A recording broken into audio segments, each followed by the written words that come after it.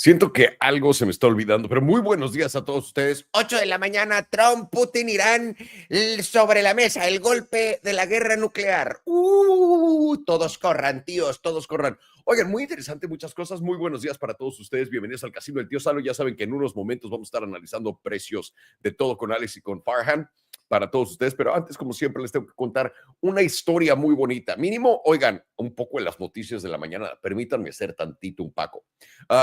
En realidad no. Quiero platicar con ustedes del dólar y si esto le va a ayudar al dólar o no, que personalmente creo que sí muchísimo y ya lo platicaremos. Y también muy interesante, la miniatura del video es una foto de Jerome Powell y de Jamie Dimon, el CEO de JP Morgan Chase, ¿no? Y cuando lo busqué, puse JP Morgan, Jamie Dimon y Jerome Powell. No encontré en realidad casi ninguna foto con ellos dos juntos al mismo tiempo. Interesante, sobre todo cuando sabes que la Reserva Federal tiene accionistas y estos accionistas son los bancos más grandes de todo Estados Unidos y de acuerdo por el qué porcentajes, de acuerdo a cuántos depósitos del mercado total tienen, eso hace que JP Morgan sea oficialmente el jefe de Jerome Powell, pero nadie lo tiene ahí. Muy interesante, no hay suficientes fotos por ahí que bien, bien. Ahora, ayer, algo muy chistoso que está ocurriendo en el mundo, más allá de todo, algo muy chistoso que está ocurriendo en el mundo es, en Estados Unidos estamos peleando contra la regulación. Queremos desregular todo, queremos quitar regulaciones, queremos hacer todo más fácil. Pero ayer celebramos la regulación de las monedas estables a través del acto o de la propuesta que se llama el Genius Act, ¿no? La propuesta del genio, que también tiene que ver, es como uno de esos nombres de G, por ganas de lamerte los huevos, y por elefante tiene los huevos más grandes, y todo eso, ¿no? Entonces, no me lo aprendí, no lo sé, es completamente irrelevante. Leí todos los puntos importantes de esto y se me hace muy, muy interesante lo que estamos viendo. Uno, para toda la gente que se lo pregunta y qué es lo que vimos, es una vez más, estamos platicando de regular las monedas estables. Monedas estables son como USDT, USDC, cualquiera de estas, ¿no? Y también para crear monedas a futuro y que no, y también para quién va a poder crearlas, quién no las va a poder crear, bajo qué jurisdicción están y todo esto. Y obviamente al salir esto también anuncia JP Morgan Chase que van a sacar su dólar digital. El banco va a sacar su moneda estable, no le va a decir dólar digital, le dicen moneda estable para que recuerdan todos tus pacos favoritos no tengan idea que esta es la temible CBDC de la que te dicen, pero no esta, porque son muy inteligentes todos y se están dando cuenta de absolutamente toda la verdad. Entonces, aquí ya lo establecimos. Estas monedas, estas unidades estables de dinero son obviamente colateralizadas por bonos, por tesorería, también puede ser colateralizada por dólares tal cual, uno a uno, y ahí mismo lo ponen todas estas reglas. JP Morgan, siendo el emisor, interesante, se está apoyando del blockchain de Base. El Base es Coinbase. Base es el blockchain dentro de Coinbase que mueve todo. Y ahora, interesante, es una segunda capa, es un L2 sobre Ethereum. Y esto explica por qué han hecho y han puesto a Ethereum en la mierda. Y es justamente lo que yo decía. ¿Cómo puede ser que Ethereum se va a la mierda cuando JP Morgan es el dueño de Ethereum? Esto lo sabemos desde el 2017. Si no me crees, busca JP Morgan, JP Morgan, Ethereum 2017 y busca noticias ahí. Y ahí es donde descubrieron cuánto Ethereum JP Morgan tenía en su cuenta. Ahora, ¿por qué es importante saber esto? Uno, esto ayuda a la dominancia del dólar. Esto me hace a mí todavía, mi ser conspiranoico, me hace pensar todavía más que definitivamente algo malo eh, se está cocinando por acá. Y la razón por qué es porque, bueno, en realidad eso se los puedo poner después. Eso lo podemos platicar al final de esto. En fin, estamos, puta madre. Ah, esta memoria de marihuana, Alejandro. Sigue fumando marihuana. Oye, es que qué rica sabe.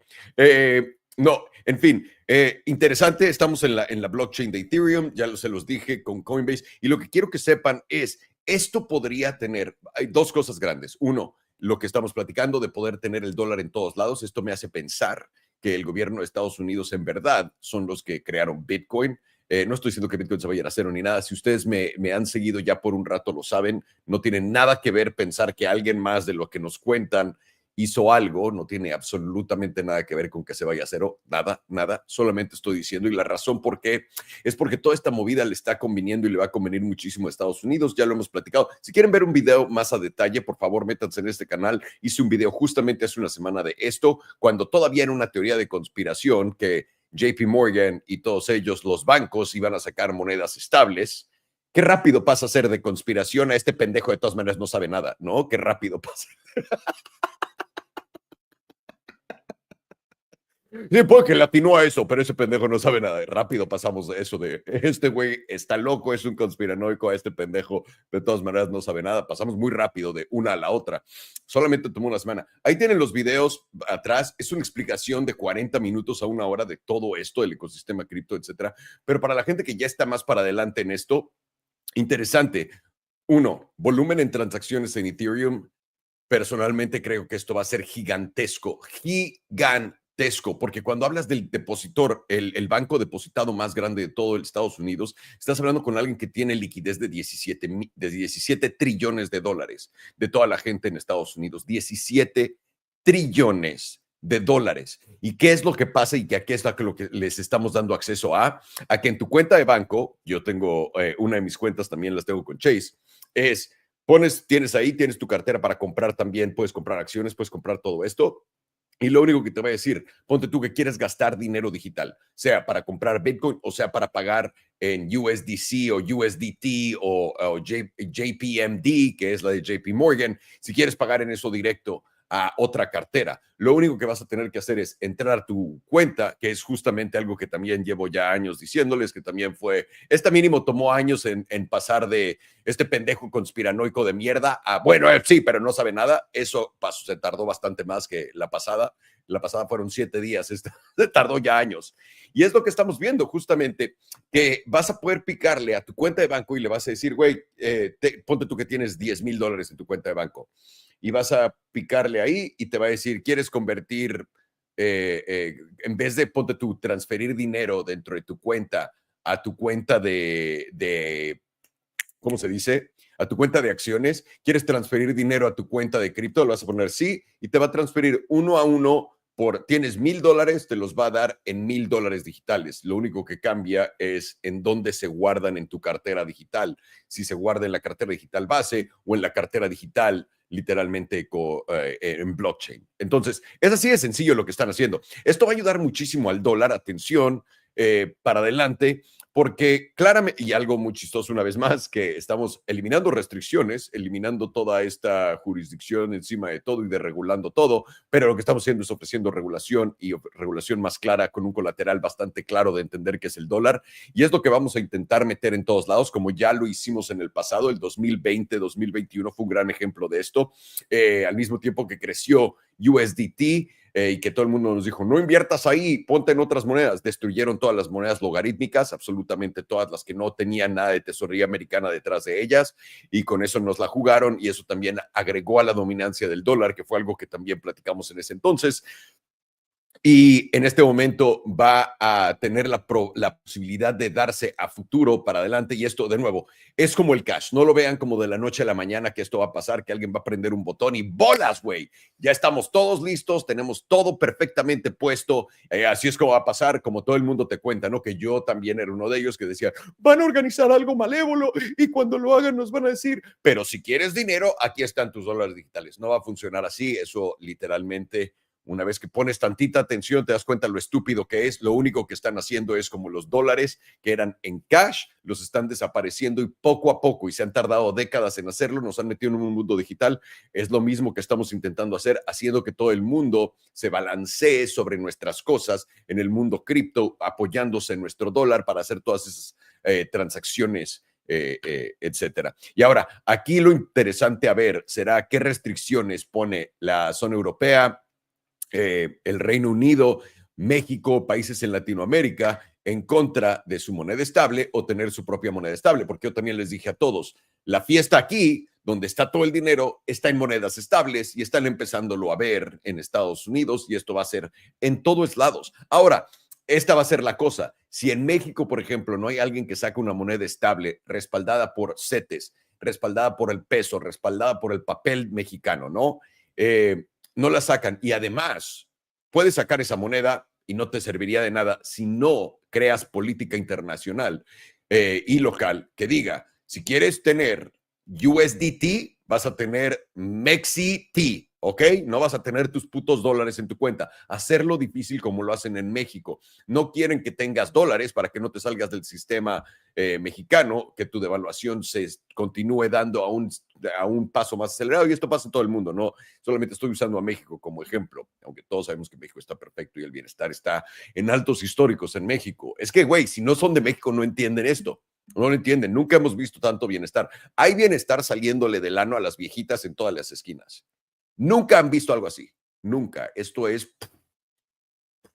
Entonces ahí lo tienen, damas y caballeros. Esto va a fortalecer al dólar. Esto literalmente son las CBDCs que todos te dicen que te deberían de dar miedo. Estos son. Entonces, si estás viendo a tus pacos favoritos que no se han dado cuenta de esto, solamente pon atención, pon atención. Y si aún no crees que esto sea el caso, no te estoy intentando convencer, carnal. Algún día vas a regresar a esto. Y lo peor de todo esto, lo peor de todas estas predicciones estúpidas, es que siempre ocurre esto. Como no me he movido de esto, el dólar va a continuar fortaleciéndose y a través del tiempo y sobre todo ahora que nos están vendiendo el fin del dólar, va a continuar el paso al que digo.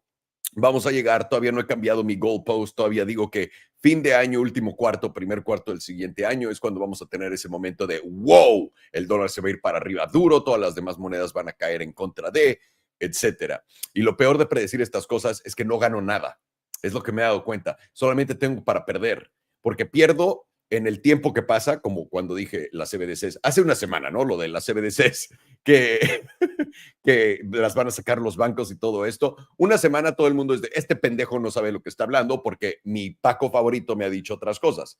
Entonces, pasa una semana que esto fue rápido, ocurre, y cuando ocurre, en vez de decir, ay, güey, ese güey no estaba tan pendejo, es de, ay, de todas maneras es un pendejo, entonces no ocurre nada. Y es justo lo que le estaba diciendo a Farhan y Alex antes bueno, creo que fue en el envío pasado, hace dos envíos, de que si le pego tal cual, ¿no? Que ya le pegué a la vende antes de que Trump entre, compra el fondo de esto y ahora estamos subiéndonos a esto y después si tenemos esa caída que he estado platicando, etcétera, sube el desempleo y le pego a cada una de estas cosas, todo se va a convertir en esto. De todas maneras, ese pendejo que sabe, está loco, ve, no se peina. Así se despertó tal cual. Entonces, no sé por qué hago esto. Es porque soy un gran pendejo. Así que ahí lo tienen, damas y caballeros. Algo en que no aprende es este hombre en cuanto a sus propias pendejadas. Antes de empezar el casino, el tío Salo, por supuesto, y traerles a Alex, a Farhan, ponerlos aquí en la mesa. Los quiero invitar a todos ustedes que quieran aprender a invertir o más bien hacer trading, aprender a leer tablas, aprender a hacer todo esto, a que, o si ya lo están haciendo, a que nos caigan en nuestro Discord de Elite Trading Academy. Oye, brother, se lo recomiendo muchísimo, de verdad, como a Susanita. Susanita tiene un ratón chiquitín que le gusta el mazapán y turrón y las gomitas de anís. No sé si vaya así la canción, pero así era como lo que me ponían. Cáiganle a nuestro Discord, simplemente es un buen lugar para poder apoyarte con otras opiniones de otros traders, ver todo lo que Alex está diciendo. Esto es absolutamente gratis. Tenemos el menú del lado izquierdo y todo lo que se desarrolla en ese menú dentro del lado derecho. Tenemos nuestro chat general. Vengan a platicar en el chat general, por supuesto. Cuéntenos, dile a Salo que no está transmitiendo la imagen de la web. ¿Cómo que no? De la web en ETA. Gracias por decirme eso, lo acabo de ver. Perfecto.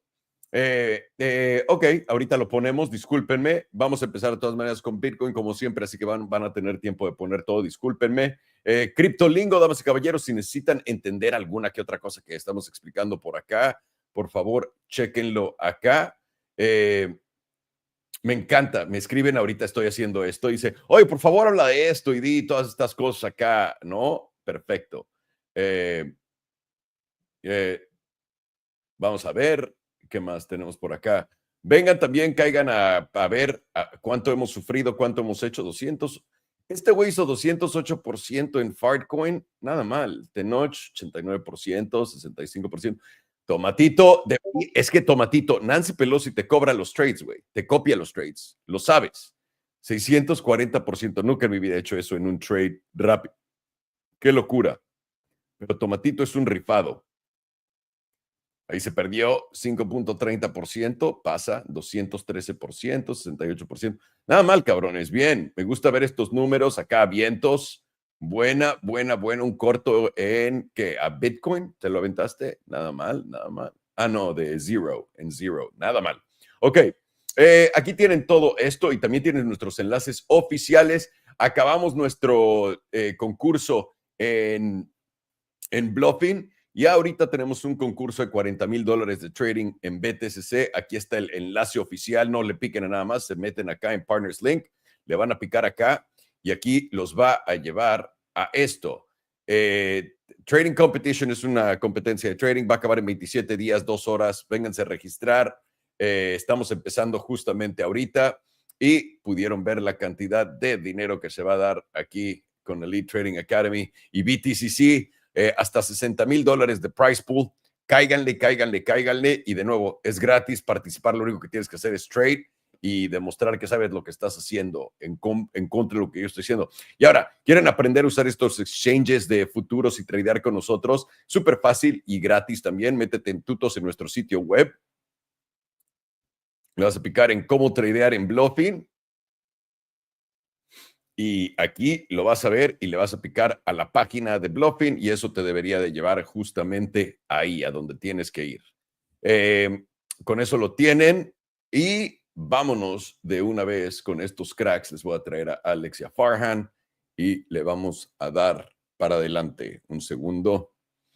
Good morning, boys. I see all the problems, by the way. When you're talking to me and I'm doing this, I can't. I'm retarded. I can only do one thing at a time. I try to throw it in there. I'm not sure if I did it right, but I can't.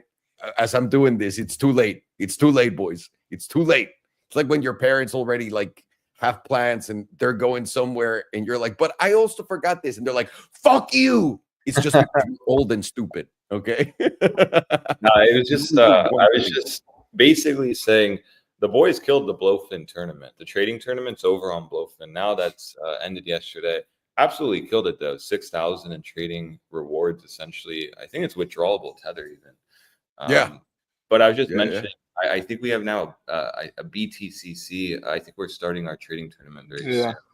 And I put it on. whatever they pay me out, I'm gonna give it to whoever is below me in the ranking. Because you won. What place did you get, you fucker? I got like 3rd place. And I didn't. I haven't even taken any trades on Bluffin in like a week. I still got. By the way, that shows you how volatility has fucked everyone else, and you were like so set from the start, just doing less trades. Good for you. Yeah, good for you. We'll do it. Maybe they destroyed the 6,000 reward. So the BTCC one that we're starting today is 40,000. So yeah. It's more money. From 6 to 40,000. Let's fucking go get it. And let's start with the Bitcoin. I know that the website's not on. I'll set it up right now. Let me figure out what's going on. Let's start with the Bitcoin and let's go from there. Are we having fun with our Bitcoin? No one's having fun with their Bitcoin, Mr. President. We also have the Federal Reserve coming out at 11 a.m. my time, 2 p.m. Eastern time, to just say that he's not going to do anything and then for people to lose their mind. So, and the sand monkeys are also getting riled up again, which is quite bullish. What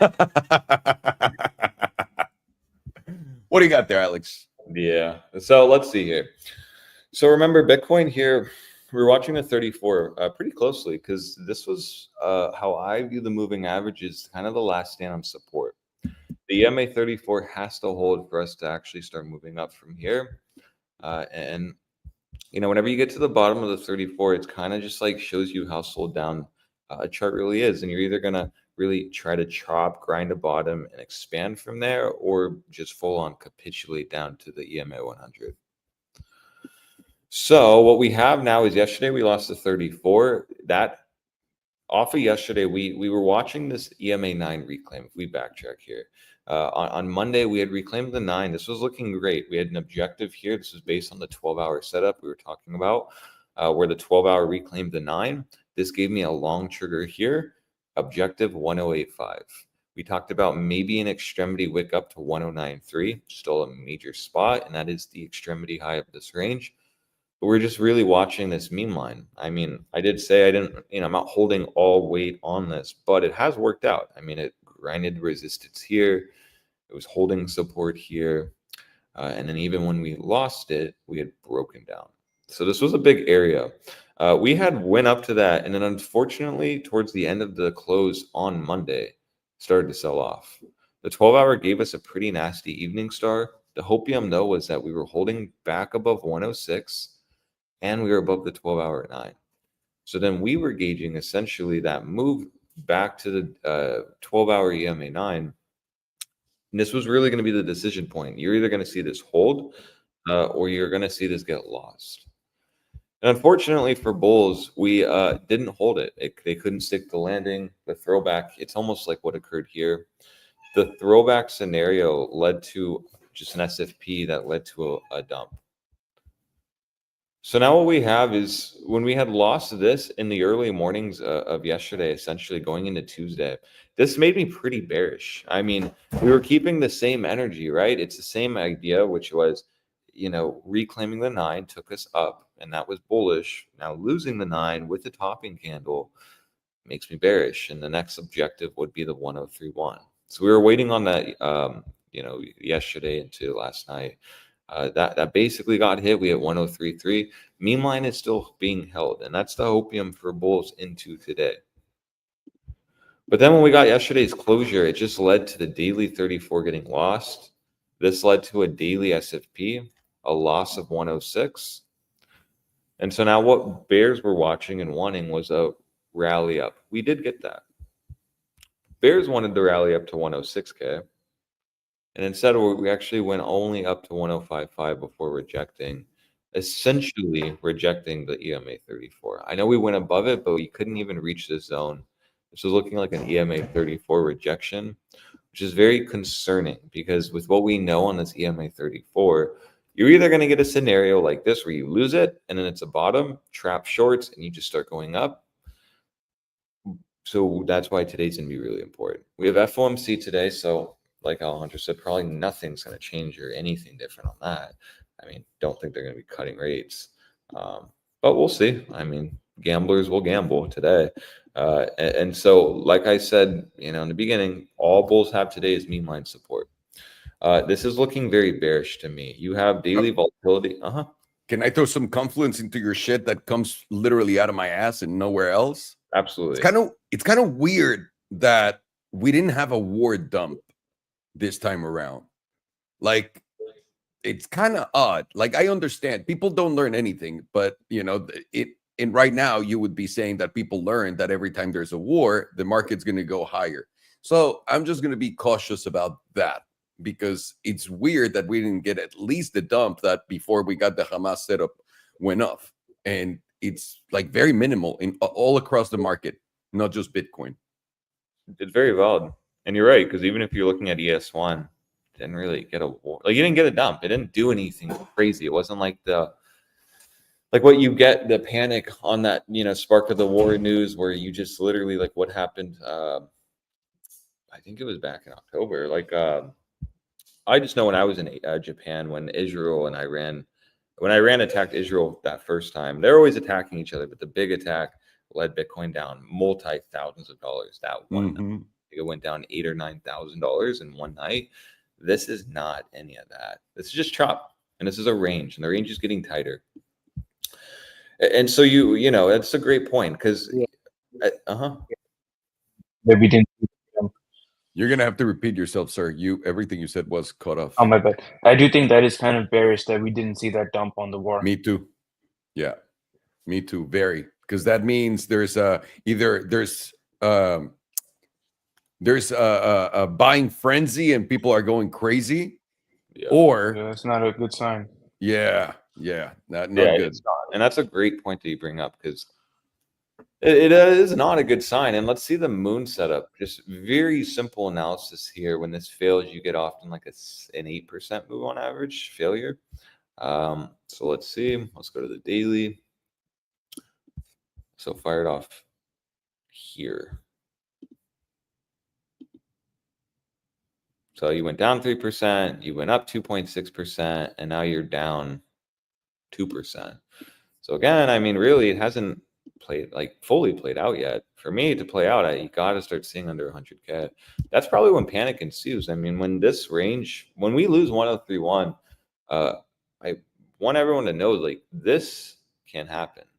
Like, you lose this support, you're going to fill this out. Just like how we combusted up and had a really green dildo up, you can just fill it out. Go to the daily SMA 200, daily EMA 100. This shouldn't surprise anyone who's been watching our stream. And now what we have is a little range here. You're either going to get support on the daily EMA 100. The extremity low will be what? Well, the SMA 200, of course, at 95.5. That's the previous breakout point. It's funny how that works with time. 95.5 is now where the SMA 200 is. And we were gauging 95.5 in this range here. I remember that because this was right before we just broke out. And we never really flirted with this zone. So the low 90s are really really screaming to me. But then again, you still have to lose support. And that's why I keep saying this is either going to churn into like a bait with shorts where, yeah, we're about to break down, but we don't. 1031 holds. This hammerhead doesn't get invalidated. And we just kind of grind up. But the fact that the bulls were unable to stick this EMA 34 yesterday on the close makes me very concerned. Let's go back, not in scenarios like this, but where we've actually gone follow through, where the daily's lost the 34, and then let's see what's occurred from that. It has to be when it's up like this. So here it is. You lose the 34 here. You reject it, you dump down to support. Meanline support continued to hold. That was the issue with this range. I remember that because we wanted this zone to get hit. Rallied up, rejected, big range here. And then you reclaim the 9. So then when you get back above the moving averages on the daily, like specifically reclaiming the 9, it's generally a great sign, especially when you're under all of them. Generally marks at least some local bottom.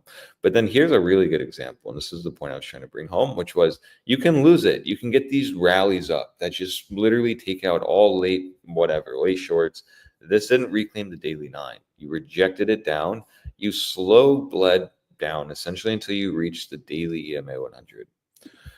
From that point, though, I mean, this was a 6% move from the 34 loss to the EMA 100. Bitcoin was choppy, but that's just how internet magic money is.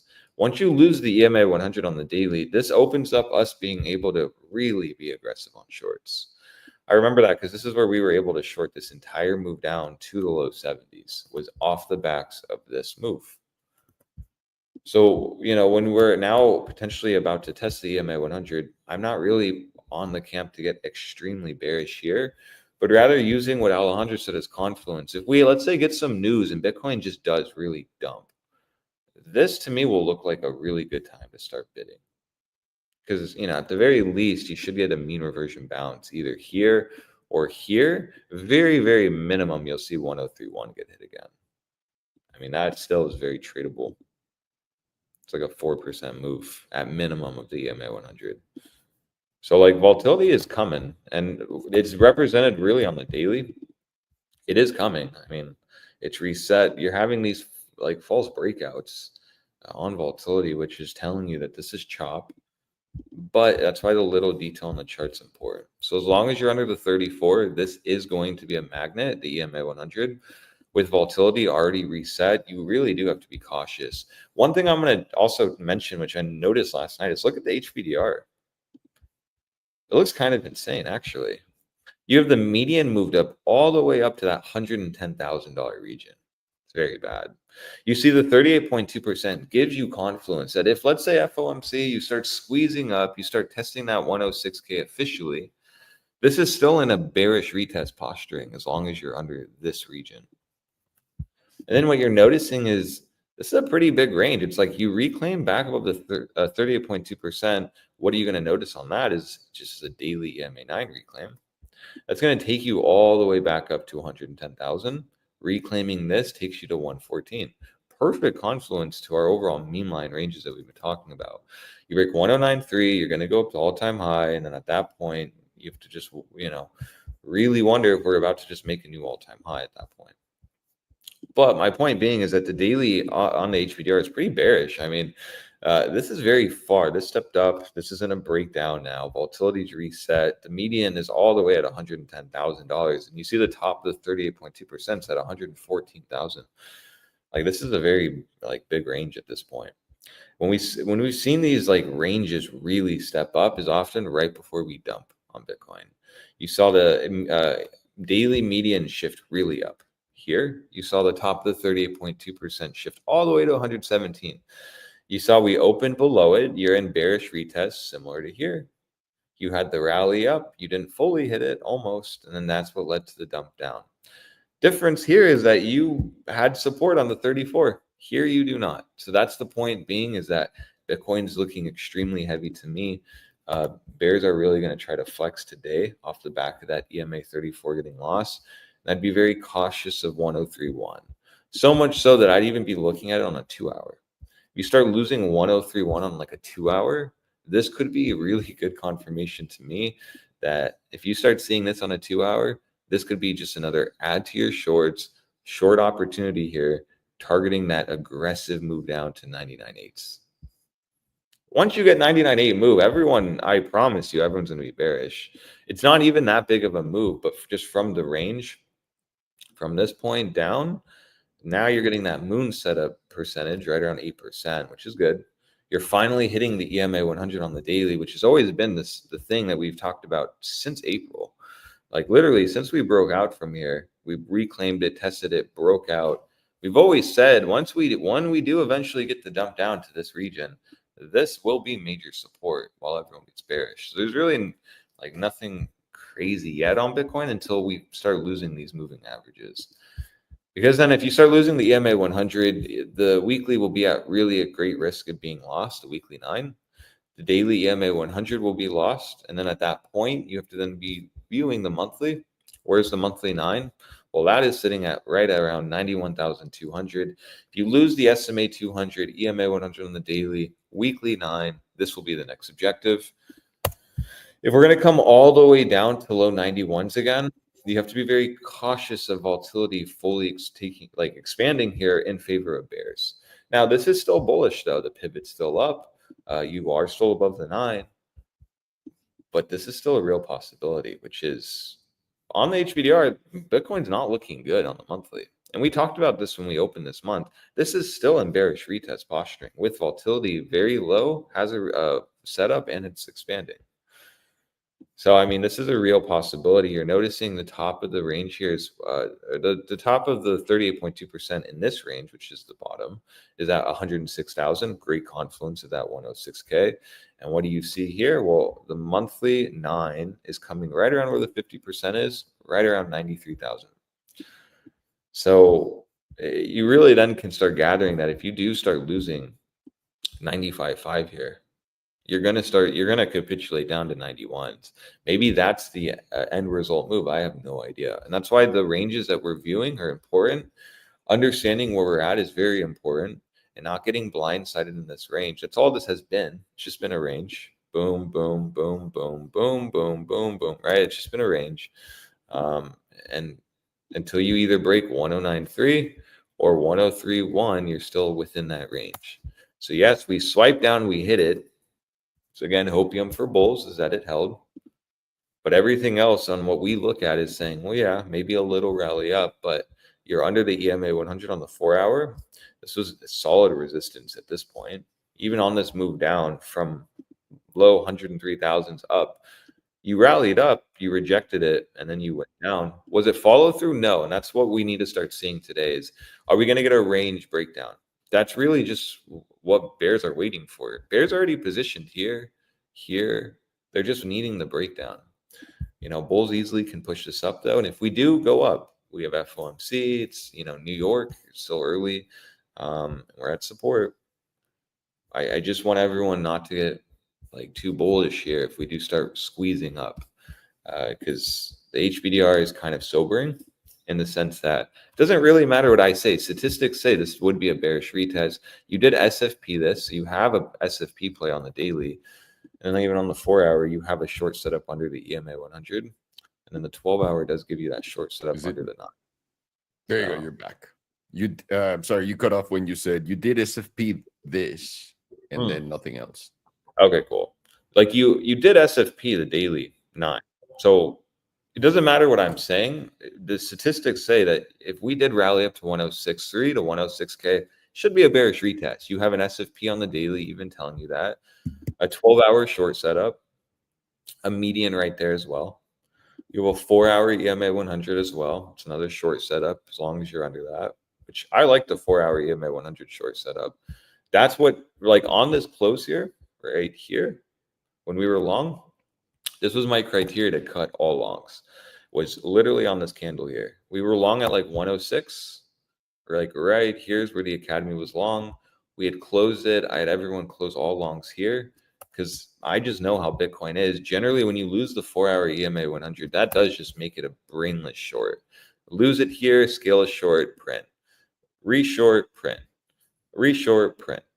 And then it's like, okay, cool, we lost it, re-short, print. So it's like very simple. That's why I didn't feel comfortable holding longs once that occurred. And even on the Academy comments, always view them if you're trading with us, because I always post if they're important. 4-hour EMA 100 gets lost, cut short, cut longs, go short. That's what was in the comments. So far working out well. We're at mean line support. Watch that today. FOMC could definitely give us this move up. That would be nice chop. And yeah, until 103.1 gives. The capitulation scenario is brewing, but it's just an idea until we actually lose 103.1. So that's all I have on Bitcoin. We do start squeezing up. Watch 106K very, very, very carefully, because this could literally give you a very easy short potentially. Let's check out Tether now.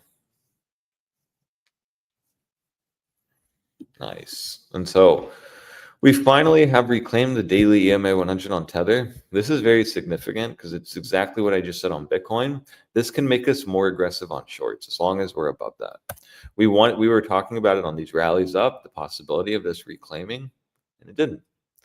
And we've had an SFP play before, right? Rejected, breakdown. So you now as a bull, just as a Tether dominance bull, you just need this to hold. You can easily come down and test the daily 9. That would be perfectly fine. And I wonder if the daily is a silver cross. Does not. What about the 12-hour? Probably not. Let's see. No, it does.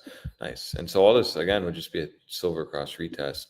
Again, though, I mean, like kind of bad wicks on the 12-hour and Tether dominance, which tells me, okay, maybe Bitcoin is going to come in. Maybe it is going to start filling some shorts around here, right? It's all dependent on 103.1. We didn't even hit, like we couldn't get down to there yet. We're back above 104.4. So, okay, maybe Bitcoin is going to go up to that 106K before FOMC. Maybe this does retest the silver cross. And then all this would be is just a daily reconnect of the 9. So you haven't even hit it yet, and that's the thing.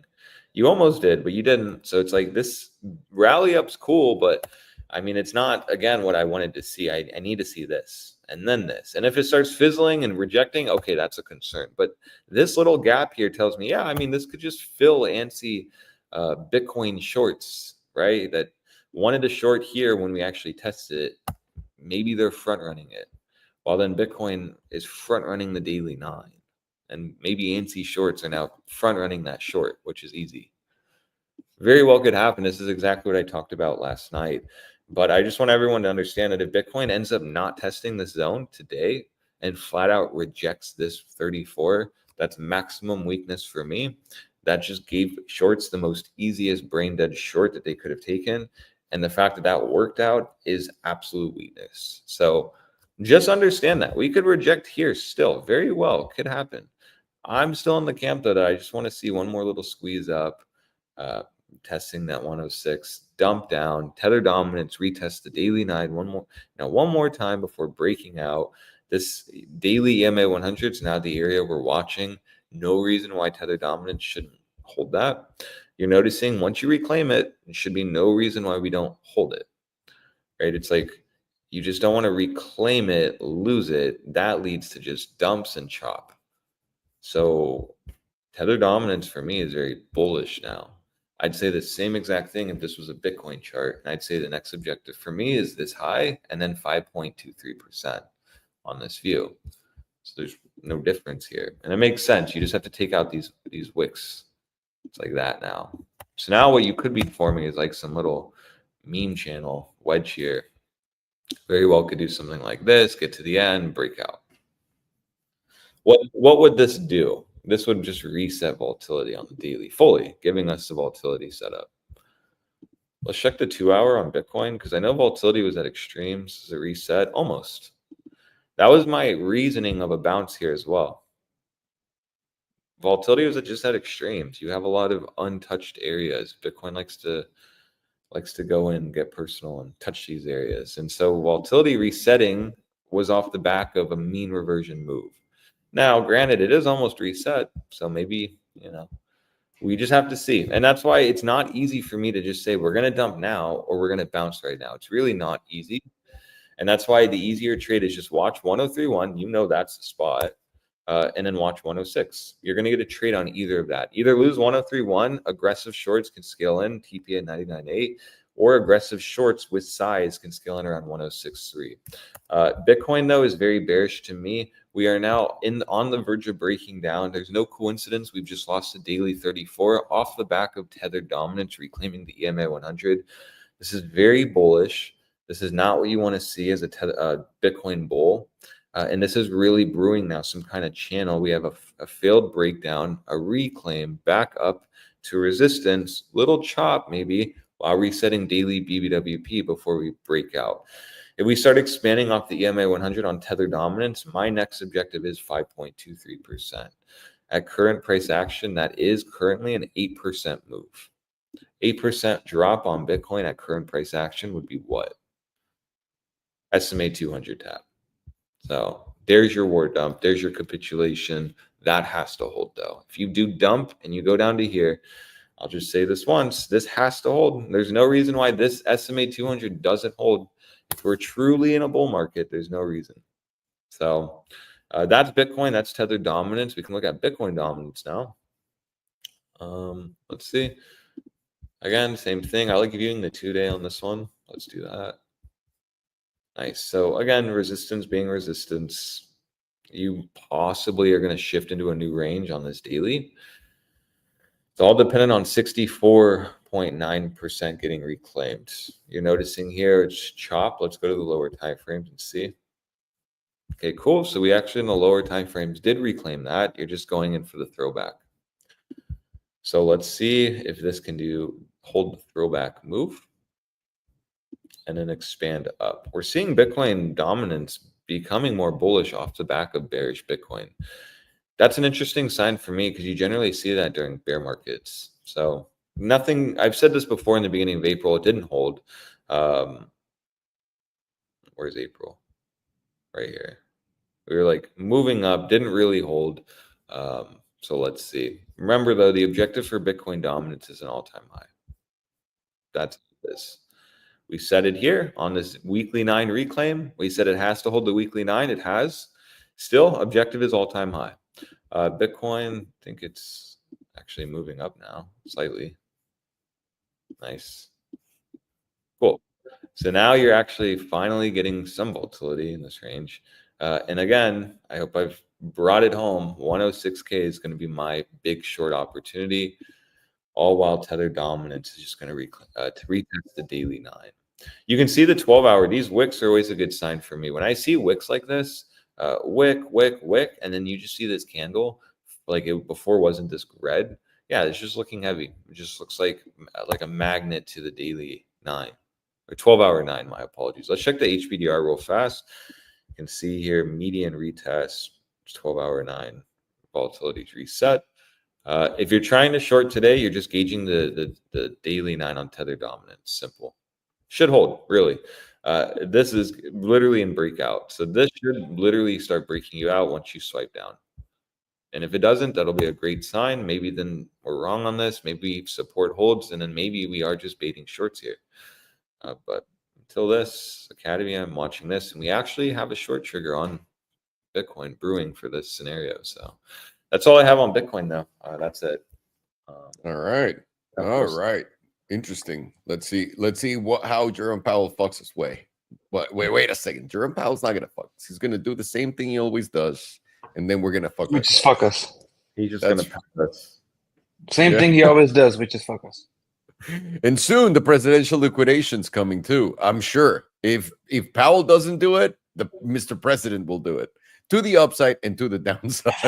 My fellow Americans, fuck your calls, fuck your puts. You're about to be liquidated. You love getting liquidated. El Presidente has got you by the balls. So we look at momentum right now.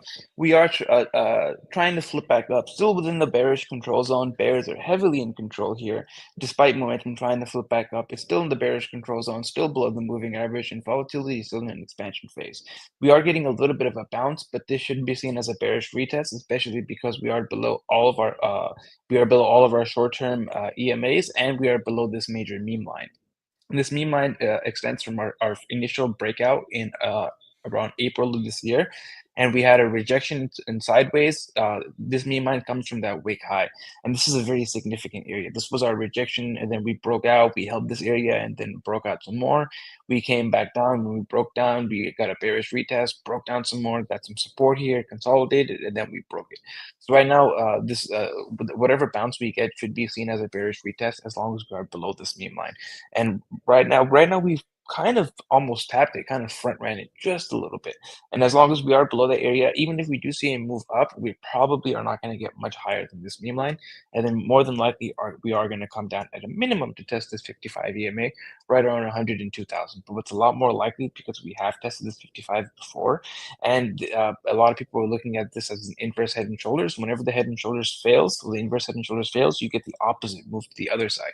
And that would bring us to somewhere around this 100 EMA, which sits at about $98,800, sitting right around that $99,000 area. Let's go into the 2-day. 2-day right now is still in slightly more of a bullish posturing since we are over the median, but we are getting a rejection of this meme line, and as long as we are rejecting this meme line, it is more likely, plus we're getting a rejection of our 9 and 5 EMAs, it is more likely we're going to get a test of this median, which is at right around that $102,000 area, where if you look on the daily, we're going to be sitting somewhere around the 55, so we're probably going to get somewhat of a little bounce here, but this bounce is likely going to be one that fails. If you look on the momentum is currently flipped to the upside. This is likely going to flip down as long as we are rejecting this meme line. And right now, the jewel has lost the buy signal and it's now flipped back over into a neutral signal, very close into switching into a sell signal. 5-day is now looking quite ugly. Momentum is to the downside. Volatility is still contracting, however, and the jewel is still in a bullish posturing, even though it's on a sell signal because you have the pink crossing over the yellow. So what is more likely is that you're likely to come down towards the edge of the bullish control zone and then flip up over here. And that would put in hidden bullish divergence. You're already getting possible hidden bullish divergence on momentum. But based off of this candle, it's not likely that it's going to confirm anytime soon. Probably maybe on the next 1 or 2 closures. Right now, based on how this candle looks, you would have a minimum target of coming down to the 38.2%, but a lot more likely is somewhere around this 21, which is at that same $99,000 area. Weekly is also getting momentum to the downside and looking like quite an ugly candle, and the weekly jewel is losing its buy signal. And sure, it is possible that right now to put in hidden bullish divergence, but you need to form a local bottom, which to form a local bottom, you got to close over 110,616.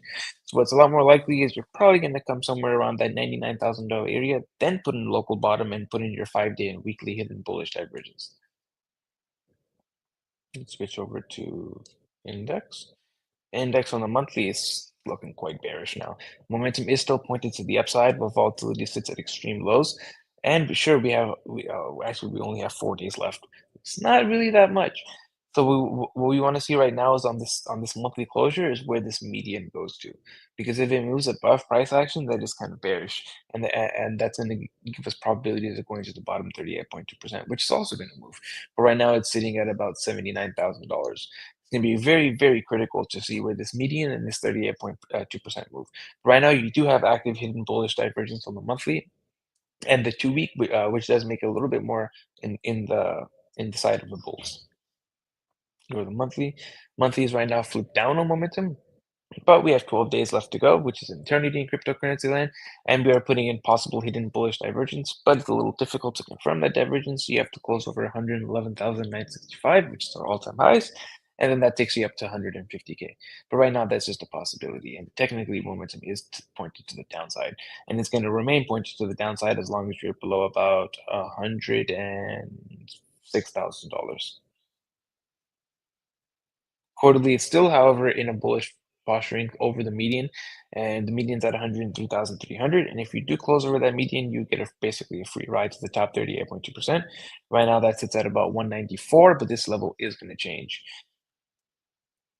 And this is a quarterly chart, so you can have a lot of fuckery happening in between before you go to that top 38.2%. Now let's go to RSI.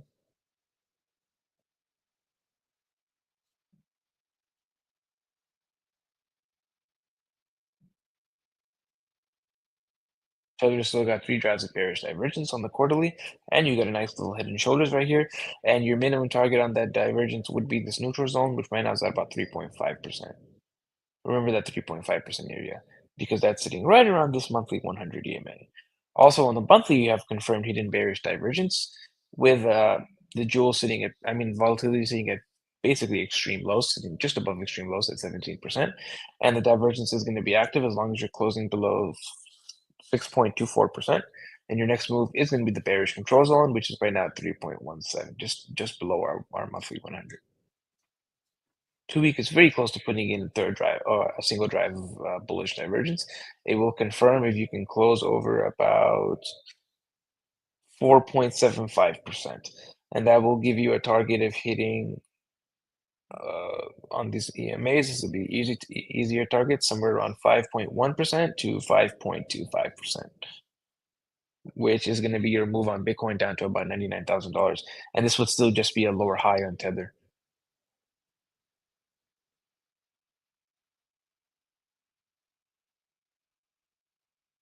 Nothing. Daily has now confirmed hidden bullish divergence on Tether, and it's going to be active as long as you're closing above about 4.7%. And your next move is into the bullish control zone, which right now sits at about 5.02%, just below our 5.1% target. And 4-hour now has now put in a fresh drive of hidden bullish divergence, which is going to be active as long as you're closing over 4.8%. Your next move is into the critical zone, which right now sits at 5.21%. Perfectly lines up with our targets. Now we'll go over to the Bitcoins. Quarterly still has active hidden bullish divergence, 3 drives, like Tether has bearish, and this is going to be active as long as you're closing over 76,702. And your next move is into the critical zone, which right now sits at about 200K, but this level is going to change in 12 days. Monthly has invalidated the bearish divergence and put in a drive of hidden bullish divergence, and it's going to be active as long as you're closing over about 74,441. Your next move is into the critical zone, sits at about 160. 2-week also has hidden bullish divergence, going to be active as long as you're closing over 74.4, and your next move is into the bullish control zone, sits at 125. 6-day also has active hidden bullish divergence, going to be active as long as you're closing over 100,430. You can wick below there, just can't close below there. And your next move is into the critical zone, and that is at about 128, very close to that 125 area. Daily currently has active hidden bearish divergence. It's going to be active as long as you're closing below about 108,986, so about 109,000. And your next move is into the bearish control zone, which right now sits at about 98,000. Very, very nice area. The $98,000 area is going to be your prime or your maximum opportunity area for longs, sitting right around this 100. And then your stop loss would be basically this wick low at about 93,400. Pretty good risk reward. Let's take it from 98K to this wick low. It's about 4.5% versus if you take it even to 110,000, it's about 13%. 108, 109 is still 10%. That's pretty great. That's more than 2 to 1. You're welcome for that free long. 4 hour, nothing. Now let's go over to the momentum.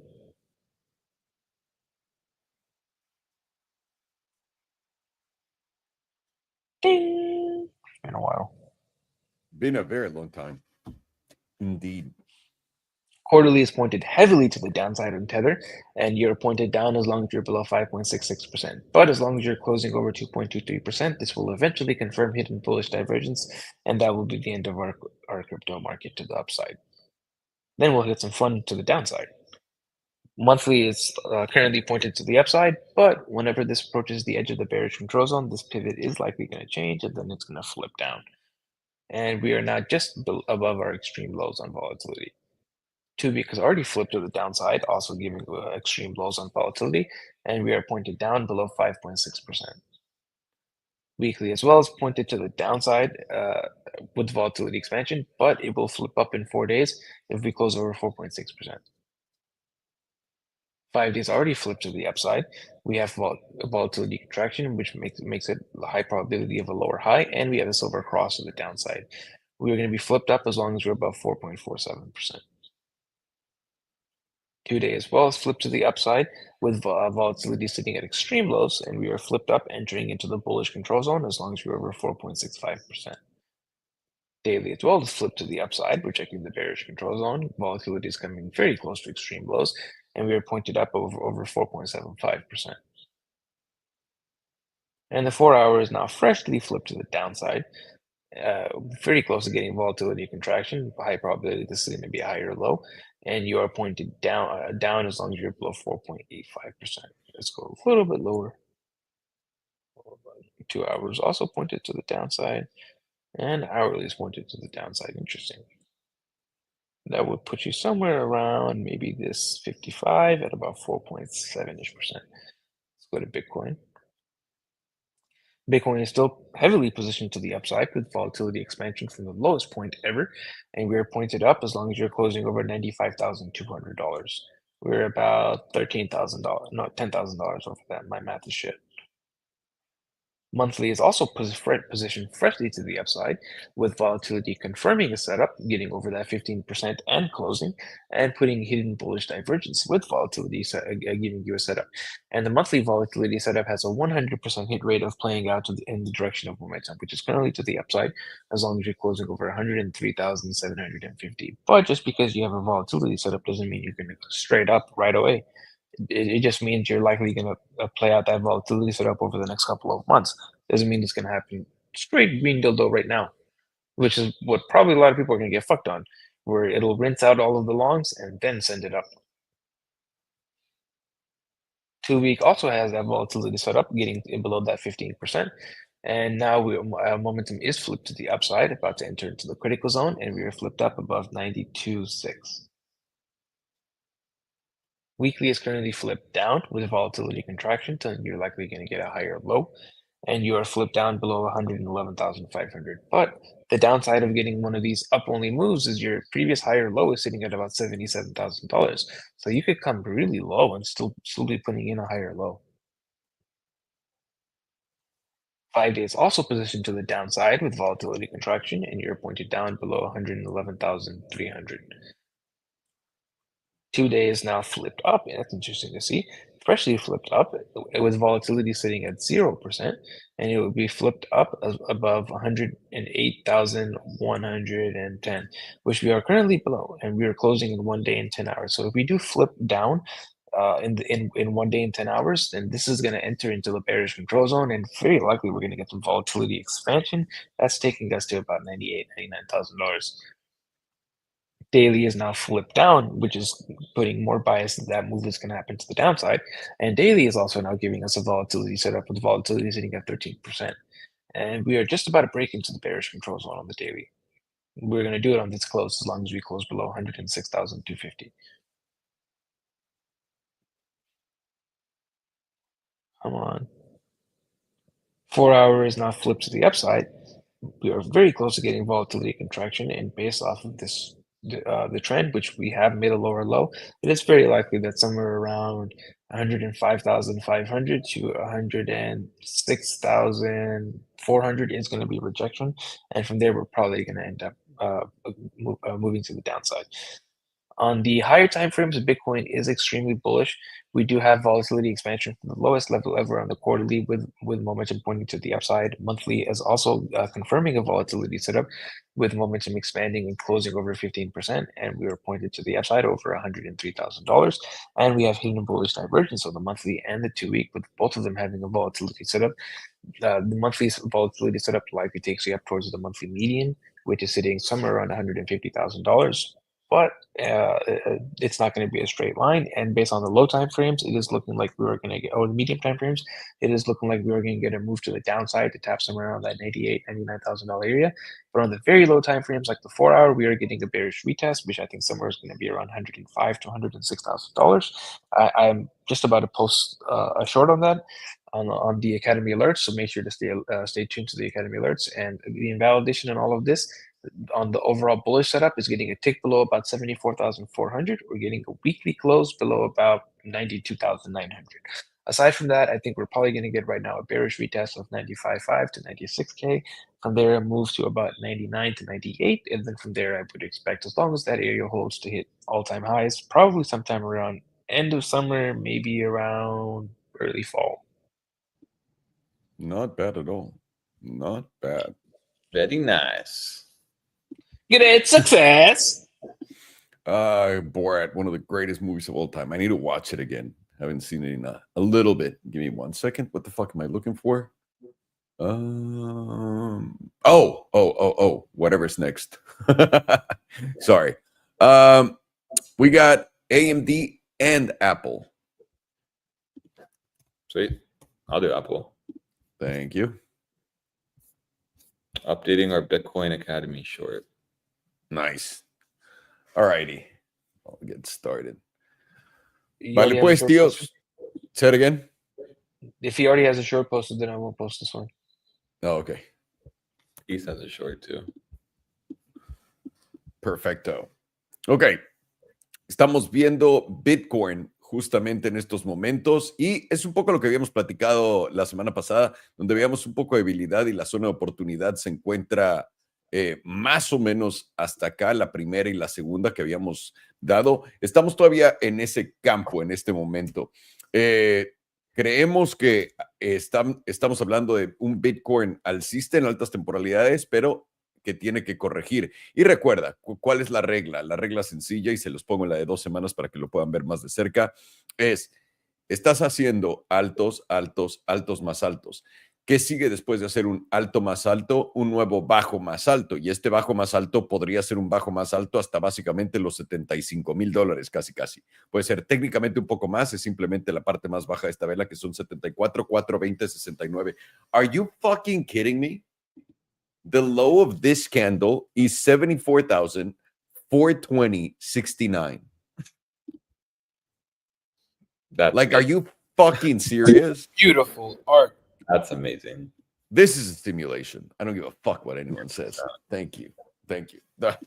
Qué mamada de número, 74,420.69. Es otra de las cosillas que me confirma que es una simulación. Hasta ahí podrías llegar y hacer todavía un bajo más alto acá y después de aquí continuar. Es lo que estaríamos esperando. Hasta ahora no hay nada que nos haya convencido de otra forma. Ahora, vamos a empezar como siempre la trimestral con este close. Con el cierre más alto potentemente de la historia en Bitcoin, además de que tienes una vela envolvente alcista. Una vela envolvente alcista es esta vela. ¿Y qué es una vela envolvente? Es que cubre la parte alta y la parte baja a toda la vela anterior. Y en una vela trimestral esto es demasiado alcista. Con que cierre más o menos tal cual esté, esto en 12 días y 10 horas, esto lo posicionaría demasiado alcista. Además, estamos viendo que nuestro setup de volatilidad del punto más bajo de toda la historia continúa a la alza. Este es nuestro indicador de volatilidad BBWP. Aquí arriba 100%, abajo 0%. Esta línea verde yo la puse en 15% y volatilidad acá está expandiendo por encima del promedio y eso nos dice que está apoyando el movimiento a la alza. Y una de estas señales de volatilidad son absolutamente brutales, de fuertes. Vamos a ponerlo rápido en el HPDR para ver cómo se ve ahí. Un segundo. Pueden ver que venimos a hacerle el front run a la parte alta del HPDR y por ahora lo que me imaginaría es que hagamos un retesteo de la zona, de la parte media de la zona azul y eso se encuentra por ahí de los $88,000. Ahora, nada de lo que dijeron Farhan y Alex tiene un precio tan bajista hasta ahora comparado con lo de antes, pero sería una posibilidad bastante real acá. Mensual, habíamos estado entrando en la zona azul justamente en la última sesión donde platicamos y ahora estamos por debajo estando por debajo tienes tu siguiente objetivo en los $94,000 básicamente y de no poder aguantar, ahí vas a tener los 92,000 y pueden ver que el objetivo está cerca de estos números. Con eso dicho, también, ¿qué es lo que vemos en volatilidad? Un segundo. Ok, ¿qué es lo que estamos viendo? Volatilidad está expandiendo, esta volatilidad está expandiendo y está apuntando para arriba. Y la cosa es momentum en la mensual también. Si podemos cerrar esta vela en 12 días y 10 horas arriba de los 103,000, divergencia alcista continúa y momentum debería de darnos ese setup de 100 junto con la dirección de volatilidad que nos llevaría a la parte media. Esa parte media está en los $137,000.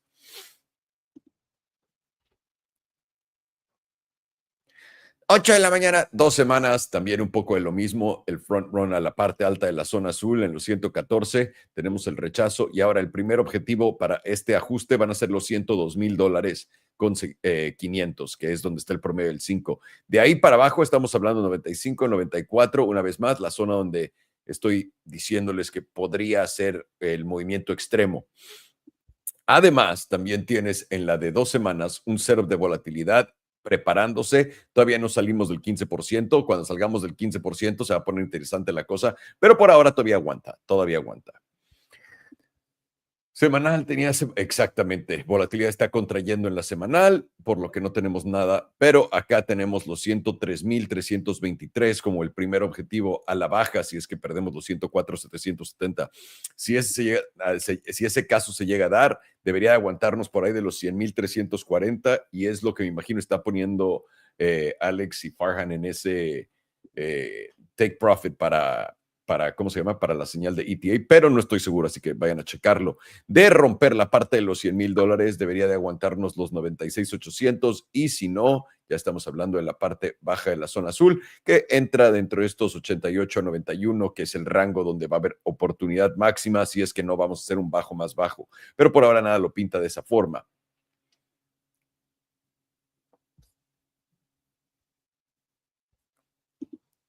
5 días, pueden ver un poco de la debilidad de Bitcoin con el rechazo justamente de la media, además de que estamos por debajo del promedio del 9 y del 5. El 9 es el azul, el 5 es el verde, y eso debería llevarnos a la parte baja en los 98,900 de la zona azul. De no aguantar, nuestro siguiente objetivo sería el promedio del 34, que serían los 95,260, y eso nos acerca más a mi objetivo. Vamos a ver si tenemos un cero de volatilidad por acá. No, volatilidad está contrayendo como en la semanal.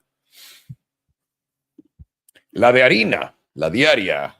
La diaria también nos demuestra un poco esta debilidad que estamos viendo en otras temporalidades, donde el promedio del 9 está por encima del 21, el 5, eso es bueno, pero el 5 ya bajando es malo. Esperaría que tengamos una oportunidad de rechazo aquí en los 106,437, lo que estoy seguro es parte de la entrada para el corto.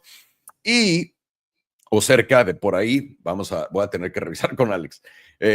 Y aquí lo que estaríamos viendo es siguiente objetivo, el 61,8% en los 103,157. Pero si eso llega a darse, eso quiere decir que rompimos el promedio del 9 en la semanal que está en 103. Eso nos llevaría a los 102,400 y eso empezaría a vernos caer muy probablemente por acá, esta zona de los 99,186 o hasta los 95,831. 4 horas, estamos intentando regresar por encima del promedio del 9, eso diría que vamos a los 105,900 y de ahí la parte alta de la zona azul está en los 107,000, justamente donde estamos platicando que ahí podría ser una gran entrada, donde está nuestro SMA 200 en los 106,420. Además, en la de 4 horas tenemos este cero de volatilidad que se estaba dando Por ahora empieza a irse un poco de lado, perder fuerza. Vamos a ver qué exactamente nos da. De perder los 104,700, deberíamos de darnos una vuelta a los 103,500 y ya saben dónde nos pone eso en toda la ecuación. Por ahora hay bastante simple. Se los dejo acá en la diaria. Lo que creemos es que los Bitcoin, déjenme quito esto. Lo que creemos es que Bitcoin muy probablemente vaya a hacer esto y después acá. Así que vamos a intentar buscar agarrar este movimiento para sacar lana por acá y reposicionar acá para sacar lana acá, si es que se llega a dar tal cual ese movimiento. Así que estén atentos con esto. Vamos a validar un poco de esto, volteando a ver rápidamente Tether, porque vieron, en altas temporalidades Bitcoin se ve muy alcista, entrando ya en más cortas como la diaria, la de 5 días, la de 4 horas, se ve más bajista. Y justamente la dominancia de Tether, una vez que pueda vencer y estar por encima del 4,84% en la diaria, eso le debería dar aire limpio a ir a testear esta zona, hasta esta zona del 4,97 tal vez. De ser rechazado por acá, Tether, entonces esto llevaría a Bitcoin para arriba y también está preparándose un setup de volatilidad en la diaria. Vamos a la semanal. Quiero ver la de 5 días en Tether, que fue la más fácil de leer en Bitcoin. Ahí está. Justamente, tenemos un cruce plateado a la baja en Tether. Estamos acá yendo al retesteo del cruce plateado para irnos para abajo. Eso es bastante bueno para el precio de Bitcoin, aunque en corta temporalidad si vamos a retestear aquí arriba en los 4.90, 4.93, eso debería darnos ese bajoncillo por ahora que estamos esperando. Pero si volteamos a ver la tabla tal cual así en Tether, honestamente no estamos haciendo, todavía no estamos oficialmente poniendo estructura bajista. Si no rompemos estos mínimos por ahora, esto sería un mínimo más alto que este y este es más alto que este por nada, pero lo es. Y esto nos debería de llevar a pelearnos con esta zona. Pueden ver la dominancia en la de 5 días, como literalmente estamos justamente acá y muy probablemente vayamos a retestear esta zona mínimo una vez, hacer esto, tal vez para abajo si Bitcoin es bajista. Esta debería ser nuestra oportunidad de cuando veamos a Bitcoin caer y para volver a entrar. Esta línea tal vez es lo que detenga a todo. Vamos a estar pendiente a ello. Dominancia de Bitcoin. Dominancia de Bitcoin. Esta madre va a ir a altos históricos una vez más. Lo pueden ver. Estamos justo. Perfecto. Justamente en la línea. Estamos dentro de un canal alcista en la dominancia de Tether. Digo, de Bitcoin. Lo pueden ver desde el noviembre del 2022. Déjenme, les pongo rápido la de 2 semanas para que se vea más de cerca. Y acá es donde pueden ver exactamente el tamaño de este movimiento. Y por cierto, aquí arriba, si llegamos a esta zona en los 71.19 y rompemos, estamos hablando de un patrón de Estados Unidos, tíos. Y eso diría que la dominancia de Bitcoin, y esto a mí no me sorprendería, que la dominancia de Bitcoin llegara a 103%. ¿Ha estado ahí alguna vez? Nunca. Sería alto histórico. La razón por qué es porque esto se volvería un patrón de estos. Si es que llegamos a ver esto darse, el objetivo va a ser altos históricos en la dominancia de Bitcoin. Los altcoins van a valer cero. Bueno, no cero, pero van a irse al pito, como nunca lo hemos visto antes. Además de que la dominancia de Bitcoin nunca en la historia ha estado por encima del S&P 200 de 2 semanas, el EMA 100, todas estas cosas para arriba con un cruce plateado además. Se ve alcista de a madre y siempre y cuando la dominancia de Bitcoin continúe subiendo y haciendo estos nuevos altos históricos, tus altcoins favoritas no van a estar bien y eso tiene sentido con todo lo que estamos viendo en todos los mercados. Así que nada mal, Bitcoin tiene cara de que nos va a dar un pompillo por acá para después darnos una caída, ir a buscar después de este máximo, este mínimo, este máximo, ir a buscar un mínimo y después para arriba. Ahora, este mínimo es simplemente mi propia fantasía sexual, pero por ahora mínimo los 102,000, $100,000 se ven bastante posibles. Y ya de ahí, si llegamos a perder esa zona, estaríamos hablando de los objetivos que les había puesto por acá. Pero Por ahora, Bitcoin continúa viéndose alcista en altas temporalidades, Tether Dominance bajista en altas temporalidades, la dominancia de Bitcoin alcista en todas las temporalidades y básicamente en temporalidad corta, Tether parece estar siendo un poco más alcista, Bitcoin un poco más bajista y vamos a ver dónde encontramos ahora sí que el valor en ese trade cuando se llegue a dar este movimiento que estamos diciendo en este momento. Alrighty, what is next, my good sirs? Apple. Apple. Team Apple. Tim Apple. Oh, I said it at the same time. That is really gay, but so cute. Touching tips. Absolutely. 1 second. All right. So Apple to me is looking quite bearish, and we've been talking about this. We're at the 196 now. This should be support ideally, but why I'm not really convinced yet is because of the 2-day. The 2-day actually had a nice breakdown from the support. Now we've seen this on the 2-day before, and often when you do reclaim or when you do break down, at least in this range here, it does get bought up, and then you make a move back up to the top of the range. For me, that could be happening. We're unsure yet. And we got to be watching carefully that $200 region. That's a big level. And then when you go to the weekly, you see, well, yeah, the weekly lost the EMA 100. That's disgusting. We have a weekly silver cross that just freshly occurred. We rallied up nicely, rejected that weekly 9.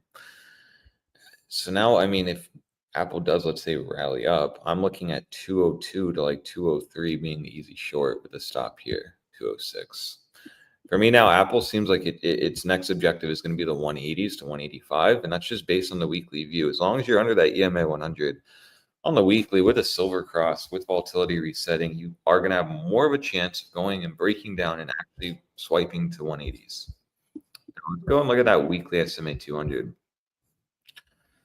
The fact that Apple is coming very close to testing this is a really big concern to me. And this is something we've been saying as we watch Apple. Why does it look so bad? The weekly SMA 200 is a major spot for Apple. I mean, let's see if we've ever closed below that. I think we did once in 08. Yeah, here we did. You know, but even so, let's see, did we... So we broke down, lost it, rejected here. Jeez. So off that SMA 200 on the weekly, though, I know it doesn't look like a lot. You were still making like 10 to 15% swings under it. That's really bad. Let's see again. And whenever you have to like really look and see, like it's not obvious, it just shows the strengths. Like Apple makes sense, should be always above the weekly SMA 200. So 2000. We just stayed under it, rejected from that loss here. 50% almost.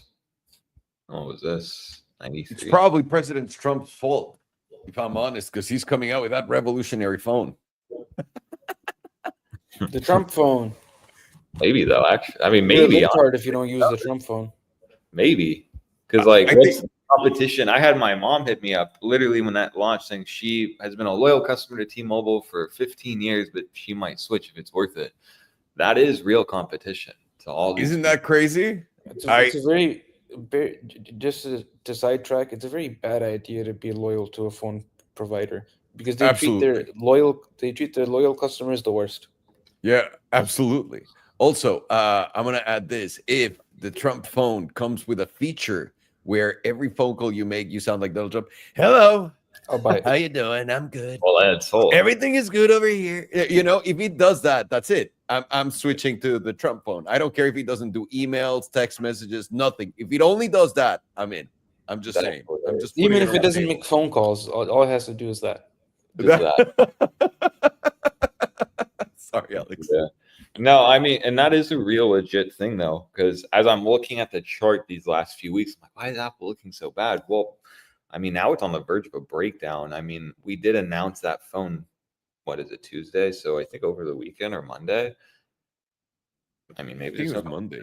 Yeah, maybe there's no coincidences here with that timing, but you have to really think. I mean, I'm not loyal to any company, but my mom is, and she's a boomer, and you know, she definitely considers switching. And you know, she's so loyal. T-Mobile gave her like free data, free talking tax. It's $5 a month. So like that is a big concern of like how many people like her are going to consider switching to the iPhones, and then even like your service provider.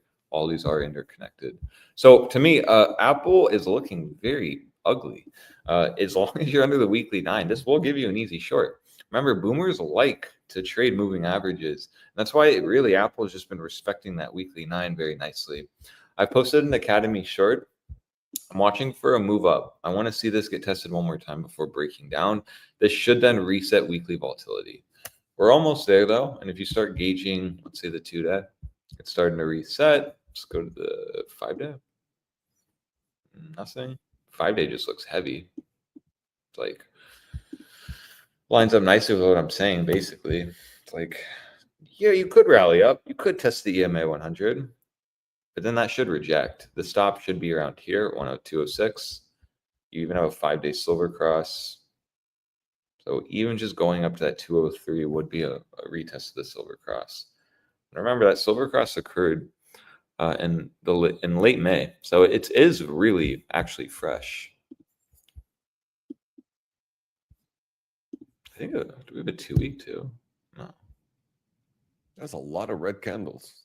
Yeah, it is. It's ugly. And then even the monthly has a volatility set up. We saw the last one was a really nice move from the 160s all the way up to all-time high. I'll say this, you weren't at extreme lows, the one we have now, but you could be. It's not expanding. 49% up. Let's see. What would the measured move be to here? 30%? What about the HPDI? So, I mean, that's even in a breakdown on the monthly with low volatility. Not even near the extremes yet. Extremes are more towards that 140 to 130. Again, just bad. It reminds me of that person holding the Apple long last week. Hopefully you got out of that. No, because we were trying to long it, but we got out once we lost 200. Just didn't want to do business on Apple for losing 200. 200 literally could be resistance even. So I'm just looking at this. In summary, really, I mean, we're just waiting for a breakdown on Apple at this point. Yeah, I mean, I'm not really wanting to play this daily. This daily's not fun. I think aggressive shorts are playing this daily 9 will get smoked. And that is right now at 198.56. For me, I'd like to see the support hold. I want to see this hold. I want to see one more move up to like 203, 202. We're now at the end of this. You should get a move. I'm either wrong and you're going to break out, or yeah, this move up is just another lower high. This turns into that trap on bulls wanting to play support. And yeah, volatility here won't expand to the upside on the daily, because you don't want a volatility to start expanding on the daily. Now, this really started to expand on this dump, so this move up should start resetting, start rolling over volatility. That's what bears want to see, like that. This move gets you another reset on volatility, trapping bulls, leading to a smackdown, very tight RR short here, entry around 202.50 to 203. That's perfect confluence. It's just the weekly EMA 100 here, weekly 9, and silver cross on the weekly. When was the last time Apple had a silver cross on the weekly? I know I checked that last time. Let me just check that again real quick. Here. It was right here. So we're like almost in this mode here where we're like, we just had silver crossed. And then on that cross, you were rejecting, you went to the 55. I mean, you crossed, you dumped, you went up to the 55, almost invalidated it, getting weak. 21 held from that cross, you went down 17%. So very bearish to see that. It's very rare for like Apple, in my opinion, to look this bad. It's looking very heavy. Volatility is telling you a move's coming. You have this channel now. It's very obvious channel too. Wouldn't hold a lot of weight. This is just more showing lower highs. This is what it does. Lower highs, potentially higher lows. Where are you going to get the move? But as long as you're under that weekly MA 100, that's very bearish to me. So I would not be longing Apple at all until you're at least at very minimum back above like 225. Yeah. Can extend this. Oh gosh. Can extend this one out. It's like You can just see the breakdown, rejection. It's all about the SMA 200 for Apple. It's very easy. If you're trying to be aggressive longing it, just wait for the SMA 200 reclaim. Because like if you start breaking out here, you could reject the EMA 100. So that's why I'm not calling that. You could consolidate, you could push up. It's really not until you start like doing this where I'll be like pretty bullish on Apple again. And that's just simply based on the weekly. You have to really be back above all major moving averages on the weekly here for the silver cross to uncross, for potentially the weekly EMA to hold. But until then, markets as a whole are looking extremely weak to me. And Apple is just like, really, honestly, before we dumped or rejected, Apple was looking bad while everything like Bitcoin is even up. So maybe Apple's a good gauge on markets right now. And Apple's looking like it's about to nuke. So my next objective is once we hit 203, which doesn't have to happen, I'll be wrong on that. If let's say you get another daily close under yesterday's low. If that occurs, this isn't a breakdown. Volatility on the daily is about to expand, but to the downside. This is just going to leave a nasty wick, front run of the EMA 9 rejection, and then going down. Personally, though, I want to just see one more swipe up. I want to see 203 get hit. I want to see potentially that weekly 9 get hit one more time, giving us a really nasty wick once we hit that, leading to that dump. Once you form that wick, you should have a lot of momentum at that point to go down to at very minimum 183. That's really it. So, and I'll be wrong on this if this weekly, the first point of where I'll be totally wrong on Apple bigly dumping is, yeah, the weekly 9 and the EMA 100 on the weekly gets reclaimed. That'll be a really good sign. But until then, I mean, you have a fresh rejection down. This is a hopium scenario because you have all these longs trapped here. Apple legitimately could just start rejecting the lower time frames. And that's why even like go to the 4 hour, it's like nothing's even producing here on this move up. The 4 hour, you lost it, rejected. Are we going to reject it here? So the point I'm trying to bring is 203 is a gift. It's a gift for shorts. This is like at a deep risk of breaking down, like possibly this week. So I just be very aware of that. If you're holding Apple, next objective will be the SMA 200. It's like what I was saying when markets were dumping on stocks. There's absolutely no reason why the weekly SMA 200 won't hold. We saw that in April hold. Again, just no reason why this won't hold. And more so, if you do end up dumping down, this could just give you an easy long. You just play the price divergence. You know you don't want this low taken out, or else 130s will come into play. This very well just reclaim, consolidation, dump, retest, and then we move up. Fulfilling at least that breakdown, daily volatility then expands. Then maybe the higher time frame volatility does not. That's what will be very key is this monthly. You, as a bull, cannot see this monthly fire off down. Because if you do fire off down and you lose the 34, I mean, really, there's not going to be much arguments for bulls saying, yeah, 30% move down is not going to come. I mean, just how we view everything. It's like, unless you're going to get this, but with everything else that we viewed, it's not really looking the best. So in summary, 203 is going to reject on Apple. That's the spot bears need to reject. 202 to 203, that's the short zone. You're looking for 207 not to get taken out, and the weekly 9 and weekly EMA 100 to reject. Apple is brewing a breakdown move all the way down to at minimum 183s to 184s. There you should absolutely see Apple hold, no questions about it.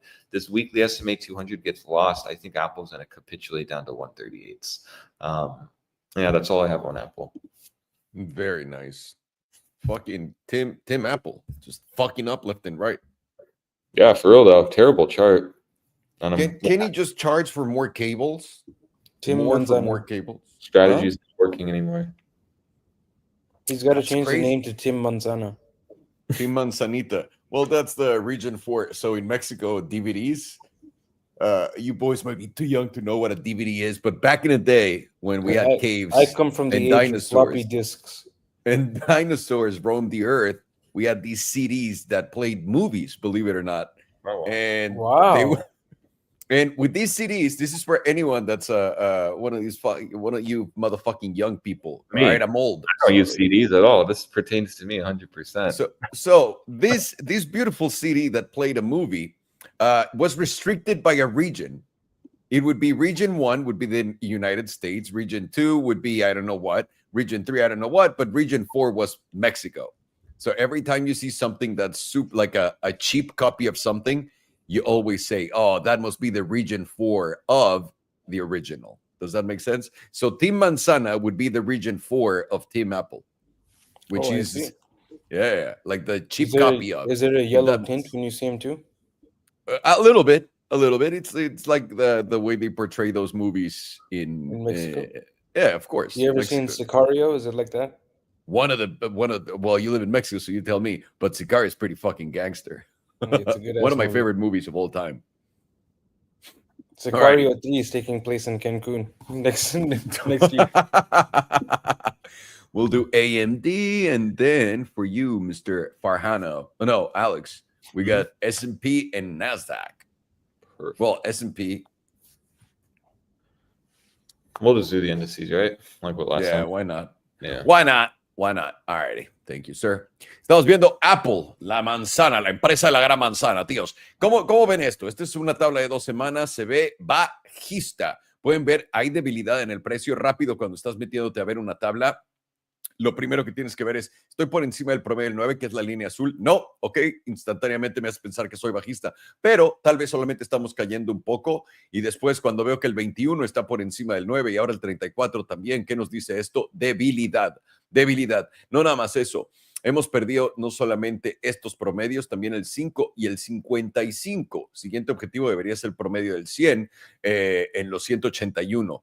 Por ahora, esta línea meme imaginaria que me saqué del culo está funcionando muy, muy bien para poder contener el precio de Apple, para poder aguantarlo. Pero en cualquier momento podríamos caer a los 180 y podrías ver que este mínimo en los 169 tiene que aguantar, y si aguanta, esta debería ser tu zona de máxima oportunidad para hacer un long en Apple. De no aguantar, tío, tienes los 157, pero no veo por qué te pararías antes de básicamente esta zona en los 136, 135, que es el siguiente drop zone para Apple, para Team Manzana. Vamos a empezar con la de alta temporalidad. Alta temporalidad también puedes ver que en la trimestral estamos perdiendo nuestro promedio del 9, que está en los 204. Esta sería, si no estoy equivocado, ¿desde cuándo? ¡Wow! Desde la caída del 2022 no hemos visto a Apple perder el promedio del 9. Y lo puedes ver que una vez que lo perdió, continuó su caída. No cayó muchísimo más. De 128 llegó a haber un mínimo de 124, pero duró 1, 2, 3, un año básicamente castigado. Y eso es capitulación por tiempo. Si estamos viendo que Apple está por debajo del 5 y el 9 también acá, nuestro siguiente objetivo debe ser el 21 con máxima oportunidad. El 21 yo diría que ya fue tocado, tomado, y muy pocas veces en un gráfico trimestral Apple va y toca el promedio del 21. Acá tampoco lo tocó, acá tampoco lo tocó, ya estoy en el 2013.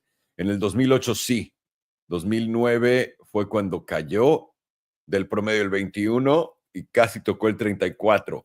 Eso fue el 2008, fue la última vez que tocó el promedio del 21, es la línea amarilla que estoy buscando en este momento, y acá no la tocamos. Esto fue lo que a mí me estaba diciendo, que el mercado estaba ya sobrevendido en todos lados, este tipo de cosas, cuando te acercas demasiado a este promedio. Ahora, una vez más, el fin de Apple podría ser que, digamos que vayamos a un mercado bajista y que Apple de verdad se caiga. Podría encontrar sin pedos, hacer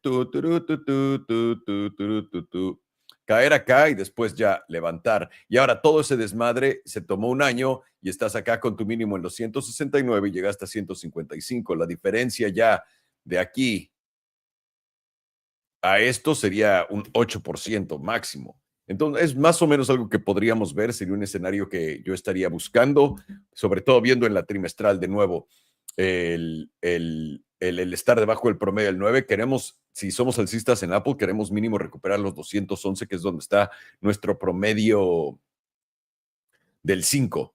Ahora, viéndolo así, podemos, perfecto, gracias por echarte para atrás, podemos ver el rechazo de la media acá y otra vez el rechazo de la media, pero la vez pasada no perdimos el promedio del 5, esta vez sí. Este rechazo de la media nos está llevando a perder el 9, lo que nos debería aguantar la línea meme por alguna razón en los 193, y de no aguantar estamos hablando de regresar a los 175, muy cerca de este bajo, que es justamente lo que les había dicho.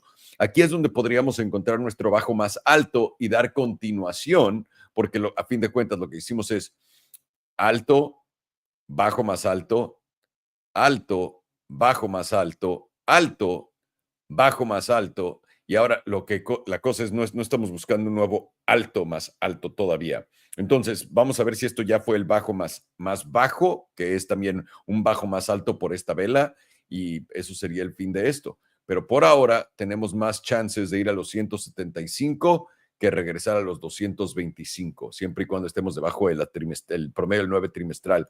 Además, Apple está preparando un setup de volatilidad. Por ahora lo inició y luego empezó para abajo, así que vamos a mantener un ojo bien pelado ahí. Vamos a la mensual. La mensual en Apple, ¿cómo se ve? Que se aparezca el HPDR de 30 minutos. Podemos ver que ya estando acá en el 78.6% una vez más, ahí por los 175, 176 dólares es donde podríamos encontrar nuestro fondo. También acá, estando con el promedio del 34 por encima de los 194, esto no lo había visto que coincide con mi línea meme. Aquí es donde podríamos detener. Si llegamos a perder esta línea meme en los 193.28, definitivamente vamos a ir a ver si podemos hacer un alto más alto que este wick en los, ¿qué eran? 169.21. Una vez más, 169. Vivimos, por supuesto, en una simulación. Además de esto, Apple está preparando un setup de volatilidad potente, por debajo del 15% la volatilidad, y el promedio ya viene para abajo en el 19%. Interesante. 2 semanas, 8 de la mañana, Putin, Trump, Putin. Debilidad, volatilidad está a punto de empezar a contraer oficialmente por debajo del promedio, y esto nos pone siguiente objetivo en los 181. De no aguantar 193, definitivamente 181 sería nuestro siguiente objetivo. Una vez más, está rechazándonos la parte baja de la zona azul, y eso nos debería llevar mínimo al 61.8%, ahí en los 186, que es una vez más donde yo pienso vamos a encontrar esa zona de rebote, a menos de que Apple esté muy mal y se lo vaya a llevar la chingada. La semanal, estamos a punto de regresar bueno, está contrayéndose la volatilidad, pero estamos regresando abajo el 15%, y eso nos daría un setup de volatilidad. Otro punto de convergencia acá, los 180 con el S&P 200 en la semanal, tienen sentido, sobre todo viendo este rechazo, viendo el cruce plateado a la baja. El cruce plateado a la baja nos debería de dar un impulso más para arriba, sea al 9 en los 202, al 100 en los 203, o a retestear el mismo cruce por ahí de los 212, 211, y de ahí dar para abajo para continuar nuestra siguiente zona de oportunidad.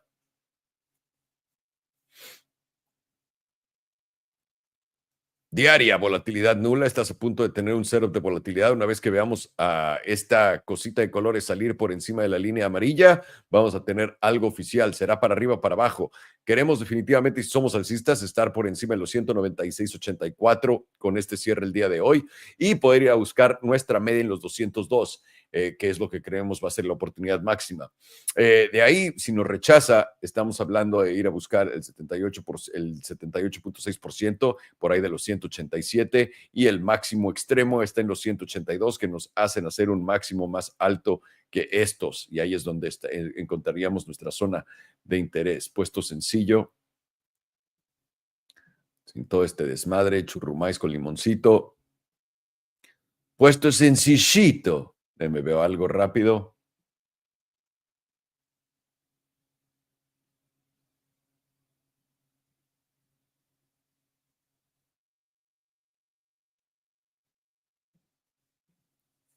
Puesto sencillito, damas y caballeros. Tengo que testear mis líneas primero a ver cómo se ven, donde hay más puntos de contacto. Puesto sencillo, lo que esperamos es, y sería la mejor oportunidad del cielo, si Apple nos llega a dar un movimiento acá a los 202, sería el primer escenario, y después para acá a los 180, digamos, esta zona más o menos. O que nos dé un movimiento a esta línea, que es más o menos los 211, ser rechazados por acá y dar esta continuación a la misma zona. Por ahora no creemos que se vaya a llevar esto, pero Se llega a llevar ese mínimo, nuestra idea está mal y Apple va a caer más. Estamos hablando de 150 y después 127, que sería la corrección más loca de Apple en mucho tiempo, si no es que en toda la historia. No la voy a medir ahorita, pero estamos por debajo del S&P 200, intentamos, nos rechazó, y estando debajo del S&P 200 no son buenas noticias para Apple en temporalidad diaria. Así que ahí lo tienes en la semanal para verlo de cerca también. En la semanal tienes esto, tienes el EMA 100 justamente en los 203 y es la primera zona que quieres ganar. Si puedes romper esos 203, siguiente obstáculo son los 211. Así que todo esto está mal, rompiendo los 215 para arriba y continuaríamos simplemente para arriba. Este fue el mínimo y ahora vamos a hacer un nuevo alto. Pero por ahora tiene más cara de que sea correctivo, que vayamos a ver acá un rechazo y tiene mucha debilidad el precio de Apple en casi todas las temporalidades, hasta la trimestral, que es una locura. Déjenme ver la de 6 meses solamente por metiche, porque Apple tiene todos esos datos. O sea, veniste al promedio del 9 en la de 6 meses, esa fue tu oportunidad. Pero ahora te estás cayendo el promedio del 5. E importante, interesante, porque el 5 normalmente siempre aguanta en Apple. Lo pueden ver en todas las temporalidades, en la de 6 meses. Muy pocas veces Apple llega a tocar el promedio del 9. Muy, muy pocas. Esa pudo haber sido la oportunidad dorada o será, una vez más, 180 que se puede dar en este movimiento. A menos de que creas que Apple se va a ir a cero por alguna razón que personalmente no lo creo, pero cada quien. Alrighty, AMD is next? No, yeah. Yes, sir. Advanced micro devices. I got a micro device to show you right here, but it's not very advanced.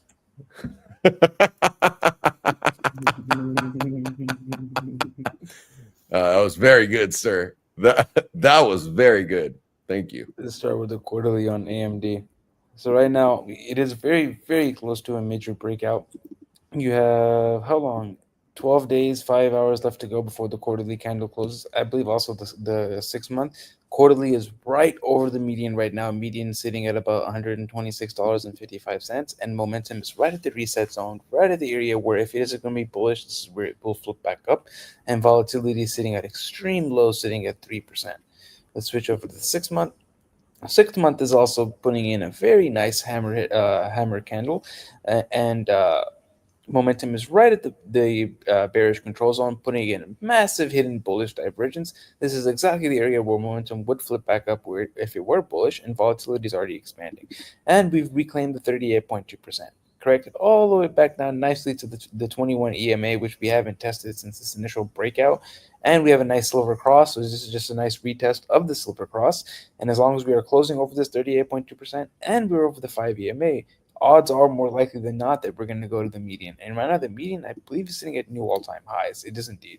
New all-time highs of around $270. And from where we are right now, that is about 100 and something percent move to the upside. Pretty wild. But it's very likely it's not going to be a straight line up here. What's more likely to happen if we get a close over this 38.2%, we're going to get a nice little move down right here.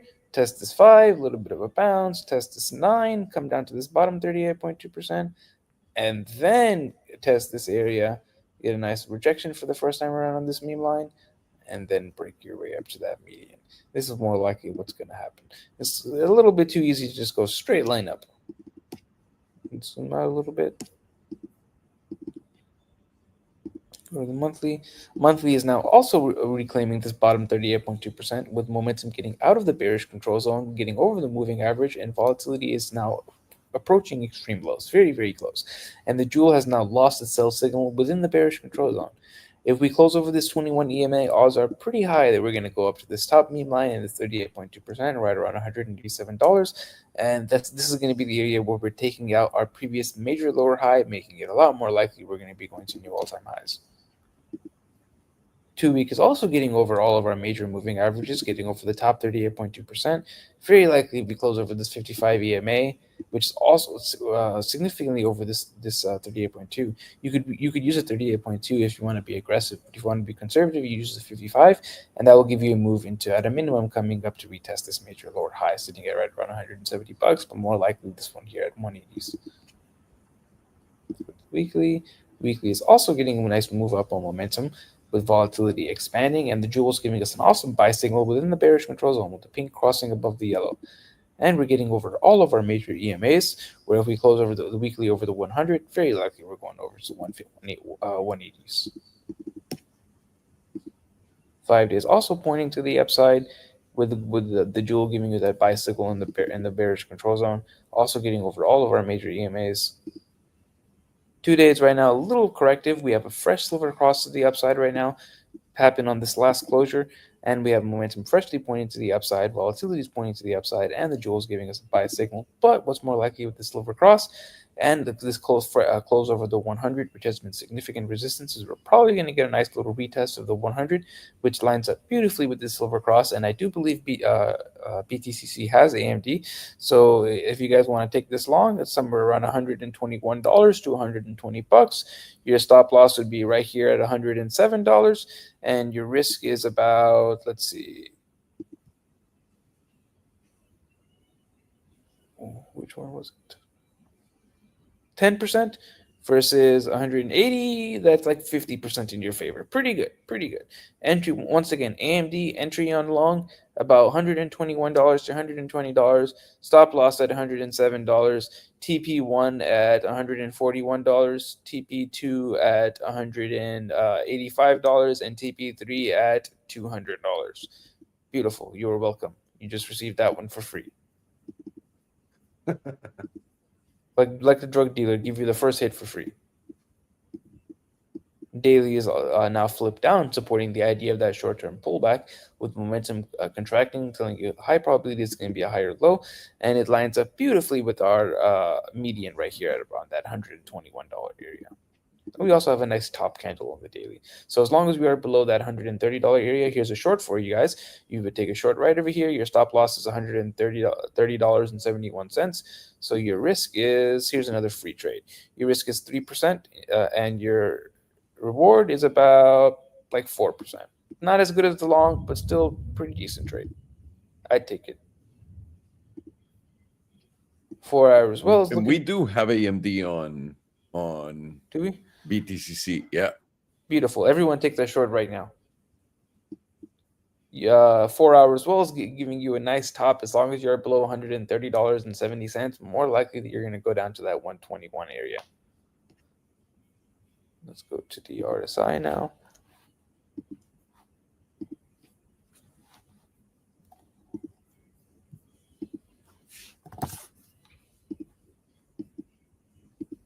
Six-month has bearish divergence currently.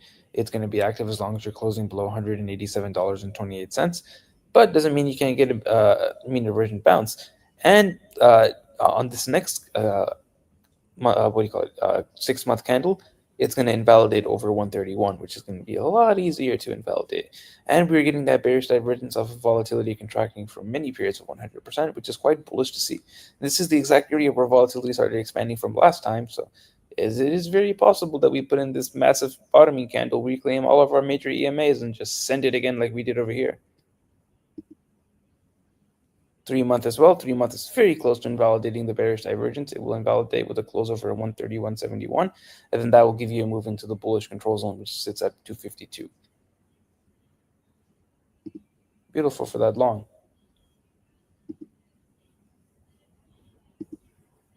Nothing.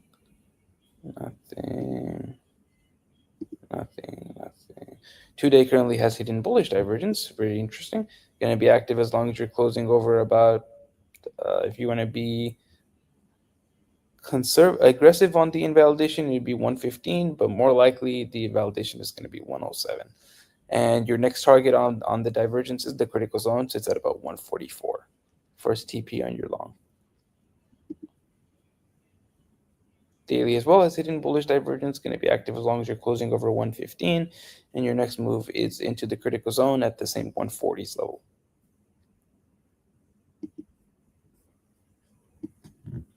Four hours well as hidden bullish divergence, going to be active as long as you're closing over 115, and your next move is the critical zone at the same 140s level. Seems like a beautiful long to one, at the very least 150, but likely higher, likely 185. Now we will check the momentum.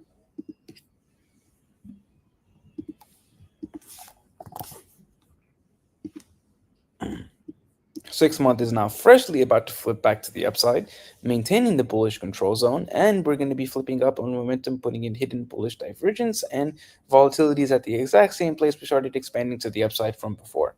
And we are going to be flipping up as long as we close over $103. Hidden bullish divergence with volatility fully contracted, maintaining the bullish control zone is a recipe for some busting action. Quarterly is currently flipped to the downside, but on this next open, we are projected to be at the edge of the bearish control zone, and at this area, the pivot likely goes down.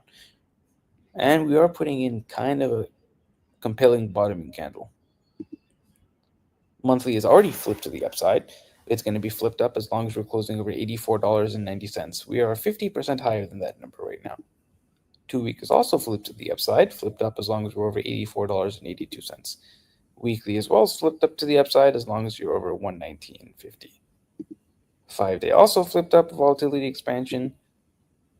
2-day is also flipped up with volatility just about to start expanding. It's going to be up as long as you're closing over 126. Daily, however, is to the downside, goes along with the idea of a short-term pullback, and it's pointed down below 127.70. And 4 hours currently flipped to the upside. However, I think this is going to end up flipping down, and we are flipped up as long as you're over 117.53. Not necessarily flipping down, but I do think we're going to get a move to a slight pullback. And the 2 hour confirms that, with the 2 hour being flipped down as long as you're below 128.75. The higher time frames on AMD are extremely bullish. You're getting a nice little retest of that 21 EMA, which you front ran before you got an insane busting action to new all-time highs. Volatility is at the same place where you expanded from last time you got the busting action. You're putting in hidden bullish divergence, maintaining the bullish control zone with momentum flipping up. On the quarterly and the monthly, your pivots are extremely low. We're like 50% above those pivots. On the low time frames, momentum is starting to flip down with some bearish divergence. Very likely you're going to test somewhere around 121 to 120, which is the area I just gave out that long, and high probability you're going to bounce in that area. Very unlikely you're going to close the daily below 120. And from there, I am targeting somewhere around 140 to 150, and then 185, and then about 200 to 230. And validation on this is going to be getting either a tick below around $76 or getting a weekly close below about $108 or $107. But not looking for that to happen, looking for a little bit of pullback to about 121, 120, and then from there into about 140, 185, and then about 200. Thank you, senor. That was great. Nice and easy. Nice and easy for my retarded self to understand. Thank you. Much appreciated. Needed to stretch. All right. Vámonos. AMD, damas y caballeros. Advanced Micro Devices. Así es. Los chips, como dirían por acá. Ok. Hemos visto que AMD logró un alto histórico en los 227, desde entonces tuvo una caída hasta los 76 y ahora estamos rebotando. Esto simplemente en una vista mensual es básicamente, digamos, alto, bajo, bajo, alto, bajo, alto, bajo, alto, y ahora estamos creando el siguiente bajo y toca ¿qué? El siguiente alto. Lo está dando acá, lo va a dar acá, o vamos a ir a crear un nuevo alto histórico. Es la pregunta del siglo, porque es lo que sigue después de este movimiento, o ya estamos tal cual ahí, y este fue nuestro bajo, y este fue nuestro alto, y ahora podríamos hacer un bajo más bajo. También sería oportunidad. Pero si volteamos a ver a AMD rapidísimo así, podemos ver que estamos por encima de todos los promedios en la mensual. Estamos por encima del 21, el 9, el 34, etcétera. Habíamos venido a recargarnos en el promedio del 100 en la mensual y la última vez que habíamos perdido o tocamos el promedio del 100 fue más o menos por acá. No, hasta acá, en el 2016. El 2016 fue la última vez que tocamos, en realidad la vez que perdimos el promedio del 100 fue en el 2007 y no lo recuperamos hasta el 2016. Así que esta fue una oportunidad tremenda para quien sea de haber comprado AMD en los 86 mensual y ahora te está dando un gran pompazo hasta el 127. Déjame ver exactamente cuánto la gente, olvídate de hasta abajo. Ya está 50% arriba quien haya comprado solamente el promedio del 100. Nada mal. Y aquí es donde tenemos que distinguir dónde va a venir la siguiente oportunidad. Voy a aprender el HPDR. Obviamente en temporalidad alta se ve alcista. Estando acá, simplemente donde estamos, nos debería dar una oportunidad de ir a los 144 como siguiente objetivo. Interesante que ahí está justamente la línea meme. De poder romper los 144, 187 debería ser nuestro siguiente objetivo. Queremos definitivamente aguantar y no perder los 114. Perder los 114, esto puede haber sido un alto y estaríamos viendo objetivos a la baja. Yo me veo volatilidad. Volatilidad está contrayendo después de haber dado un sustito por acá, bueno, un suspiro más o menos, y ahora está contrayendo en la mensual. Vámonos a la de 2 semanas. 2 semanas en AMD, brother. 2 semanas igual, teníamos un cruce plateado a la baja, ya se había dado el movimiento y ahora estamos por encima del 50%, estamos peleando entre la parte alta de la zona azul y el 50%, justamente acá. Esto me haría pensar que un retroceso a los 120 o hasta los 113 sería algo normal. Probablemente los 120 deberían de aguantar más que el 113. Y de poder aguantar y poder romper por ahora los 129, esto debería de dar un viaje a los 138 o hasta los 156. Volatilidad no nos está dando absolutamente nada. Todavía estamos a punto de empezar a expandir, pero todavía estamos por debajo de el promedio de volatilidad. Vamos a la semanal, vamos a ver en la semanal que tenemos por acá. Rápidamente podemos ver que tenemos esta expansión de volatilidad ante esta subida potente que estamos viendo en la semanal. Nada mal. Y esto quiere decir que deberíamos de ver continuación en ello. Ahora, esto nos ayudó en la semanal a poder romper el promedio del 100, el 55, que está en los 122, 124, 122 y nuestro S&P 200 en justamente los 116. Estando acá, nos dice que vamos a necesitar un poco de consolidación. Nos gustaría, si somos alcistas, romper los 132 para ir a buscar esta parte alta de la zona meme, 132, que es un poco más arriba de esta vela y coincide justamente con esta que se hizo en enero del 2025. Esta fue toda la caída de enero del 2025.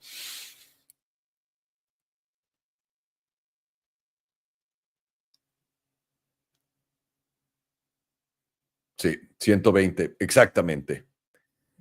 Diaria habíamos ya tocado el 78.6%, estamos cayendo a través de las bandas y si perdemos los 127.28 deberíamos de encontrar, aquí hay varias oportunidades. Tu primera en los 124, permítame. Primera oportunidad está acá en los 124, 125 y la segunda acá en los 120. De perder esto, olvídalo porque ya empezarías a ver objetivos 117 y para abajo y no se vería bien. Ahí ya estarías literalmente buscando, este fue tu máximo y ahora vas a hacer un mínimo. Y la cosa es, el último que hicimos fue en los 115. Eso quiere decir que si rompes los 115 a la baja, vas a dar continuación y te va a quedar bastante tramo a la baja. Voy a quitar esto, el HPDR, y hacérselos bastante sencillo. En este momento AMD está consolidando, tiene una estructura alcista, se ve bastante bien. Lo único que nosotros creemos es, y lo que están viendo con el HPDR, es que vamos a necesitar consolidar un poco. Esta consolidación nos podría llevar hasta los 120 y de ahí catapultar a la alza. Si lo estás viendo tal cual en la diaria, por dónde estamos, estando en la parte alta de la zona azul y haber venido de arriba para abajo, este es un corto bastante sencillo con una invalidación en los 130.39.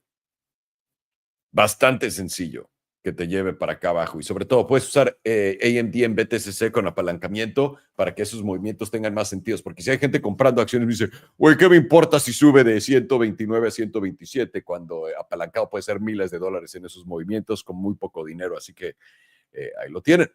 Ahí lo tienen. AMD. What was next? Did I say what was next? Yeah, the indices. Yeah, the S&P 500 and Nasdaq. Don't fucking lie to me, Alex. Don't fucking lie to me. Let's get this going. Let me go to ES1. Nice. I posted an ES1 trade. Not a long, but I'll talk about the short idea that I posted. For me now, ES1 is just Right, we were talking about this potentially being a trend shift. The issue was it literally took this low out by cents. Makes it a little harder, could put this in double bottom posturing. That's what we got because we broke the high. This is now putting it back in an uptrend. So this is looking like the next higher low right at that 6,012 spot. Exactly what we wanted. Wanted the breakout, come back down 6,012, hit that one more time. Now we should be good to break out today. For me, though, now the short idea is really dependent on this. I don't want daily volatility to fire off to the upside. Rather so, I want to keep seeing this reset. I want to see this move up to 6,150, actually give us that volatility setup, i.e. it goes under 15%. Once it's under 15%, we finally have a BVWP setup on the daily for ES1. That's where I want to do business.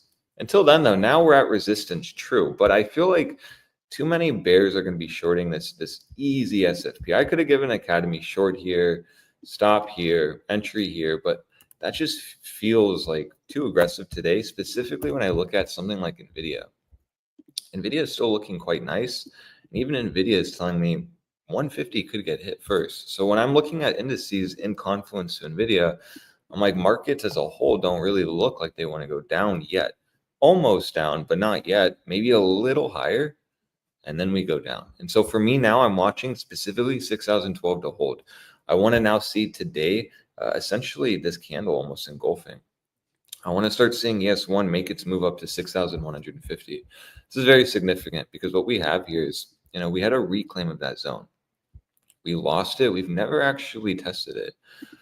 So then when I'm seeing this, I'm, easy shorts are thinking they're getting an easy short trigger. If we squeezed up one more time and actually retested this on the higher time frames, we start looking, all this would be is a bearish retest, right? And I know it seems redundant, say it a lot, but these setups really do pay well. And they at least can help guide my bias on, well, I don't really want to take a short here if I see this is looming. So rather so, I want to see just the daily trend is up. I want to see 6,012 be the higher low. And now I want to start seeing essentially us make our move up to 6,150. That should reject. And luckily for us, if we're going to play this as an SFP play, well, where can I stop be? Well, very logically here. So now patience can give us a really nice short trade with good ROI. Can literally be, this is the exact setup I'm watching. So a little higher, could be off the backs of FOMC today. Maybe we get that trap move, big squeeze up. But I mean, generally, as long as we're not taking out February 19th high, this is going to be bearish to me, and that's just on the monthly. I don't think it's dumb to be looking for shorts up here on very tight risk to reward entries. Why? Because, well, we had a trend shift. We're in a monthly downtrend. We did talk about this being a bearish retest scenario, potentially. We're now at the 38.2%. You're noticing that is right around 6,120. So when I'm coming here and I'm seeing all of these things occur, specifically with Bitcoin looking like it's about to collapse, I have to really then wonder, are we about to just retest this zone, give us the bearish retest in the lower time frames, reset monthly volatility, and then this is going to be what really starts taking us down. Unconfirmed at least, and we'll have our invalidation. For me now, it's simple.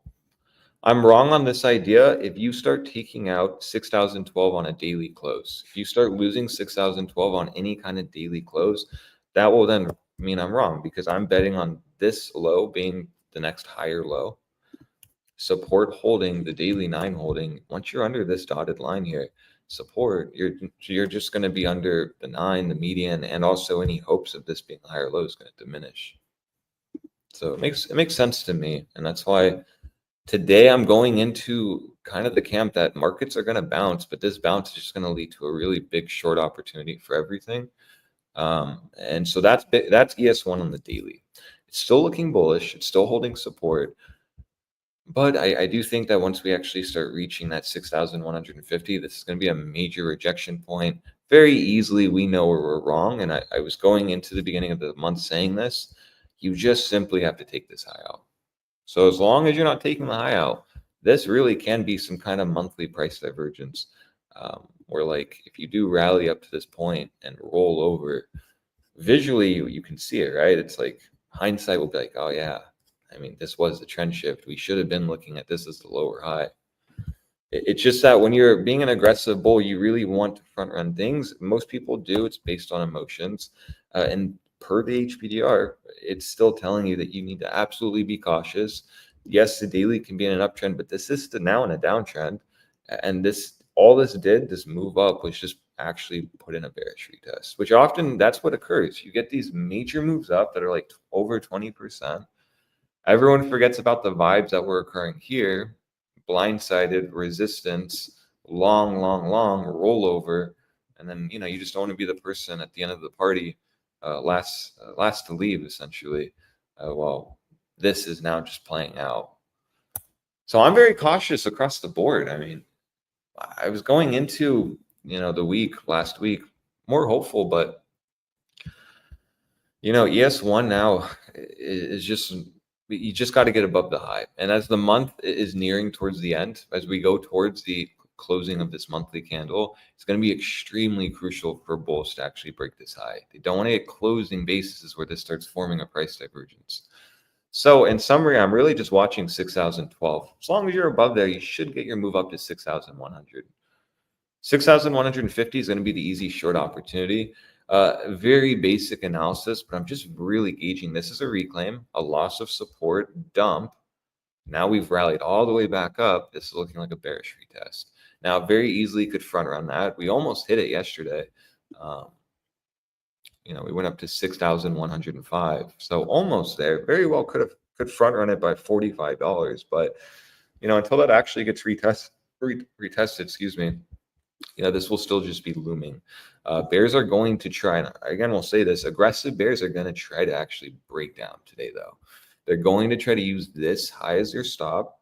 This is the bearish retest, and they want to start seeing this roll over, losing 6,012, rejecting. And if you start closing dailies under 6,012, I quickly can flip-flop this short idea here, and we can start taking shorts around here.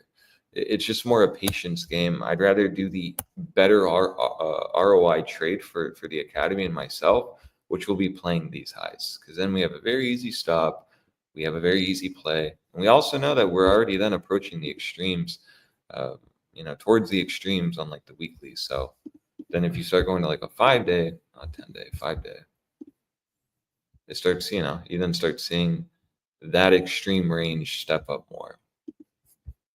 3-day, it's just like, okay, yeah, we're almost there. But then it's like even the 3-day to 38.2% is here. Got to break that to break out. And the 2-day as well is breaking out. So why I'm not giving shorts on ES1 yet? Because I'm sitting here like, well, if today I'm still on the camp that Bitcoin is going to hit 106, very easily ES1 then today could hit 6,150. NVIDIA very easly today could hit what, 150. And then as you're seeing, all markets then are kind of lining up with an easy trade. I know that didn't really show well, like here, easy trade potentially. So that is ES1, 6,012 support, 6,150 is the short opportunity. I'm using this high as my stop loss. And if we get any daily closures back above 6,155, okay, I'm wrong. This was a reclaim. If we start losing it, we can open the door on another SFP play, but that's just more chop. And then, the implication will be the monthly will take out the high. If you start then losing, let's say rolling over today, closing dailies under the 9 and losing 6,012, cool. Maybe then we're front running this area. And then we can start considering taking a short. The easy short opportunity really will be when this 21's lost, because on ES1, the 21 on the daily has been a nice extremity low here. The idea now is this can move up. The 21 can go around where 6,012 is. Maximum confluence once you lose 6,012 if the 21 reaches that, assuming you just don't roll over today. Now let's look at NDQ. NDQ's at resistance. Haven't looked at this since we looked at it last time. Actually, it's looking a lot more bearish than ES1. You have a price divergence here, a reclaim, a loss. This solidified resistance. So as long as now you're under 21,890, you're going to be at risk of breaking down. Easy objective for this breakdown will be 21,500. Very easy, just the 21, right? You should be gauging that to hold. The 9 has been holding on the daily very nice. So if you lose the 9, which we have, and you reject it today, which we don't know yet, the 21 is the next objective. If you start losing the 21, though, while rejecting this 21,890, you have to really then consider the possibility of us breaking down here. Volatility's reset at that point. Losing this 21 would mean you're losing the 38.2%. And all we've seen last time we did that led to a nice move down to support. It was actually literally at the same place we're here now. It's funny how that works. It's just a big range, right? So it's like you rejected resistance, came under it, lost the 21 right there was your sign. Once you lost the 21, this was the short, this was the stop, and then you would have been able to literally capitalize this whole way down. Obviously selling right here at the EMA 100, you could have reshorted here on the retest. You could have cut the short here, re-entered here on the retest, cut the short here. See, it's like, I like indices. They're very straightforward. So here what we see is, yes, we're losing the 9 potentially today, still have the 21. Now what we'd want to see if you're using the HBDR with your moving averages, this 21 to move wherever the 38.2% is, or maybe the 38.2% shifts down. Then we know if the 21 gets lost, same setup here, we can run that and go short. But until then, this to me just seems like the objective is going to be the 21, and then we'll have to see, are we going to bounce up and go to the 9, reject that, or is that 21 bounce going to take us back up to this region and then rolls over? You're only really bullish on NDQ when you get back above 21,890, because then that will open up this range here. You break this and go up, you're going to have an objective to 22,150. So, you know, until then, you're now under it. And if you just literally solely view meme lines, which I don't recommend just doing that, I mean, this is a pretty big range. It looks like it had a failed breakout, came down, lower high, SFP, rejection. Now this is just brewing that lower low break. Once you break 21,500, which is right around that EMA 21. So in summary, NDQ is looking more bearish than ES1 actually. It's looking like it's potentially putting in or shifting daily into a downtrend. You'll know that this isn't a downtrend once you take out 21,500. And you'll also get an easy short trigger once you stay under 21,890. So you're doing that now. Rejecting the 9, you have to do that today potentially. And then losing the 21. Once you lose the 21, that'll be your confirmation that you can go short on either a daily EMA 9 retest or the 21 retest. Very similar to what we saw here, where the 9 and the 21 crossed. You then had an easy short on both. This short gave you an easy move. But until then, you don't really want to be aggressive shorting this, because why? This easily could reclaim the 9. Very easily could squeeze up like what we want on ES1, retest this region, and then dump. Why would that be significant? Well, do we have the same exact setup that we're literally playing ES1? Well, let's see. Well, we do. Let me take this right there, or right there. Wick high. You can draw a line there. Reclaim of that. You lost it. You dumped. You rallied up. Again, and this makes sense on why it is the same. So it's like kind of like what I said with ES1. It's like, yeah, it could reject here, but it could also go a little higher and actually fulfill the bear prophecy. NDQ could reject here, but as long as you're not losing the 21, it still can hit 22,150, fulfilling the bear prophecy. Exact same setup. SFP, boom, bearish retest. And I'm not saying this is like fun. This is dirty. Like, that's very dirty to do if it does do this. And it's like, you know, shorting this are going to be clenching because your invalidation so tight, but at least you know you're not risking a ton of, you know, drawdown if you're wrong. It's like if you even entered the short here, which I'm going to give an NDQ short for the Academy because it lines up with ES1, you know, you're going to lose half a point potentially. So that's what I'm seeing on NDQ. I think honestly 22,130 will be the spot. I think this wick high will hold, and I'll only be wrong on this idea if we break the all-time highs. Going to the monthly here makes sense. Same thing. downtrend, lower high question mark, and let's see if the HPDR says, let's see where the 38.2% is. Oh, look at that. Hopium now is you are breaking above it, but 12 days means that, okay, well, this didn't really hold as resistance. Watch maybe 22,100 do hold. So I'm pretty bearish on indices until you break this high. And like we can have bullish setups like my ES1 long from 6,012 to 6,150. But it's like I've always said, the objective is just to break the high. And if you don't, into next month, things could get extremely ugly because these candles could just leave, well, first the monthlies with bad price divergences, the possibilities of lower highs. And the only way to confirm that would be to take out these lows, which would be pretty detrimental. So yeah, that's NDQ. You're watching now really, in summary, you're watching the daily 9 to get reclaimed. Once that daily 9 gets reclaimed, possibly a move up to that median. Median could easily move up more to 22,100. I want to see 22,100 get tapped once on a daily and then reject. I'll be wrong if you start reclaiming specifically above 22,100. That's where the setup's invalidated. We can easily front run this idea, right? When can we know when we can short? Simple, just gauge what occurred here. When you lose the 21, the 34 should bounce you. This is where you'll enter your shorts. And until you lose the 21, 38.2%, you very well could just do this and just bounce up first. People shorting this easy short in quotation marks, like what we have on ES1, are going to get smoked. And we're going to make one more leg up, hit this, fulfill bear prophecy, and then roll over. So that's NDQ, very similar to ES1. Look at Dow Jones. It's even worse than NDQ. Why I'm saying that is because you have a daily SMA 200 set up here. You had a reclaim, a loss. This is where you're entering shorts. This daily showing you you're in a breakdown. You have daily volatility fully reset now. Dow Jones is looking terrible. Yeah, I mean, look how much worse it looks compared to, like, I can look at SPX. It's the same thing as ES1. Damn. Yeah, terrible.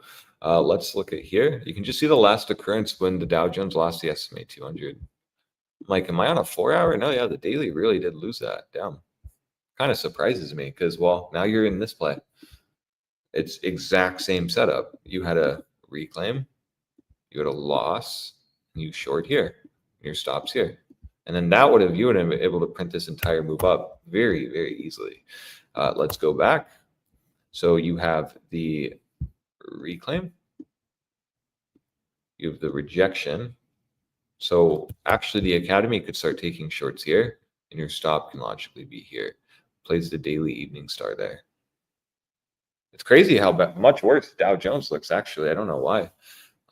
If you boys know, let me know, because I don't know why, actually. I would have thought, right, isn't this more for tech, the NDQ? Yeah, NASDAQ is the tech. Yeah, exactly, NASDAQ. So I would have gauged that would have been worse. So that's interesting. Okay, so in summary here, let's see. So the daily on Dow Jones.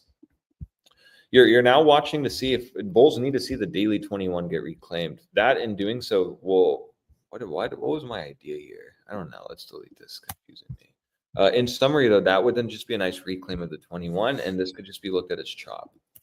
You have to be very, very, very cautious under an index, like when you're trading indices, when it's under the daily SMA 200. Because you're either then going to reclaim this, and this reclaim is going to give you an easy long trigger up to 43,300. Like legit, once you're back above the SMA 200, your literal next objective will be these highs. And with what you see with the meme lines, 43,300. You see here again, same in quotation marks setup per se as what I've been saying. Reclaim, let me get this out. Reclaim, breakdown, never tested that 43.3. The issue now is the daily just looks so bad on Dow Jones that I'm unsure, honestly, if this is going to move up. Like how I want ES1 and NDQ to NASDAQ to move up, essentially. I'm unsure if this will. Now, you have a short setup here on Dow Jones. Your literal idea is you're just going to be shorting any move up to 42.5, 42,530. And your hard stop loss will be up to here on this evening star. So right at 43.1. And you can manually cut this if you reclaim daily SMA 200. So like, you know, if you take a short here, maybe you're green and you actually in the close reclaim this, cool. Let's close this trade. Let's flip long. Let's target here. Now it's looking better. Now we're kind of getting confluence with all of these ideas, which is just a bearish retest short. But until then, yeah, and Dow Jones is looking absolutely terrible to me. Next objective will be 42,000 flat, right at the daily EMA 100. Daily EMA 100 could bounce us. You very well could play within this moving average range, SMA 200, EMA 100.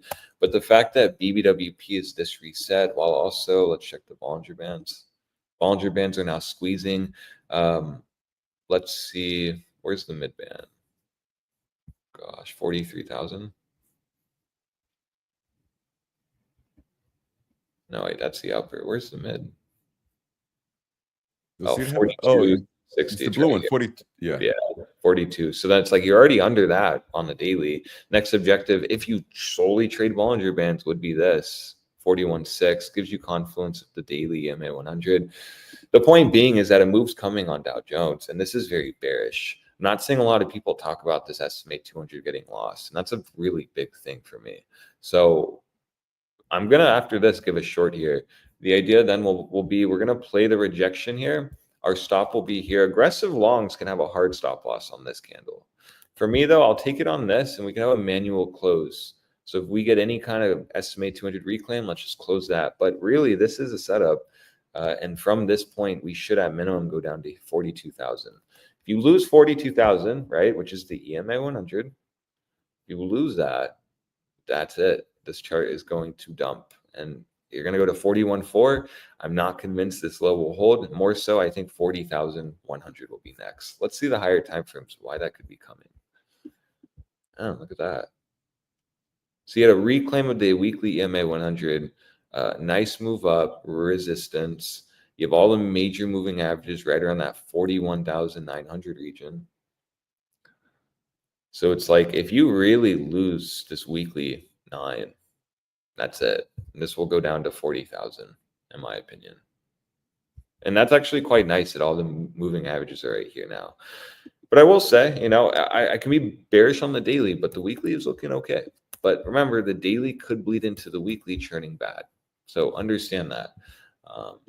We have to, as a trader, kind of use these lower time frames to say, well, this isn't looking good.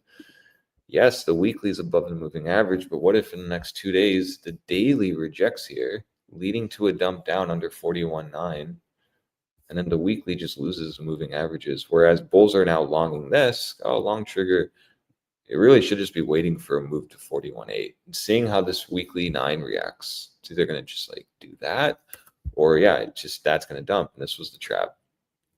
And it could be like something like that. So in summary, indices are looking very weak. The weakest of them all is Dow Jones. Dow Jones is a very easy short right now for me, and that's just based on the daily setup. Now, the daily setup for me should take you to the EMA 100 minimum. If you lose the EMA 100 on the daily, that's an ad zone. So it's like once you lose the EMA 100, you either then can scale actual shorts here if you didn't short this, or you can add to your short here, because in theory, this should be resistance now with support, support, support, support. So it should be resistance now. As long as you're under the SMA 200, that's very, very, very bearish for me. Let's check what the HBDR says. This isn't a breakdown. Next objective is 41,500 for me. So a lot of things telling me that maybe this EMA 100 is not going to hold. Maybe the weekly 9 on Dow Jones is not going to hold. And that's just going to first start on the daily. We can then start dissecting, looking at like the 4 hour. 4 hour, okay. So kind of have to reject here. 4 hour is in a downtrend too. And then the 8 hour is very, very bad. So 42,000 is like the spot for Dow Jones. And that's just represented on the daily EMA 100. I could easily draw a line here too. Right. Well, I already do have one. Okay, I was about to say.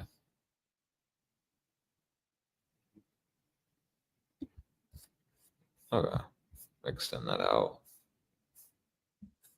Yeah, that makes sense. And I can draw another one here just to represent the 42K region. Right at this low, we see that? Right at that wick low, we can draw another line. right? So it's like, okay, cool. So now we're in a range. Maybe we're going to pop back above this range. But in my opinion, today, bears are in full control. So they're watching for this to just be a retest of the SMA 200, daily 9 tests, and the 38.2% should reject this.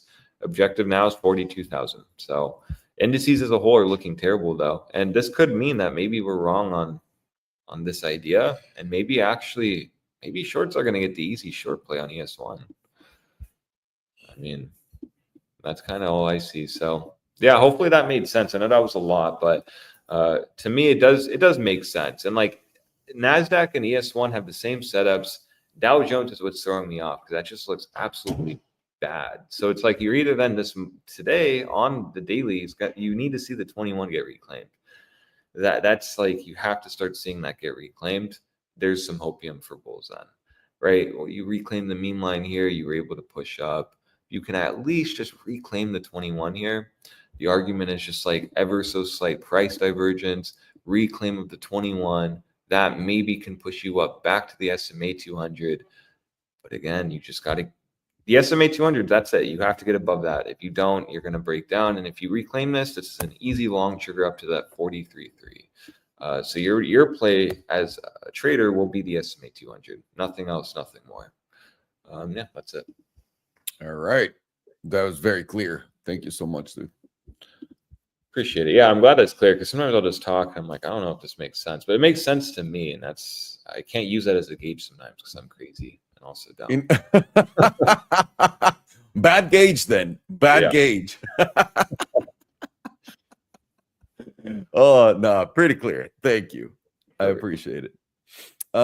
Ok, vamos a empezar con ES1. ES1 con exclamación. Estos son futuros del SP500. Estás viendo el SP500. Básicamente, y la cosa que estamos viendo es, tenemos nuestros máximos históricos acá, ¿no? Y estos máximos históricos acá, estamos haciendo por ahora lo que parece ser un alto más bajo. Si volteamos a ver cómo es esta formación, puedes ver que fue un SFP. Habíamos establecido esto, con este alto. Esto fue como, vamos a romper para arriba, pero vamos a romper para arriba. Y podría darse la vuelta y doblarse para abajo esto en cualquier momento. Vamos a empezar con la trimestral en el SP500, en ES1, y ver cómo exactamente este gran huicazo hasta los 4,816 fue la mejor oportunidad para poder haber entrado en esta belleza. Pero vamos a ponerlo por acá. Podemos ver también al mismo tiempo que estamos ya en el 78.6%, pero venimos cayendo del 95% en la trimestral. Faltan 12 días y 6 horas para cerrar esta vela. Pero ¿qué nos quiere decir eso?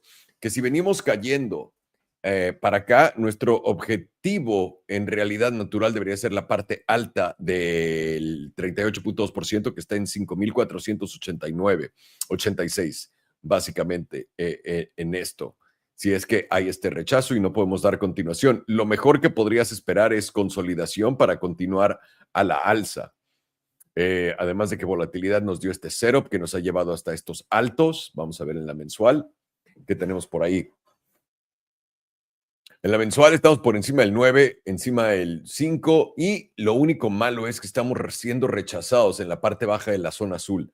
Esta parte baja de la zona azul está en los 6,113.5. Si no podemos romper esto a la alza rápido, no vamos a poder llegar a la parte alta del canal, que quiere decir que vamos a retestear máximos históricos, y nos debería llevar mínimo a los 5,800 en el 61.8%, aunque no es movimiento extraño ver al SP500 ir al promedio del 21, por ahí de los 5,482, 5,500 una vez más, que vuelven a aparecer por acá. La cosa es bastante sencilla, simplemente vencer estos niveles. Ahora, volatilidad nos está dando un setup, está preparando. By the way, boys, I fucking cashed out my NVIDIA trade. Pretty good. Thank you so much. Hey, mashallah. Take the few G's. Absolutely. Thank you. No, amazing. I think 150, it's like not dumb to TP now. If we hit 150s, I think you could short that. Actually. Yeah. That's exactly what I said. Is instead of waiting, I'm already, I like to take my money home. So I'm already nice profit. I'm going to take that home. And now I'm going to wait. And no necesito greed.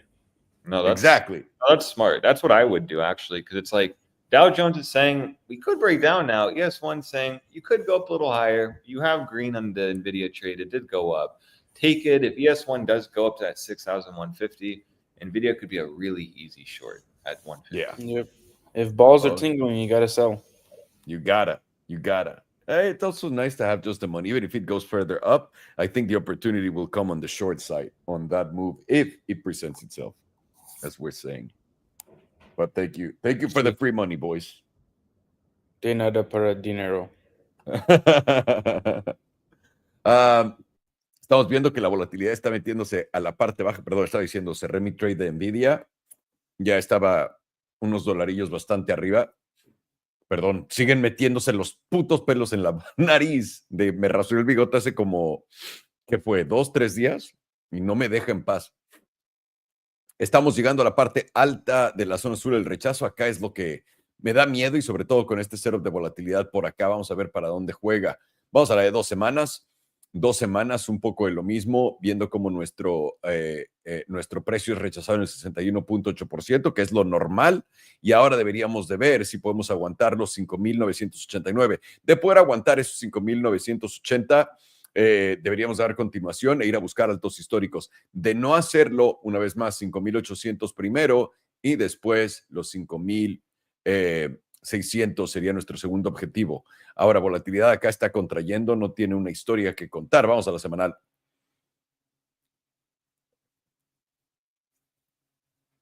Ándenle. Semanal, estamos en el 78.6% y estamos intentando aguantar. De poder romper justamente los 6,120, vas a ir a buscar y retestar estos altos históricos y probablemente conseguirlos. Pero siempre y cuando no estés venciendo esta línea meme que viene en diagonal para abajo o también el nivel. Ponte tú, la forma más sencilla de verlo es lo pones en la semanal y ves dónde está la parte alta de esta vela, de la última, si quieres romper eso. Si puedes romperlo a la alza, probablemente altos históricos. Si no puedes romperlo a la alza, esta es una oportunidad de corto, honestamente, bastante fácil. Y eso te debería llevar una vez más a los 5,600 y cacho, que es donde está el promedio del 55, si es que fallan aguantar los 5,800. Diaria, volatilidad también está preparando un setup, lo puedes ver acá, el 15%. Estamos, ¿de dónde venimos? Venimos de la parte alta, el 61.8% acá, y ahora venimos cayendo a la zona azul y estamos por encima de la media. Bien, estando por encima de la media nos da más probabilidad de poder venir a testear los 6,097. Eso nos daría casi o luz verde o un corto de no mames, porque aquí tienes tu invalidación instantáneamente. Acuérdense que ES1 lo pueden tradear en BTCC también, con apalancamiento hasta un 20x, brother. Y mucha gente dirá, bueno, eso no es mucho, es un chingo, créanme. Créanme, he visto mi cuenta desaparecer muy rápido por eso. También levantar bastante.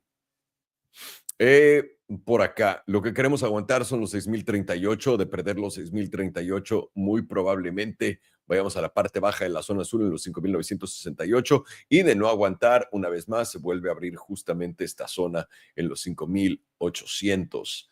Ya voy a ver la de 4 horas, a ver si tiene como preferencia el movimiento.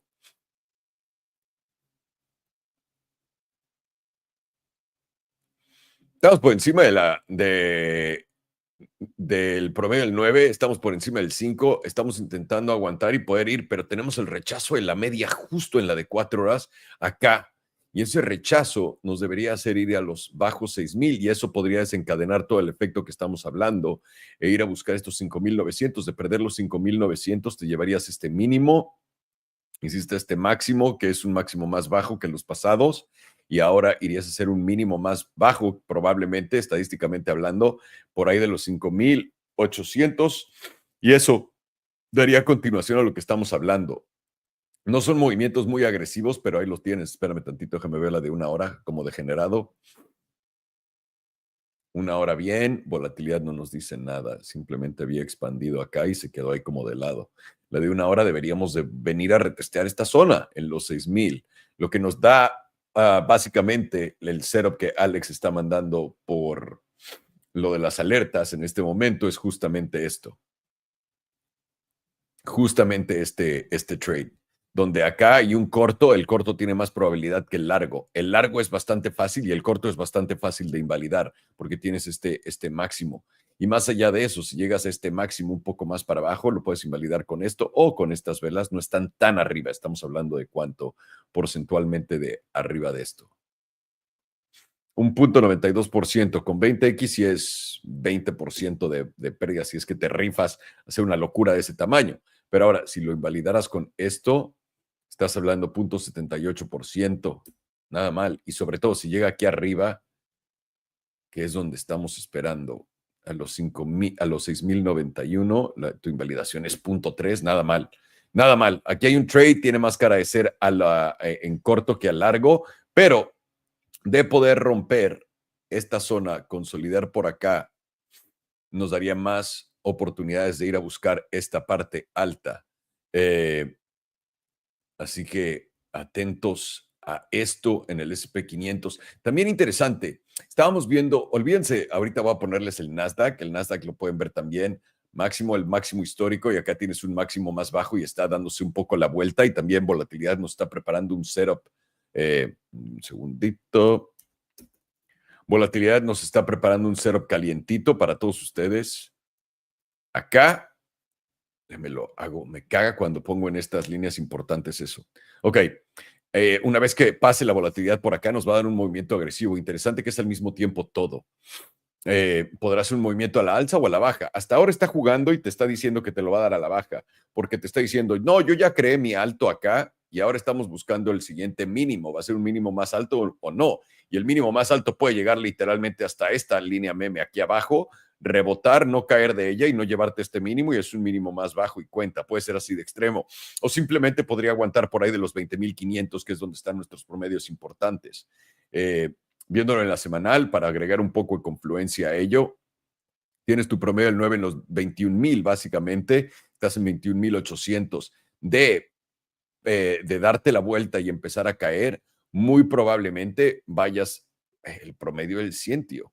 El promedio del 100, los 18,700, es donde probablemente encuentres un suelo si es que esto se llega a dar la vuelta para buscar un bajo más alto, si es que no va a ser un bajo más bajo. Si va a ser un bajo más bajo, básicamente no se vería nada bien nada de esto.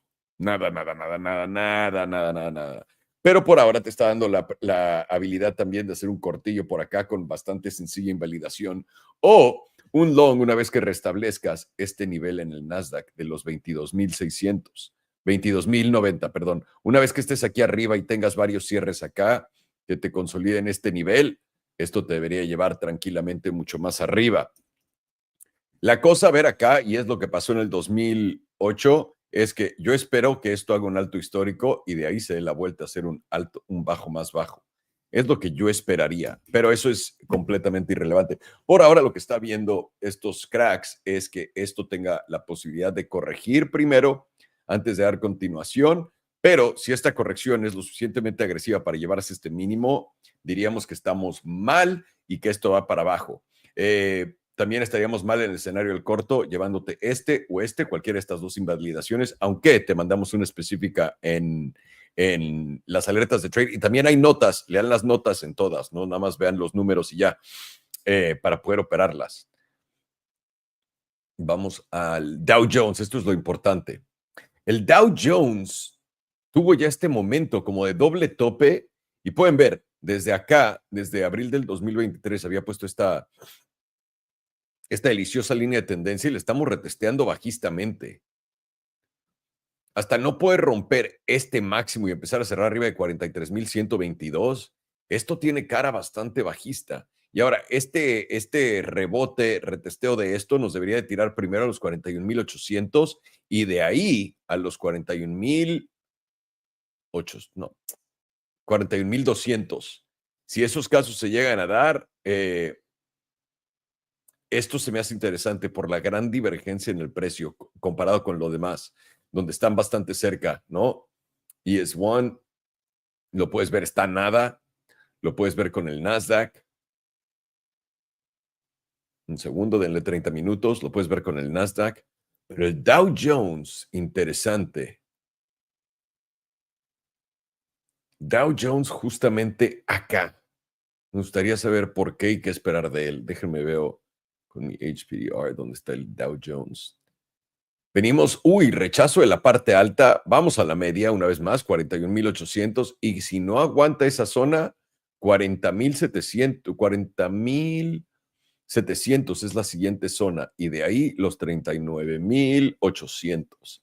Interesante. Y esperarías que haya aguante. Si no aguanta, para abajo. Todo esto es tradeable en short y en long en BTCC para los degenerados que quieran entrar. No se preocupen, no nos tienen que pagar nada, es gratis. Vale. Pues ahí lo tienen. Ahí tienen los índices. Mr. Farhan, I have a fun request for you. And I'm gonna have you look at it. And then I have a question for you. So this is going to be called BALY, Bally, BALY. B as in boy, A as in asshole, L as in loser, and Y as in you. Bally's Corporation. Yeah. Casinos/gaming. Throw it. And then I'll ask you the question. Okay. What is the question? One This will say second. dog shit. Okay.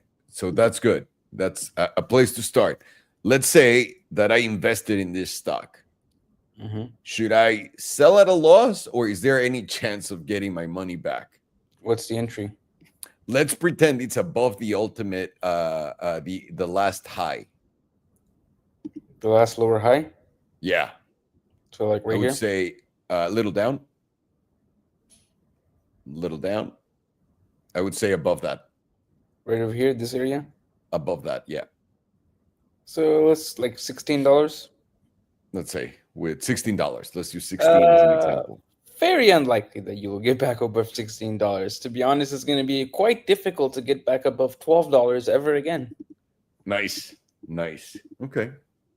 Right now, on the quarterly, momentum is freshly flipping to the downside while volatility is sitting at literally 0%. Last time momentum freshly flipped to the downside was right over here, and volatility was also at 0%. And how much of a move down did we get?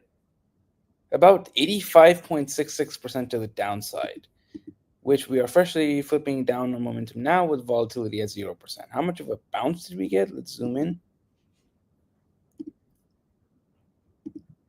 About 8% up, and then you immediately went down about 86%. So right now, to get back to $16, you would have to bounce about a 63 to 68%, 64%. Very unlikely to bet on a 64% bounce to be able to get out to save your ass. What's more likely is that you dump another 37% or 40% down to the $6 area on the 50% area on the HPDR, with momentum freshly flipping down and volatility at 0%. A lot more likely you dump another 40% than for you to bounce 64% from here. Momentum on the monthly is getting to very extreme areas. You are going to get some type of mean reversion bounce from this zone here, but it's not very unlikely to take you to $16. What's more likely to top out at is somewhere between $10 and like $11. Maybe it can make its way to $12, but that's going to be very, very significant resistance, and I don't really see you getting above $12. Let's go to the 2-week. 2-week is also not trying to flip back up on momentum, getting to very extreme areas on the HPDR, but same bearish retest target somewhere between $10 to $11. The jewel is about to give you another sell signal with the pink crossing below the yellow. Weekly is also trying to flip back up on momentum. Very, very unlikely you're going to get back above this $12 area. 5-day as well, same thing as the weekly, flipping back up. Likely going to give you a bearish retest of this 38.2%, right around $11. 2-day as well is flipping up, getting out of the bearish control zone, while volatility resets, telling you it's likely going to be a lower high, and that brings you also to about $11. Daily as well is flipping back up. Daily is losing the sell signal on the jewel, and we got a nice little buy signal, but that's really not really going to do all that much. It's just going to take us up to a bearish retest. Then again, that buy signal on the jewel is going to produce more than a 25 to 30% move, which is pretty good. 4 hours, same idea. momentum is flipping up, volatility is resetting. 4 hours losing the sell signal on the jewel. Our bearish retest target is somewhere around the 55 EMA to the 88.3, around $11, maybe the 100 in a most bullish case scenario at 1150. Now let's switch to RSI. I don't know why anyone would want to buy this. I have no idea. But by the way, the completely unrelated to this, Ethereum now with Base being on top of it and Base being used by banks, it's going to make Coinbase stock price. I'm not saying today and just like on a straight line, but it's going to go parabolic along with Ethereum. Finally, Ethereum's going to do something. Yeah, volume, dude. That's all that matters. Volume of transaction volume, and that's Am I what gonna- Solana showed me. Yeah. Am I gonna have to pay $10 again for a Tether transaction? No, because it's an L2. Well, on Tether, yeah, but if you do it on Base, which is through JP Morgan's, you're not. You're actually. I think those moves are going to be relatively free. Because right now, sending Tether on ERC is like $1 or $2, which is not bad. Dude, so expensive. Solana's is the best. Before it was like $10. Yeah, Solana's the best for that. Yeah, but the wallet I use, depending on what chain you use your Tether in, it only lets you send or accept that one. So it's easier to just use ERC because Yeah, of course. ERC. Monthly is quite shit. You just confirmed hidden bearish. You just confirmed another drive of hidden bearish divergence on this previous monthly close, and this divergence is going to be active as long as you're closing below $19, $18.98, and your next move is the critical zone, which bearish control zone, which sits at about $9, and the critical zone it tells is impossible because it's so low. Nothing there. Weekly, many drives of bearish divergence. It's going to be active as long as you're closing below $17.75. Your next target is the critical zone, which tells you it's impossible. Let me adjust the bearish control zone to get a different number. From 38, let's adjust it to 35.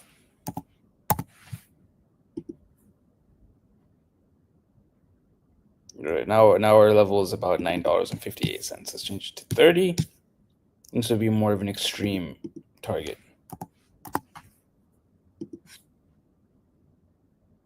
This is at about $6. Let's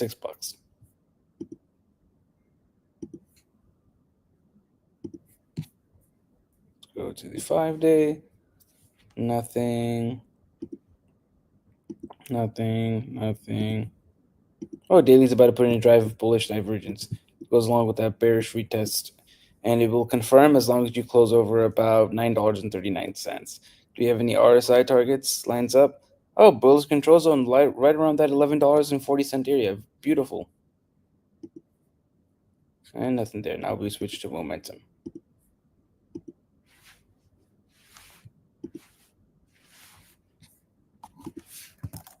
Valley.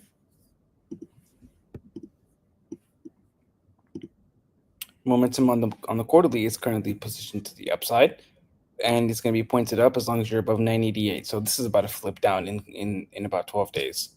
That's not good. And there's like a bastardized head and shoulders right here.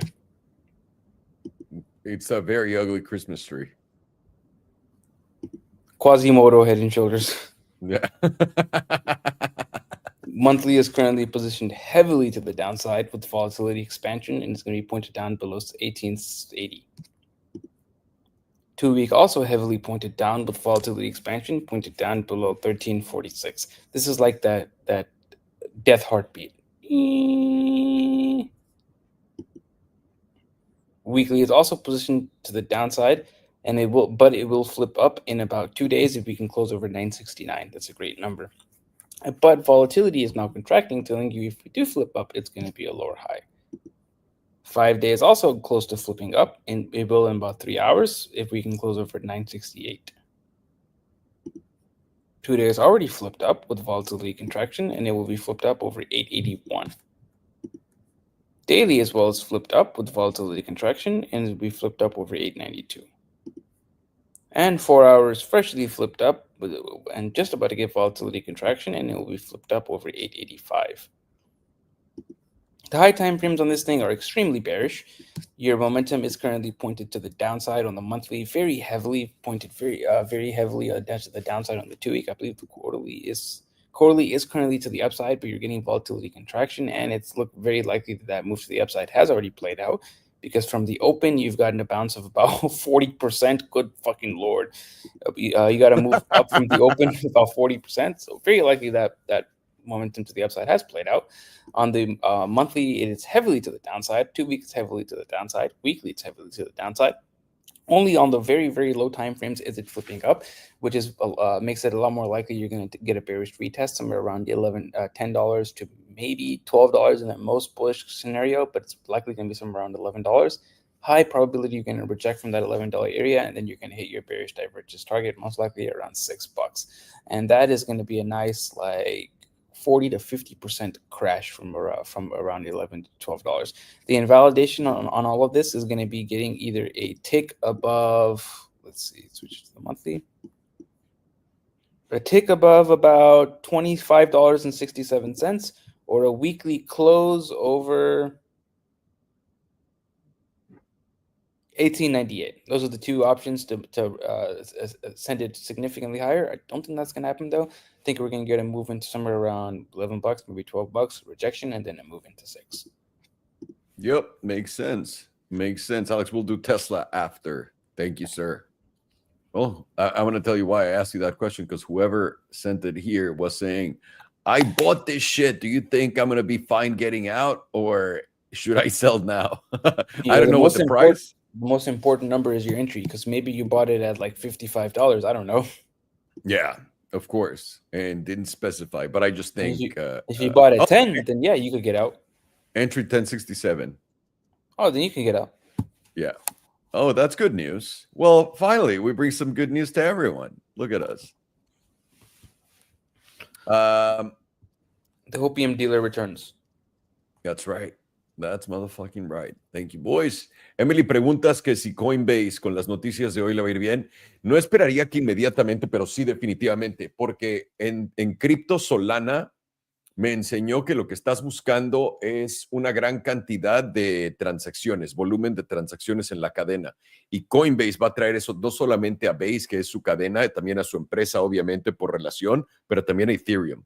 Ethereum y Base, puta madre, ¿ok? Vale, estamos viendo Bally's, Bally, y Bally's Corporation, es Consumer Services Casino Gaming, así que alguien le está metiendo lana por acá a todo lo que es casino gaming.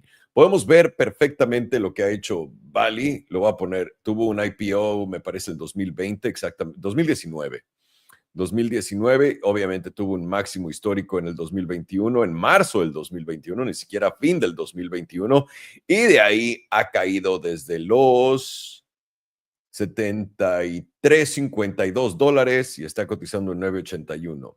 La pregunta que tenemos en el chat es, ¿me puedo salir porque entré a esta mierda y no sé qué voy a hacer? Y la respuesta es sí, porque estás adentro en los 10, así que se puede.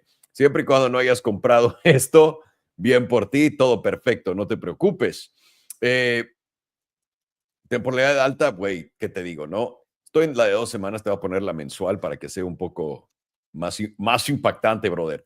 En la mensual puedes ver, tienes tu máximo histórico justamente acá, y desde entonces has hecho altos más bajos, altos más bajos, altos más bajos, altos más bajos, ¿qué te digo? Altos más bajos, y veniste a retestear el fondo.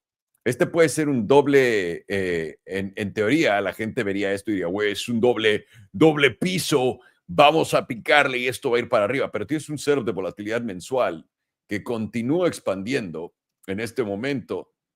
No solo continúa expandiendo, viene del punto más bajo de toda la historia y adivina qué, este setup está apoyando al precio yendo para abajo. Así que, y además, como pueden ver acá a la izquierda, le gusta estar en extremos. Esto podría tranquilamente llevarte para abajo. Siguiente objetivo para nosotros son los $6. Vamos a ver cómo se ve esto en la mensual con el HPDR rápido para ver si vale la pena, aunque sea ponerlo. Puta madre. Estás ya, rebotaste en el 100%, pero se ha caído del 100% varias veces. sobre todo cuando no tienes tanta información, es justamente lo que va a pasar. Si se cae del 100%, estás hablando de los $6, tal cual como dice Farhan. Vamos a la de 2 semanas y a ver qué hay en la de 2 semanas. 2 semanas estamos igual al 100%, una vez más. Hemos caído antes de ese 100% y esta tabla de 2 semanas tuvo esta expansión de volatilidad ante la caída y continúa expandiendo la volatilidad. Apenas está en 88%. 100% parece ser el número correcto hasta acá abajo. Ok.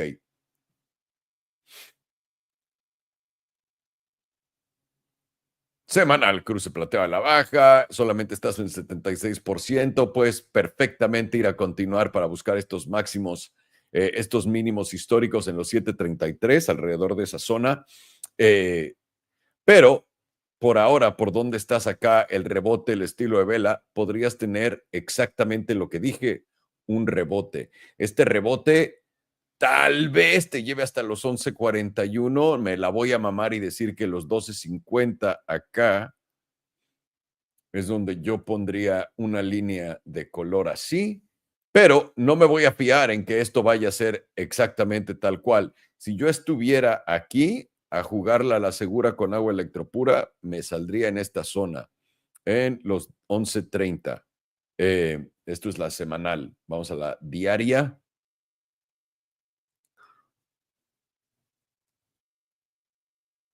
Vean qué bonito quedan estas cosas. Diaria, ese sería el 95%. ¿Ya ves por qué? Tal vez nos gustaría salir, exactamente, es lo que te iba a decir, antes de acá, en la zona de los 11, tal vez los 10.67, que es donde está el promedio del 34 y todavía no lo venimos a retestear. Esto es muy bajista en todo, no importa cómo lo veas, ¿no? De arriba para abajo, abajo para arriba. Esto es súper bajista. Estás creando nuevos mínimos en todo este movimiento para abajo, altos, altos más bajos. Y lo que debería de seguir después de crear este mínimo sería un alto. Ese alto podría llegar entre los 10.67 hasta los 12.49 y de ahí continuar a la baja. Atento a este movimiento y dónde te va a salir. Acuérdate, hay veces que no importa que nuestro objetivo sea 150, si estoy yo haciendo y tradeando Nvidia y veo la acción del precio, lo estoy viendo todo el día y veo lo que le está costando trabajo moverse a cierto punto, ¿sabes qué? Prefiero salirme del trade, no estar ahí nervioso, sobre todo teniendo a la Fed ahorita, etcétera. Entonces, no dejes que te lleve también la avaricia. En la diaria se ve bien, estás por encima del 9 y el 5 y empiezas a subir, pero cada uno de estos promedios va a ser un obstáculo. Y cada uno de esos obstáculos puede ser el último en esa zona antes de dar continuación a la baja o irse hasta cero, tal vez. El valor total de esta empresa es de casi 400 millones de dólares y simplemente con irse a 6 estás hablando de un recorte de 30%. Eso es un chingo. Recórtale 4 por 3, 12, 120. Esto valdría 180 millones y eso se llega a dar. Y no sé a qué punto es, adiós. De nuevo, por eso no invierto en empresas chicas, no importa la tabla, porque no sé, mínimo en las grandes sé que va a rebotar en algún punto, pero en estas no tengo ni puta idea. Así que atento acá con Bali. Vámonos a ver Tesla, que lo tiene Alex. Tesla. Okay, right here. Rookie mistake. Thought I shared my screen. All right. See where we topped here, if that was the right move. So far, that was the right move. All right. Yeah, let's see, because, my thing is volatility is not expanding when it goes up at all, like in most time frames. Like, why? Look at this, 4 hour. Oh, it's NVIDIA? I was looking at this. Sorry. No. Sorry. Let's go to Tesla. Let me pull your chart. No, NVIDIA, that's a good point, though. Yeah, because that is something I was watching as well. It's just not doing what we want in terms of breakout. Like, this isn't what you want. Like, and the argument is, well, when it does fire off, maybe it's at 150 and then we really go up. But it's like, what if we just go to 150, rolls over, comes here, BBWP fires off? Yeah, that's kind of like no, we can't consider that possibility. Can't consider that one. That's right. We're George. No, wait. How does George talk? Oh, I need to practice it. I need to watch him. I haven't seen him in 30 years. You got to get hammered and then you can do your George impression. I know. I'll go get a bottle of mezcal. It's got to be scotch. Oh yeah, Blue Label. Blue Label. No, not Blue Label only when he celebrates. It's Yeah. like Red Otherwise, label. it's Black Label. yeah, exactly. It's black. Yeah, it's black. Red He's for got when some we're really class. He's got some capitulating. class. Yeah. Anyways, Tesla here. Let's see. Again, we're just watching to see the reaction of the SMA 200. You're just caught in this range on Tesla, which is like you're at resistance now. You want to see if the daily 9 gets reclaimed. That can at least start then giving bulls somewhat of a long idea. Because right now, if you start longing this, you have a risk of coming down to the median, EMA 100, SMA 200. At current price action, that would be a 4.68% pullback. It's a pretty big pullback at this point. There's really no reason to be aggressively longing this until you're at very minimum back above 320. What is that? $7, $327. That would mean you're now reclaiming the daily 9, holding it, and you're back above 327. Then we can talk about getting that move to 370s again. Until then, though, you could be ever so slightly putting bullish structure, reclaiming the 9. But the issue is you don't want to reject the 38.2% today. That wouldn't be a good sign. You don't want to reject the meme line today. And you definitely don't want to not close above the 9. Because if you don't close above the 9 and rejecting this region, for me, it just seems like this zone needs to get hit before we go up. When we broke out here, we were talking about this, and this can take time. It doesn't need to immediately happen. You can get close to it, but until you actually hit this SMA 200 or get price to reconnect, which would mean that we need to go up so big, this starts moving up so much that it reconnects with price, very unlikely.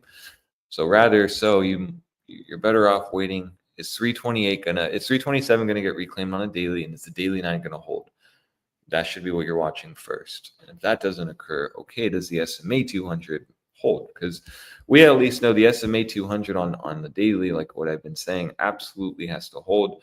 There's no reason why this won't hold. And if we do start losing this, your next objective will be all the way down to 300. Lose 300, you're going to move to 260s. Bulls are looking at this as potentially a bull flag, but the issue is now you really have to see within like the next day this start to follow through. It's going to take too long. So that's why it makes sense to start possibly seeing the daily 9 get reclaimed today. Aggressive shorts, we're trying to play the 34 getting lost. They're scaling on the 9, so bulls are going to try to wait to see if this gets reclaimed. Reclaiming the daily 9 could mean that you're going to long the 34 and then make that move up to first 327, reclaim that on the daily. This is when you really can't start being aggressive on longs. So until then, it's not clear.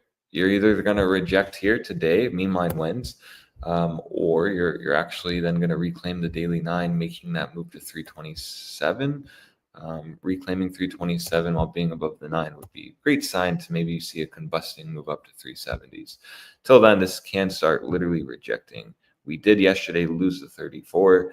Yes, we rallied up, but it's like you're not even taking out June 16th high. So this is all kind of pointless. And that's why it's all going to just come into play on the daily.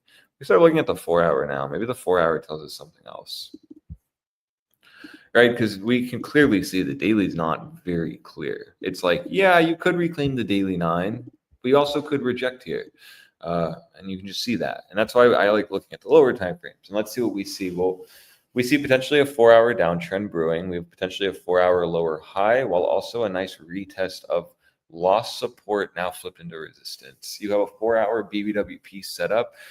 The 4-hour EMA 100 was bouncing us, so that's a good sign to just mentally note. If you start losing the 4-hour EMA 100, that's your sign, in my opinion, that you're probably going to get that move to 300s.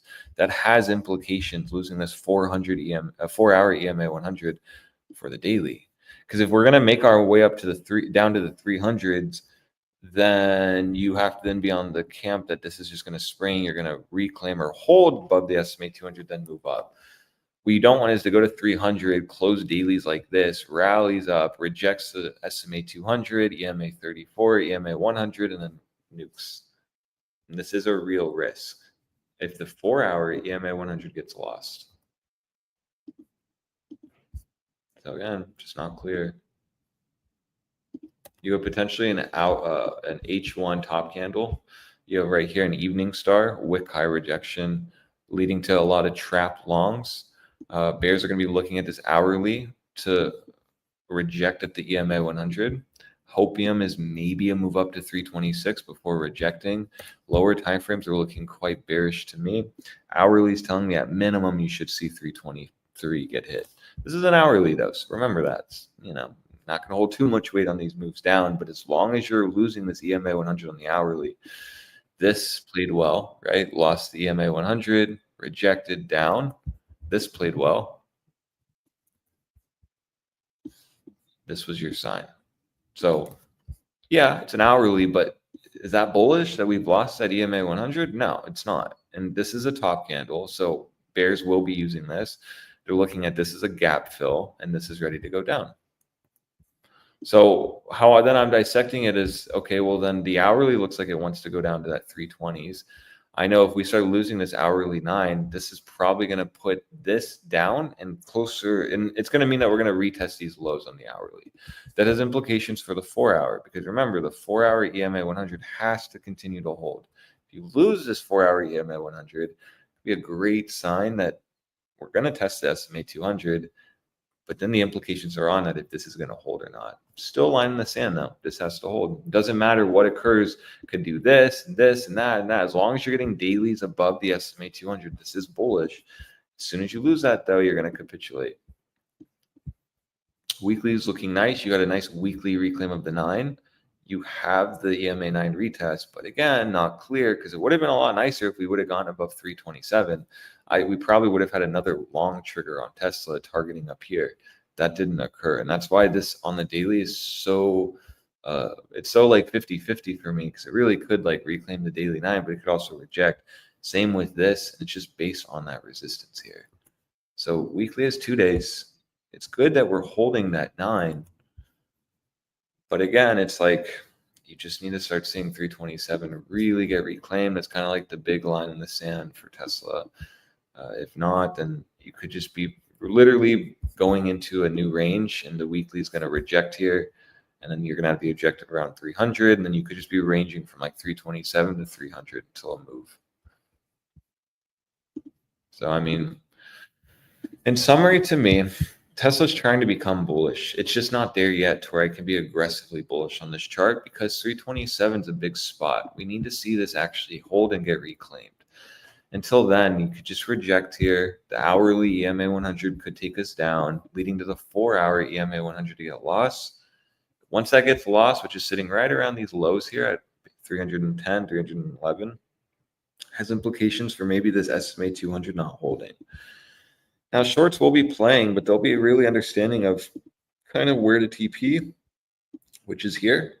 It's really not until you start losing the SMA 200 where you're going to get another easy short.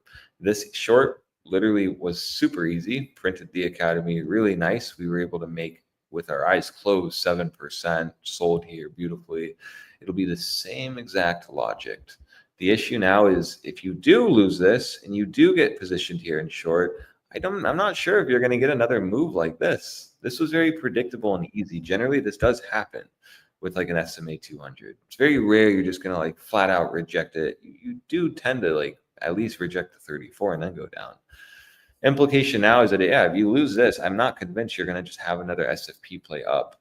Rather so, I think if you start losing this SMA 200, this will be a really big sign that we can aggressively short this down.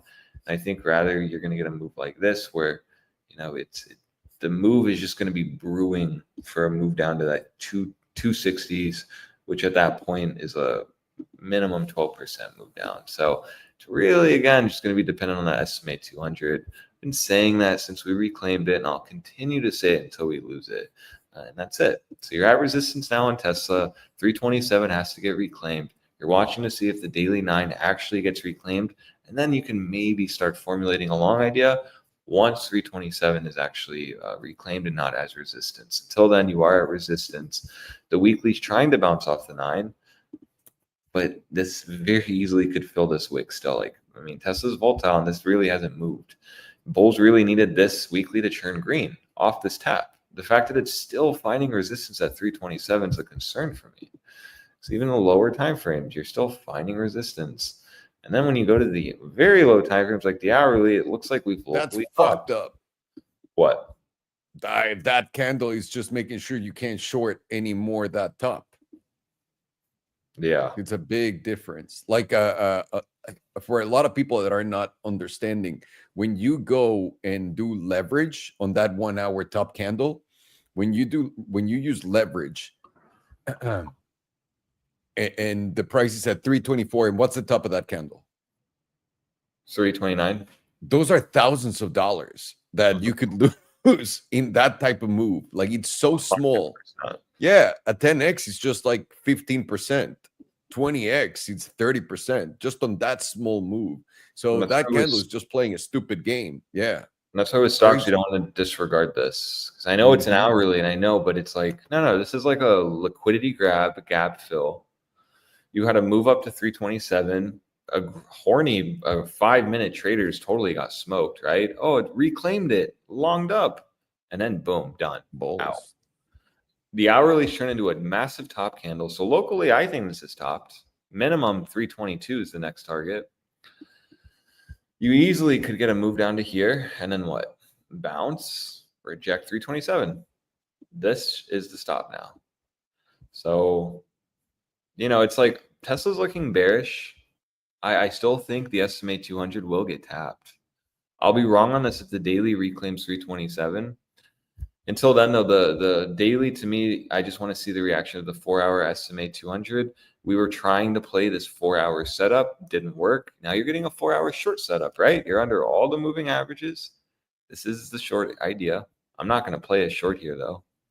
I'd rather sit on my hands because things aren't entirely clear, and the hourly could definitely reject us, but it's still an hourly. So, and the weekly is still holding the 9. So it's not the cleanest to me. And that's why for me, it's either you're going to long on a 327 reclaim, or you're going to short on a daily SMA 200 loss. And there's no business here. This is just in the middle. You're either then going to just maybe get that stop like around here and then play it, or you'll be able to get an easy short trigger. And what we're seeing on the very low time frames, like what we see on this, is just the brewings or the itchings of potentially that short play being had on the daily. That's why I like lower time frame trading, because I could position on like the 30-minute, the hourly. It's just more, we can get the follow through. And what I don't want to do is be playing an hourly and then the daily 9 holds and then we just push up again. So rather so just wait, watch the reaction here at the SMA 200. Again, this will be guiding your trades. You're either going to short the loss of this, or you're going to be longing the throwback of it. Until we lose it, though, this will be a big spot. We are in a bullish retest posturing. You've already front ran it a few times, so you really have to gauge like the SMA 200 as the last stand. And if you are a mega Tesla bull, this is it. This is where you buy, and that's it. So hopefully that made sense. I'm not really bullish though, because 327 is really kind of just ruining the party for bulls. And it's like, we could break out, we really could go up, but I don't want to be the guy saying that and then 327 holds and we reject and then we go down. So just watch the levels, watch the SMA 200, and really know that if we start reclaiming and holding 327, maybe then you're not going to get that move to the SMA 200, and rather you're going to start moving up to 360s to 370s first. So nice. No, very simple. I mean, you made it very simple, and also it seems not too crazy to say that this is going on. yeah. So this is going to be a little fucky range, right? 1 hour. Definitely, yeah, definitely, absolutely could happen. The hourly hit that perfectly, rejected. My next objective on that hourly is 322, so that's like at the bottom of your range there, I think. Or no, 318. Like if you come down like in the next hours, it's going to be probably like 317 to, yeah. And that, of course, is going to make a little higher, higher low, but a lower high. What a stupid game it's playing. Exactly. Yeah, exactly. It's so stupid. All right, we'll wait for it. Because also volatility on the 4 hour is just like giving us a setup.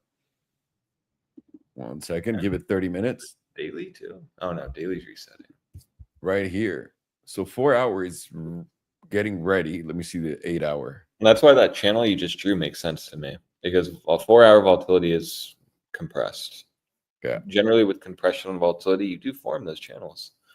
So All righty. Well, I'll attack this bullshit right now. And then, Farin, we should look at Coinbase. Sounds good. Coinbase, the base of the coins, because there might be something. Bald We Brian. have a lot of bases, and Brian is So- bald. Oh, look Brian at is that. very How bold. did Coinbase? So Coinbase did break out off the backs of what? Them tokenizing stocks, maybe. And so Coinbase. No, up dude, 13%. Coinbase. What they're doing is the stable coins for JP Morgan is going to be running on Base, which is an L2 of Ethereum. So this is very bullish for Ethereum and extremely bullish for Coinbase as a whole, as a business, and Base. And immediately after that, they applied to be able to trade tokenized stocks on Base too, on that layer. So what made Solana so good in this last in the last few years, it's been the volume of transactions that they handle. Like the amount of volume transactions, forget about like the total amount invested in the total value that's floating on the chain, but the amount of transactions. And Ethereum fucking sucks at that, and there's no reason for it. So now it all makes sense. 2017, and you can look this up, you can Google it. 2017, JP Morgan, Ethereum. That's when people found out that JP Morgan had a massive stake in Ethereum that they didn't want anyone to know. That's why Vitalik, aside from buying beautiful purses, at some point was thinking that maybe we should delete Ethereum's history. We don't need it. Like, no one needs to see the on-chain. And everyone's like, what the fuck are you talking about? And the rumor is because this has been in the works forever. I see. And there was a lot of evidence by all the players that are involved in it. They don't want to know. So either way, irrelevant. Ethereum as a one chain is going to do incredibly well because of the volume that's going to be happening over it by JP Morgan. Remember that JP Morgan Chase is the biggest bank when it comes to deposits. They have over $17 trillion of deposits. They're going to make available those $17 trillion to be swapped into tokenized digital currency, basically. That's crazy. So, yeah, no, and that's then- crazy. And that makes sense. Because I was stocks. surprised. I didn't know Coinbase was breaking out today. I knew it was Yeah. having a breakout set up like Nvidia, but dang. Yeah, crazy. So I think Coinbase is going to be one of the most bullish things in the world because now the entire financial transaction, the entire financial system is going to be on Base, dude, which is insane. That is Which now makes sense why they made Ethereum turn into what it turned, blah, blah, blah, etc. So I'm very bullish on Ethereum now. Not today, because I haven't looked at the chart, but I'm saying now. Now I'm extra curious to see what Farin sees on Coinbase. Yeah. Me too. I'll do Tesla Maybe- fast so we can get to it. Yeah. All right. Muy rápido, señor. Muy rápido. Estamos viendo Tesla en chinga antes de darnos una vuelta con Coinbase, que Coinbase tiene muchas cosas interesantes pasando. Vámonos. Estamos viendo Tesla.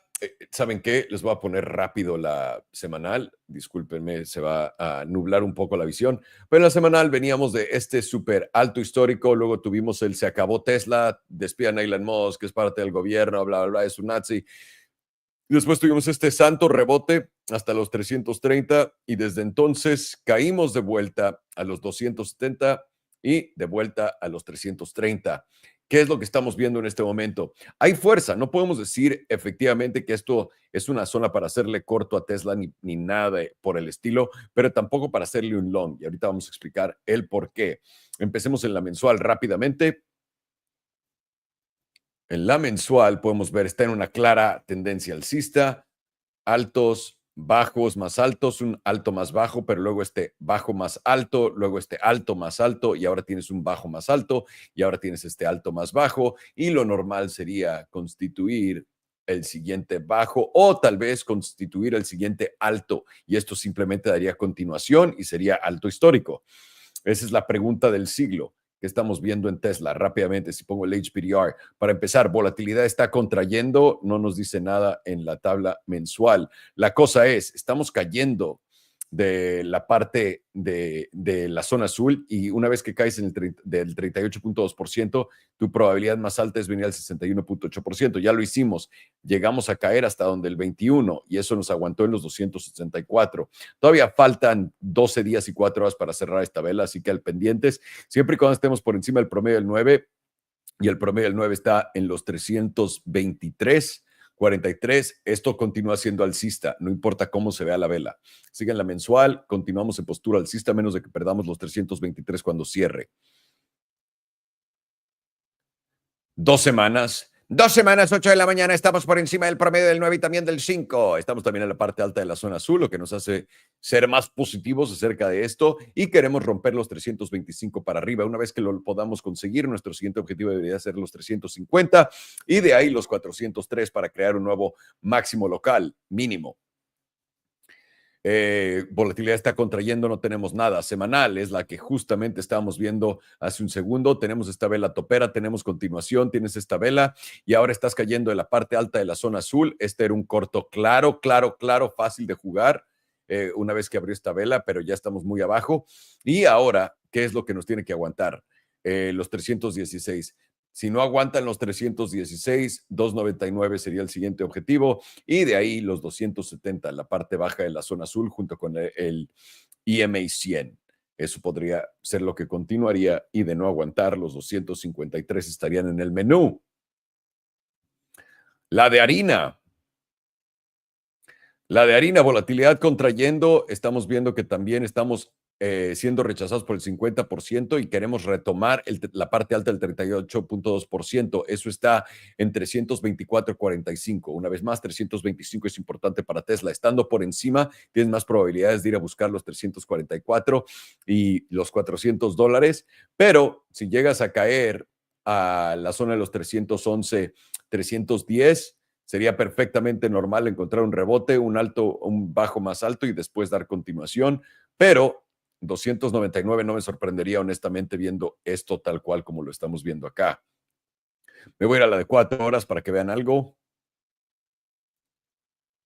En la de 4 horas tenemos un setup de nada de volatilidad, está preparándonoslo con todo, viene el promedio también para abajo y acá estamos siendo rechazados en temporalidad corta por la parte alta de la zona azul, caímos y nos aguantó básicamente aquí abajo esta línea meme y ahora acá estamos peleando contra todos los promedios que una vez más acaban en 324.60, casi 325.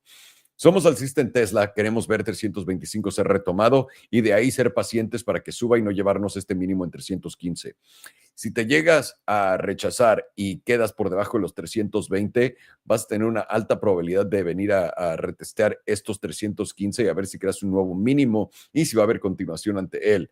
Ahora, la de 1 hora es la que pone mi canalito acá y puedes ver que el SMA 200 es lo que nos rechazó. Por acá nos hizo el pre-rechazo y viniendo de la parte alta del 78.6% cayendo por acá, el siguiente objetivo debería ser los 318. 318 de no aguantar nos podría llevar a los 315 y no llevarnos este mínimo. Ahora, ¿qué es lo que creemos que va a pasar con Tesla? Largo plazo continúa siendo alcista. Nada más que por ahora lo que tiene cara esto es de que va a jugar en este ranguito, va a venir acá a los 317, después va a venir acá a los 327, acá a los 319, 326, probablemente jugar esto, luego una de estas y luego o para abajo o para arriba.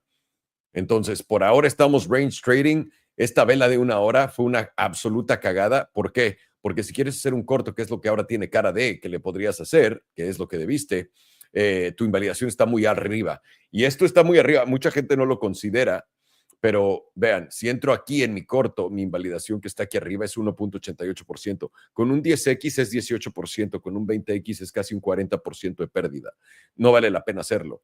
Y también no puedes hacer el lado long, porque el lado long tiene tu invalidación aquí abajo, el 2.64, que 10X serían 26%, para que tengas una idea. Entonces, Tesla está en un trade zone, no hay nada acá. Quieres que aguantes si eres alcista y no venir a barrer estos mínimos. Si eres bajista, definitivamente quieres barrer estos mínimos. Punto. Es todo lo que necesitas saber. Tesla por ahora, y si nos echamos un poco para atrás para poder respirar y ver cómo va a jugar, Tesla continúa en postura alcista, continúa desde el 2020, lo vino a tocar 2022, lo vino a tocar 2024, continúa en esta tendencia de mínimos más altos. Ya tenemos un alto más alto, entre cada alto más alto tenemos varios mínimos más altos, así que atentos a ellos. Estamos hablando de que esta vez tomó casi 4 años en poder hacer esto. Entonces podríamos tranquilamente regresar a la zona de los 214 dólares eventualmente y hacer eso que sea nuestro nuevo suelo, pero eventualmente Tesla tiene que moverse a donde se va a mover, que es para arriba, y es donde nuestras temporalidades altas sugieren que lo vaya a hacer eventualmente. Por ahora esperamos a ver si nos va a dar un trade en corto o en largo. No hay nada en esta tabla para poder aprovechar en este momento. Vamos a ver Coinbase. Coinbase, y la razón por la que vamos a ver Coinbase para todos ustedes es Coinbase acaba de anunciar, bueno, no Coinbase, Estados Unidos acaba de anunciar, y JP Morgan Chase, el banco más grande de Estados Unidos, que van a depositar, bueno, que tienen 17 trillones de dólares en depósitos, que van a permitir a todo el mundo usar su dólar digital, efectivamente, el dólar de JP Morgan, moneda estable, discúlpenme, no es un dólar digital, no es una CBDC, espérense, tienen mucho miedo a las CBDCs. Entonces, ¿qué es lo que estamos viendo acá? Estamos viendo cómo Coinbase, y perfectamente lo vino a tocar acá antes del putazo para arriba, está teniendo una explosión de 12.66% el día de hoy. Vamos a analizarlo con Farhan. Se me hace que esta va a ser una de las acciones más calientes entrando a lo que, ahora sí que a lo que sigue. All right, sir, we're ready for the Coinbase. Let me add your screen. Your weekly chart's very clean. If I mentioned that Brian is bald? On Coinbase. Oh, yeah. Oh, yeah. No, of course he is. This is whatever we did last time. We were like, just wait until he comes here, and he did. And then I'm sad that I didn't take advantage of it. I'm sad too, because we were talking about like one of these days, Coinbase is going to do 10% move up. It just does that. I wish we had that Academy trade on. I wish Brian would have told me what he's doing. What a piece of shit bald guy. That's why you can't trust Mr. Clean and any other bald guy out there. And like, imagine knowing Brian. He's like, hey, we're gonna announce all this week. Maybe long some Coinbase. Yeah. I mean, the least you can do, bald bastard. Yeah. Unfortunately, I'm absolutely retarded too with my friends that have like any type of business that's public or anything. I never ask them anything because I feel like everyone's just waiting for me to fuck up and like destroy me and step on my dead body. Yeah, so I don't even fuck with it. They're gonna have proof of you insider trading, and they're gonna throw your ass in jail. Yeah, because it's not like I'm insider trading billions of dollars and I can pay it out. It's like, oh look, he made $100,000. if it's a brown person like you or me, they're gonna build the jail on top of us. Goes to jail for fraud on $100K. That'd be the most disappointing thing in the world, dude. And that's like what would happen too. It's not even anything bad. Didn't do anything, but because they say they do it. Imagine what Josh Kuntu is gonna say then. You can't let him have the last laugh. That's right. Josh Cartu is going to be eating his galletitas. But his name is Kuntu. Oh, yeah. Kuntu. But yeah, pieces of shit. So the monthly right now on Coinbase is doing something very interesting. You see a close right here at $178.17. You got a lower close of, I believe it's lower. 178, and then a close of about 172. So this is a lower closing low than this closing here. But you see momentum made a higher low, putting in bullish divergence, which is already confirmed. And this bullish divergence on a monthly time frame, confirming it over here, would give you targets of all-time highs, which right now your all-time high is sitting in the $400 area. That is, from where we are as of this moment, another like 40 to 50% move to the upside. Pretty nice. And as of this moment, momentum is pointing to the downside. But if we get a close over about 277, very likely this momentum is going to flip back to the upside. That's going to give us basically an easy move to the top 38.2%, which is right at that $400 area, which is our current all-time highs. The same exact area we were at when Jim Cramer said 450, and then he just went straight down. Right now on the 2-week, we got momentum pointed to the upside. Same idea for the monthly, but where it's going to flip up very soon on the monthly. But on the 2-week, we're already flipped up. We're into the bullish control zone with volatility spiking up to support it, and we have a fresh buy signal on the jewel. If you noticed last time we got a fresh buy signal on the jewel, we went up and tapped all the way up to the 88.3%. Right now, the 88.3% sits at about like $320 to $330. Still a nice move from where we are right now. The other time we got a buy signal on the jewel, went up to the 100%. Let's see. Buy signal right here, we went up to 97.5%, 100%, 100%, 100%, 100%. So let's see what the 97.5% would be. That's somewhere around just under $400. Weekly is also flipping back up, getting right to the moving average, getting back into the bullish control zone, while volatility is now flipping up as well, and the weekly is putting in hidden bullish divergence, which will confirm with any close over at $262.40, giving you targets of somewhere around 350. 5 days also putting in the hidden bullish divergence, and that closes in about 3 hours. Will then you close over 265.65, and that'll give you targets of same 350s. 2 day also flipping up, getting back into the bullish control zone. 2 days putting in hidden bullish divergence. That confirms in about 2 days and 3 hours, with any close over about 263.30. And the 2 days now losing the sell signal on the jewel. Daily is also flipped up, and with expanding volatility, and the daily jewel is now giving you a buy signal. If you can get a close over the 61.8%, then you should see a nice move into the 350s. 4 hour also flipping up, getting momentum kind of high, however, getting around 89%. Not quite topped out, but it is getting a little close. Probably somewhere in this low to mid $300 area is where it will top out, and then you're going to get some consolidation. Let's look at the RSI.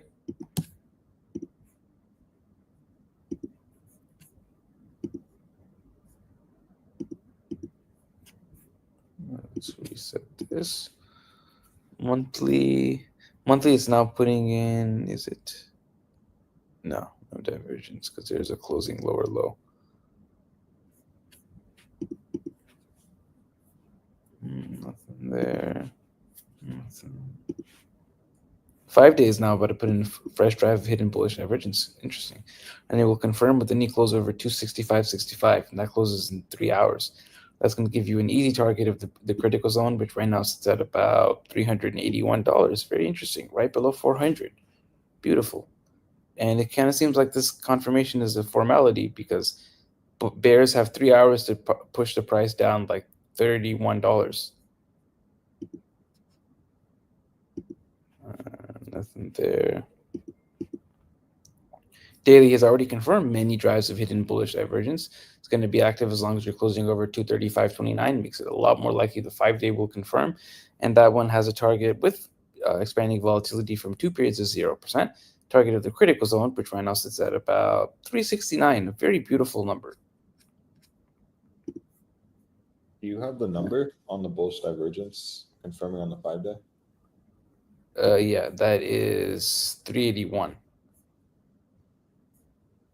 So basically around 400. It confirms it. Oh, to close above, you'd have to close above 265.65. 265. Oh, okay, today 265. I see. Yeah, in about 3 hours. And then the target on that would be about 381, around $400.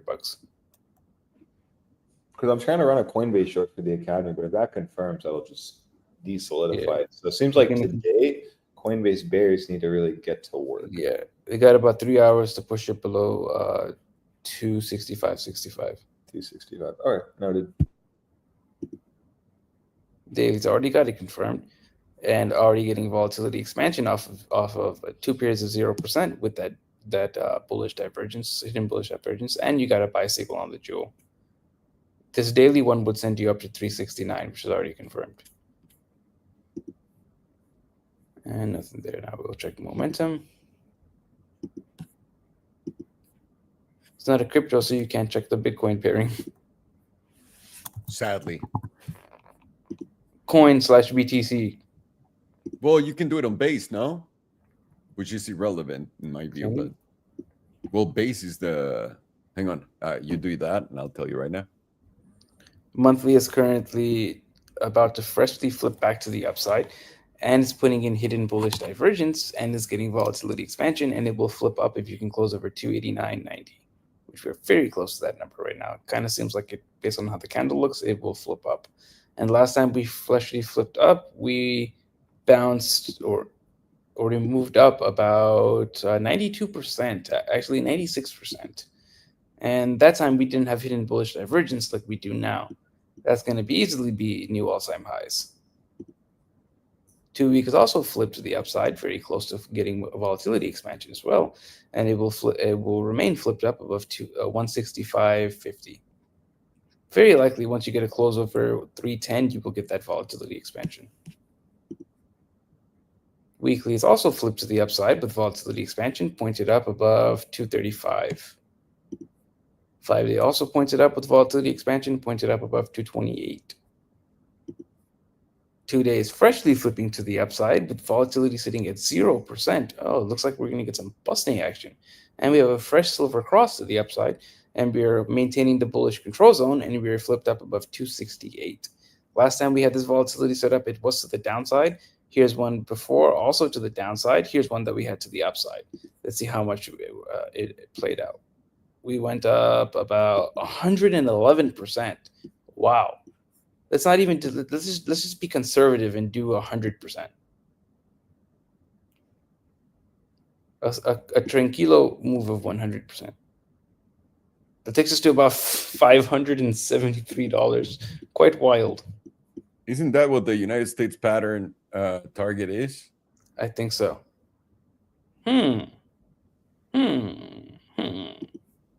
Daily is also getting momentum flipping to the upside with a derp of life, and the daily volatility setup is firing off now with volatility at 31%, and momentum is pointed up above 250. And let's see how much of a move we got last time we got that volatility set up. We got it right there. We moved up about 33%. So let's take 33% from where we are now. Let's be fair and do it from here. This is where volatility started expanding. That brings us to right around that low to mid $300 figure. Very cool. And by the way, that's where you break that. Basically, that's the cup top. And if you break that to the upside, that's when you get the 500 and something target, which you do. Yeah, crazy. 4 hour is now also getting a volatility set up for many periods of 0% with a derp of life, and you're pointed up above $246.50. And that is quite the girthy green dildo on the 4 hour. Now let's switch to monthly. On the high time frames, Coinbase is looking quite primed, where you're getting volatility expansion on the monthly. Monthly is just about to flip back up on momentum. You're getting hidden bullish divergence for the first time ever on monthly on Coinbase. Momentum is pointed up on basically every single one of your time frames. Doesn't really look like you're going to get any type of real pullback anytime soon. It looks like you're going to get a move into somewhere around $330 to $350 for your first consolidation zone. But based off the divergences, it does look like eventually that area is going to break, and you're going to test somewhere around the $500 area. The invalidation for all of this is getting either a tick below around $147 or getting a weekly close below about $235. Although I don't think that's going to happen. I think we're going to get the move to the upside for around 330 to 350, some consolidation, and then a move into the 500s. And I do think that move into the 500s is probably going to be the cycle top. Look at this. Just from what you're saying, this is a weekly. So you get all the way to here. That's 343. So the first target that you set out, like around 330, 340, it's right here. So now I'm going to back out and show you this delicious target. Now, United States setup, insane consolidation. This is one of the most bullish setups I've ever seen in my fucking life. And it agrees with my bias. Yeah, absolutely. Your bias is touching tips with this. And then let's say that we break out right here. You got to say no, Diddy. Target $650. Nice. Fucking crazy. So fucking bullish. All righty. Alex will do Lucid right after. Por favor. Wonderful. It's wonderful. He's right. I'm sorry. All right, here we go. Estamos viendo Coinbase. Voy a ponerlo en la mensual primero. Lo que estaba ilustrando en este momento es ese gran patrón famoso de tasa y agarradera para después explotar. Si lo medimos de abajo hasta acá, ponemos el objetivo aquí arriba, nos lleva a los $650. Viendo cómo se ve la tabla, no lo dudo, sobre todo viendo que en la mensual tenemos un setup, literalmente volatilidad que acaba de empujar del punto más bajo de toda su historia.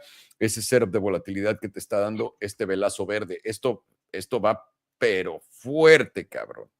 fuerte, fuerte, fuerte a la alza. Felicidades a todos los que entraron en esta operación, damas y caballeros. Uno de los patrones más alcistas que he visto en mi vida, honestamente, en una tabla. Esta consolidación mensual se ve fuerte y saludable. Habíamos dicho que la oportunidad grande iba a ser acá o acá. Se dio en esta y tenemos este pompazo. Felicidades, ya vi Ramón, a todos ustedes que están por acá, que hicieron una lana en Coinbase. Bien, bien, bien armado, bien seguido y bien jugado. Por ahora, Coinbase tenía su alto histórico literalmente cuando salió en los 430 y desde entonces cayó hasta los 33, 32 dólares. Desde entonces hemos visto una gran recuperación, llegamos a hacer este máximo por acá y ahora tenemos este mínimo y lo que estamos buscando es probablemente el siguiente máximo o más alto o un alto más bajo. Esa va a ser la pregunta. ¿Qué es lo que va a pasar con esto? De acuerdo a Momentum, que también va apoyando la volatilidad en la mensual, que va apuntando para arriba, nuestro objetivo debería estar por acá, que es lo que decía Farhan en los 343. Ahora, poniéndolo así, si ven la tabla como la tengo, se dan cuenta que esa es la zona a romper. Una vez que rompamos esta zona, es casi, casi aire limpio a los 430 y de 430 a esos 600 dólares en Coinbase. ¡Wow! ¡Wowie, wowie, wowie! Si pongo el HPDR, ¿se puede ver? Vamos a ver. Sí, literalmente entrando en la zona azul perfectamente, lo pueden ver acá. Vamos a la media está en los 315 y de poder superar los 315 deberíamos ir a la parte alta de la zona azul, que es justo lo que les dije, 403. Impresionante este pedo. 2 semanas. 8 de la mañana. En la de 2 semanas estamos arriba del 61.8%, que se encuentra en los 285, y de ahí nuestro siguiente objetivo natural deberían ser los 306. Esto le gusta estar en extremos, al 100%. Nuestro 100% se encuentra en 448, que son altos históricos, damas y caballeros. Ahora, la idea acá sería sencilla. No quieres caer de este 61.8% por ahora, 285 es lo que nos gustaría aguantar acá. Volatilidad está a punto de expandir, pero todavía no lo hace, está por debajo del promedio y no viene de un punto interesante para nosotros. Así que vamos a mantener un ojo por ahí. La semanal, tenés volatilidad expandiendo y esta expansión es alcista, es tal cual como lo estás viendo acá. Y la expansión de la volatilidad está en 67%. Eso yo lo consideraría un breakout. Yo sé que mucha gente no hace esto, pero a mí sí me funciona. Ahí está. Si logramos pasar esta zona, el 69% en volatilidad, esto va a ir extremo, se va a ir al 100%. Lo pueden ver acá. O las siguientes 93. Eso quiere decir que tiene bastante camino para poder todavía empujar el precio junto con Momentum apuntando al mismo lado. Siguiente objetivo deberían de ser los 320. En Coinbase estamos cotizando en 289. Empezamos en 285 este análisis. Así que sigue moviéndose y agresivamente. Diaria, pueden ver el zambelazo que nos metió. Vamos para arriba. Veníamos de un setup literalmente del mejor aliado de Estados Unidos en la guerra. Y este setup del mejor aliado de Estados Unidos ante esta vela verde. Este velazo todavía tiene muchísimo camino para poder continuar. Pudieron ver que la última llegó hasta el 96%, está apenas el 36%. Eso me pone a mí en mi objetivo de 344. El primer objetivo a vencer son los 306. Arriba de 306 nos vemos en 344 y arriba de 344 nos vemos en altos históricos. Ahí les va esto, ya lo tienen. Es lo que estamos viendo en este momento. ¿Qué invalida todo esto? Un cierre semanal por debajo de los 250 o un wickazo por debajo de este mínimo en los 143. Un wickazo aquí abajo eliminaría todo lo que estamos diciendo, pero por ahora tiene cara de que Coinbase va a ir a buscar altos históricos y muy históricos, honestamente, muy alcista. Vamos a ver Lucid ahora. Wait, I thought it was on. My bad. It's caught up in Bitcoin. Of course. When is FOMC? Then, You know? Is it soon? In 45 minutes. Sweet. So I will say, until that is done, I mean, we still have the fuckery of price action. 1031 still can't hold. Bitcoin still can go to that 106K, filling big shorts before we end up going down. I will just say that. So there's somewhat confusion, but that's going to, I don't think anything's going to come from FOMC, but markets just get weird when you have stupid events like this. So just be mindful of that. It's the worst. It's Yeah. the worst. It is the worst. So it sucks that that even has to be a thing where a setup is literally dictated by a stupid economic event. But That, by the that's way, he's going to say nothing. He's going to say nothing. I Yeah. already saw like all the traditional, I call them parrots in Spanish because a parrot repeats whatever you say. So parrots is everyone online that just repeats all the news, right? So all my favorite parrots this morning were like, the FOMC, we know it's not going to move, but we're waiting on big moves according to whatever Powell says. So all these retards now that repeat everything that they say have to analyze what the but guy that's says. not a contradiction. So they can so they can come up and say, well, he did blink twice, so now you know it's going to be bearish. his tie. His tie is Well, you know, certain color. when he That's said my Yeah. when he said good afternoon, everyone, he had a slight tone in his accent, which means that the markets are going to dump.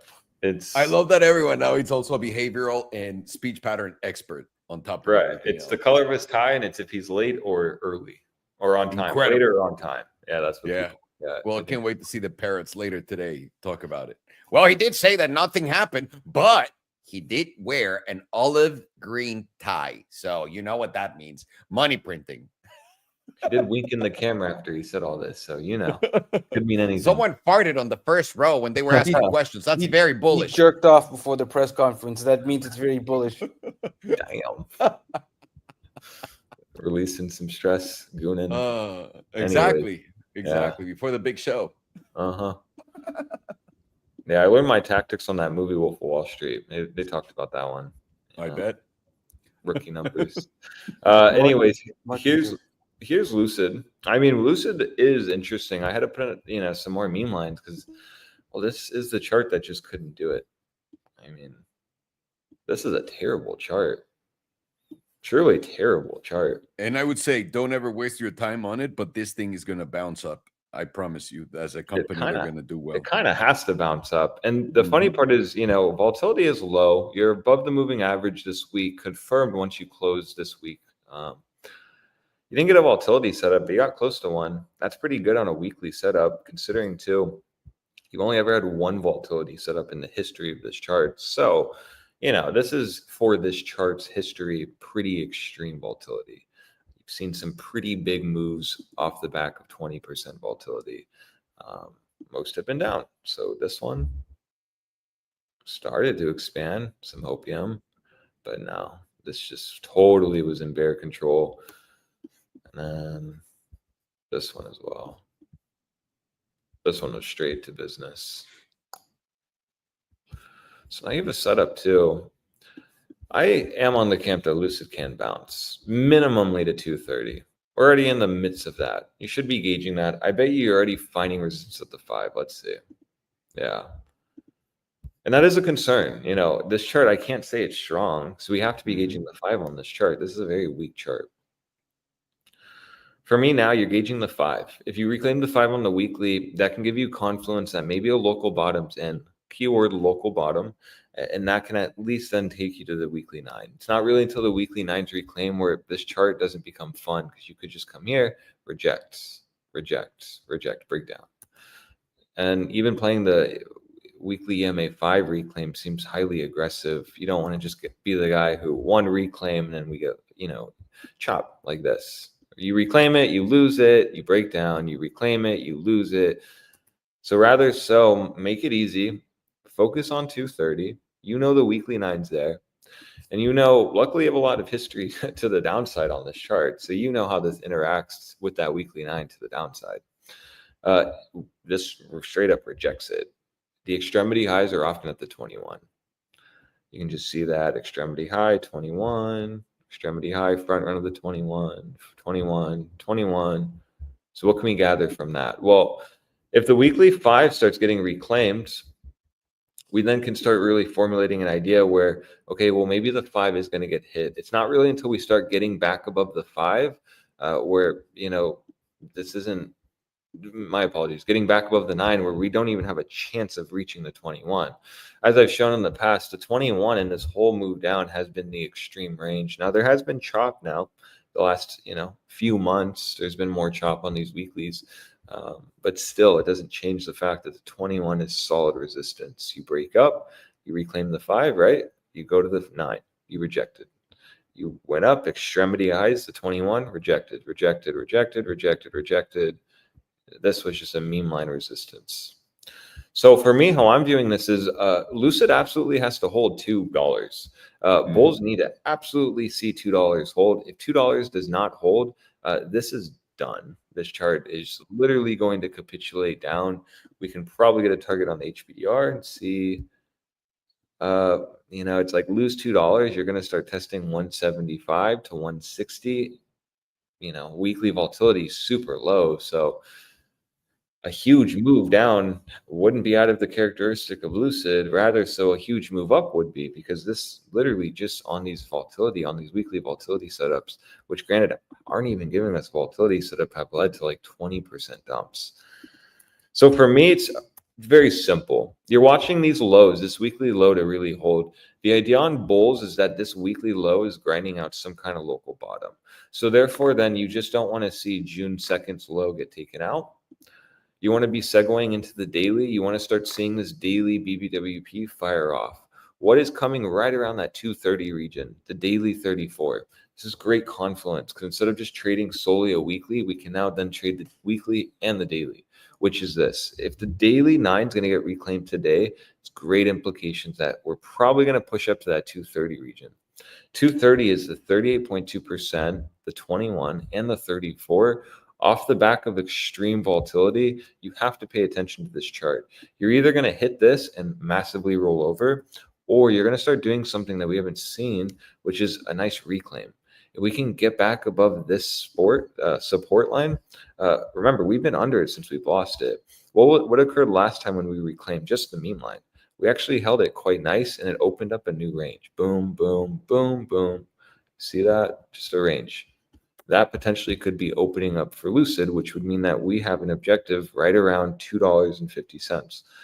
That's coming right around the EMA 100 anyways. So how my system works, you reclaim the 34, you often get a free move to the EMA 100. And this is on a daily. So this is very strong. And you'd be gauging that this broke down off the EMA 100. So you haven't really even put in the bearish retest on the daily, which sucks for bulls, because that just means that a move up is still bearish in the sense that it's still giving you a bearish setup. Even if like the daily BBWP fires off, you reclaim 230, just like getting back about like around 250 to even the SMA 200 bearish setups. What we've seen though is when we break down from this point, you do break down, but Lucid does like to rally up and retest the EMA 100. And so it did it here, and that was a pretty epic bounce. From the meme line here, you went up 30%. You hit it once and then rejected. This rejection here gave you a 18% move. Okay, cool. You could have, oh no, actually it was a lot bigger. Didn't even see that. Here to there, 22% move. My apologies. And then on that meme line, you could have sold, right? Reshorted here. 12%. Cool. Could have sold on the meme line. Reshorted. 13%. And you could have sold in the meme line. And then here you just kind of got the reclaim. Why am I even talking about that? Well, if you start really reclaiming back above 230, the daily 34 gets reclaimed. BBWP starts expanding. You don't want to discredit that daily EMA 100. Because the daily EMA 100, I guess I deleted that. Daily EMA 100, as I've just shown, we can do epic bounces of 30% and still reject it, still playing into what bears want. Bears would have been gauging, this is bearish retest, this is resistance, this is resistance, this is resistance. No need to overcomplicate it. Play what you know. So what we know now is the weekly 9 is sitting right at 230. Big spot. You get back above the weekly 9, that has implications for the daily holding above the 34. Could look something like this. Playing 9, playing the 34 and the 21. If you start doing all this, holding 230, your next objective will be 250s, 255. I do think that's going to bigly reject there. I think that could be an easy short. You can easily make your move back to around 220 to 230. There, you're either going to do this again and then make your move up to the SMA 200. You'll know this is more bullish than really it's been in a while once it actually gets above the SMA 200. That will always be the extremity low. the extremity high on this chart. You got to get back above the SMA 200. If you get back above the SMA 200 and hold it, that's where you get your combustion action on Lucid. Here you got back above it, but right, the difference was you just weren't holding it. You weren't moving how you want to see bullish momentum take place. The mean line's not holding. The 9 rejected. The 5 got lost here. The SMA 200 didn't spring you. You formed a lower high, lower low, lower high. That's not what we want. Rather, so you want this reclaim expansion. It's going to throw it back. It always does. Does it hold? It did not. And that's what you need. So, if you get back above, call it 250. Oh no, hold on, my apologies. If you get back above 269 for the culture, Nice. even use 280, right? 283 to be conservative, consolidation around there. Yeah, I do think then Lucid can make a move to $3.45. Till then, though, this is a very interesting setup where you could start seeing this daily volatility fire off. What this would do is get bulls super horny, because their idea then is what I always say, like it's going to bleed in, and then maybe then the weekly does start expanding up. But we've seen this before, and I showed this before, which was when this setup started to fire off, what was it first? What was a bullish move first? So here, and I kind of chopped that. Let me go back here, setup, right? You started to fire off. You went all the way up, but the issue was it just really, it still took you up 74%. But I mean, again, it just ended up taking you down lower than even where we started to fire off. So Lucid's a very volatile chart.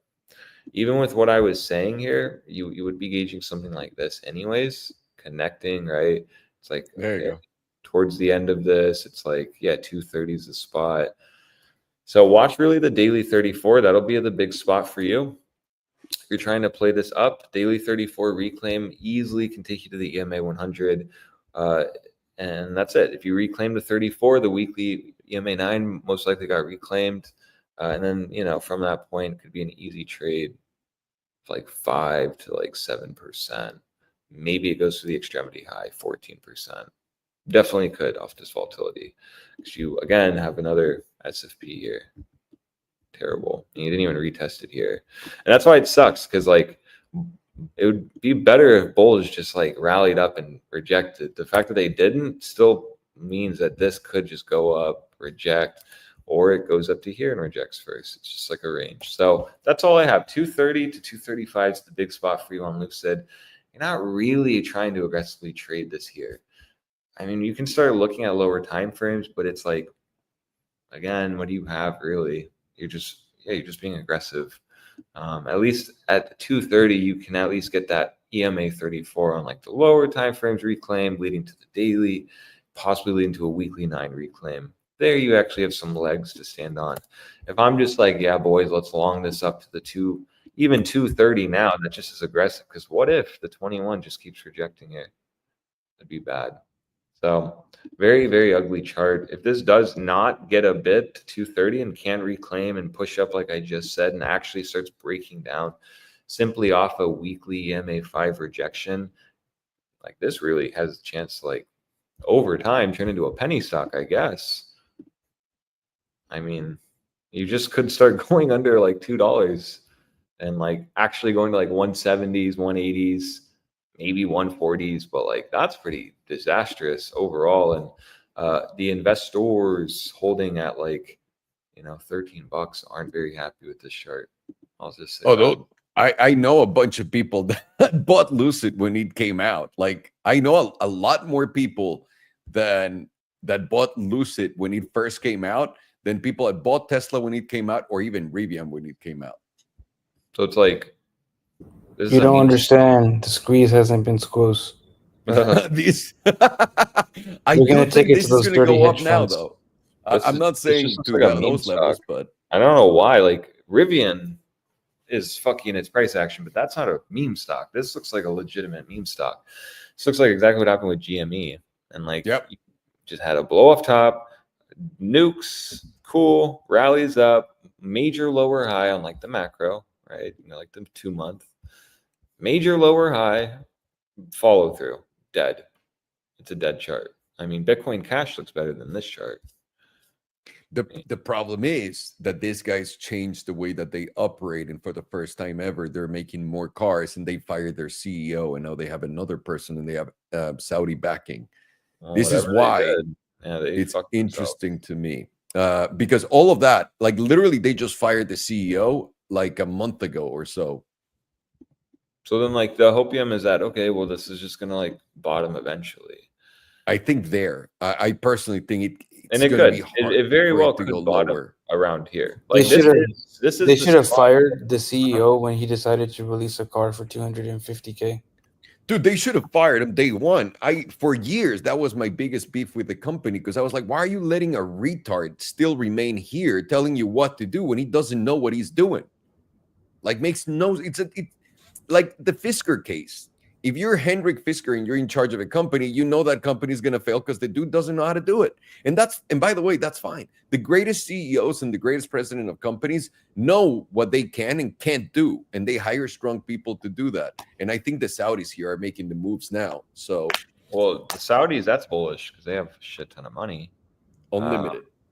This kind of needs to bottom here, though. So you're not dumb saying I think this is grinding a bottom, because that's kind of what you have to be on the stance. This low doesn't get taken out. Yeah, it either bottoms here or it goes to Or zero. It goes Yeah, to zero. 100%. I Like, agree. And that's it. Literally, Farn said it nice. And then this monthly here just really does take us up. And then, yeah, maybe you go and up test that 21 here, which is a 2x almost from here. That will be a phenomenal buy if it does just manage to turn it around here. Just bottoms here and then just That'll goes That'll be up. the next. That'll be the next Tesla. If it bottoms here at $2 and then goes up, even if it goes up to like 40 or 50, that's a Even if it goes up phenomenal buy. $4. That's a great thing. Dude, at $20, that's 100. That's what? But yeah, I mean, 10x? if it goes like let's even if it goes to the 6-month 9, that's $10. That's realistic. Actually realistic. Previous Yeah. breakdown point here. Yeah, if you rallied all the way up to here, that's not crazy. That's a 5x. Yeah, and that's still boom, boom, boom. And then it'll go to negative $10. Yeah, basically. So like this can move. You just like if you're a lucid bull and you've been holding for this long, you're kind of just like needing to you need to add to your bags then, because if you don't, and it's just because this is it, it's like roulette. It's like you're either gonna die here or yeah, this is bottomed.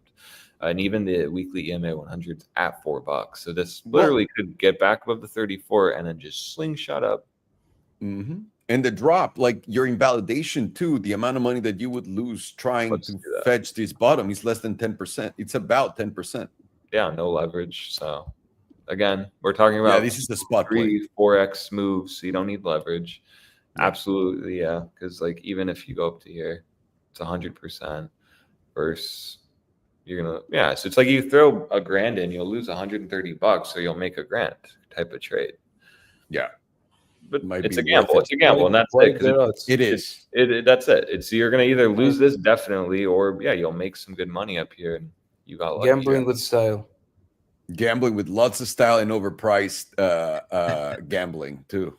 Is there anything else you boys like to add? That's it. 4 hours. Nice. No, I'm good.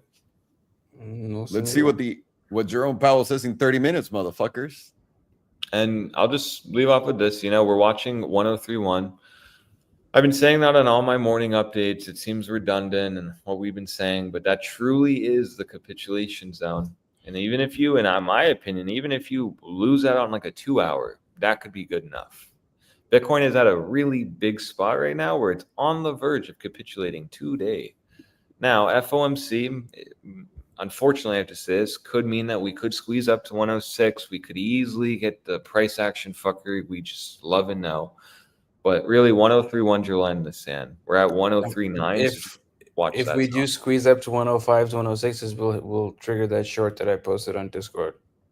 Max short opportunity up there. So that's why I'm still saying it. Like, I don't want people to lose hope that that's not going to trigger. It still could. We haven't had the event yet, but that's why you should be on your chart, put a line at 1031. If you are itching to short, you can easily trade that up or down. Lower time frame loss of it equals a bearish retest. And then if you get back above it, cancel that short and long up. But 1031 is truly, in my opinion, the line in the sand. So that's it. So Anything below that, we're going to shit. It's done.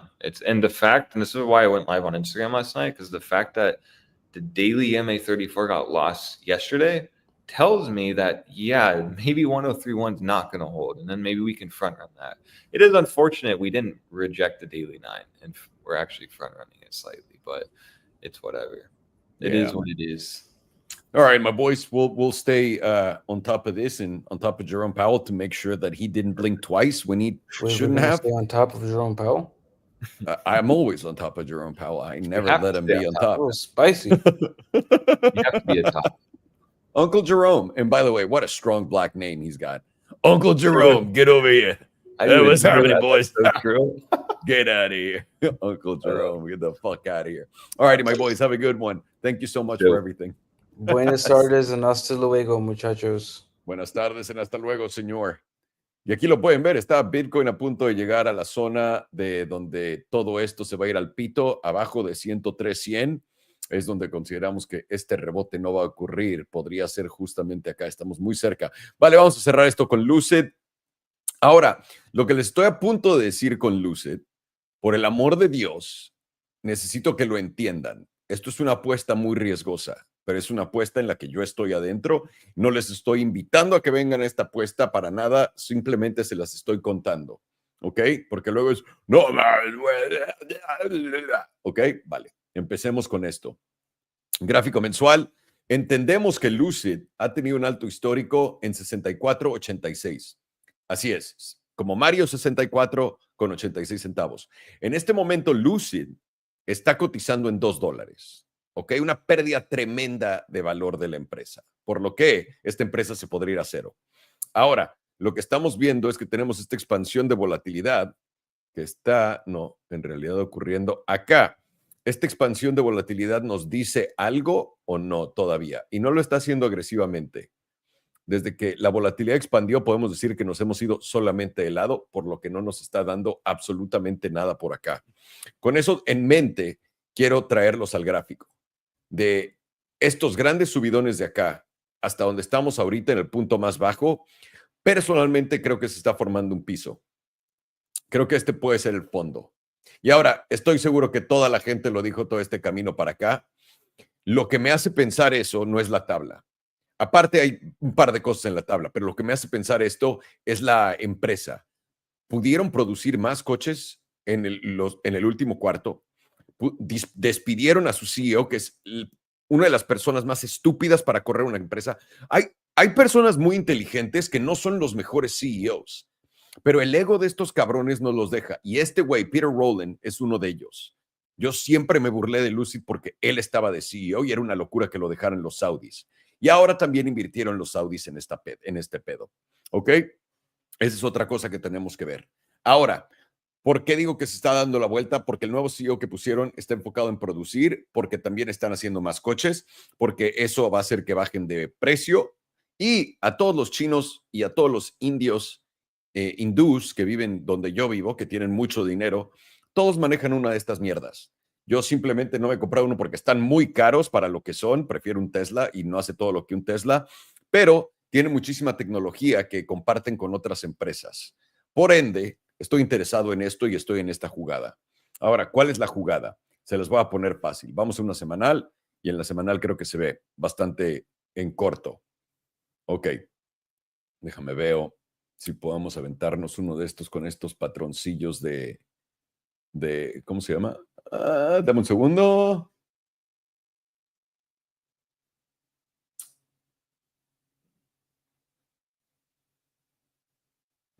Ahí te va.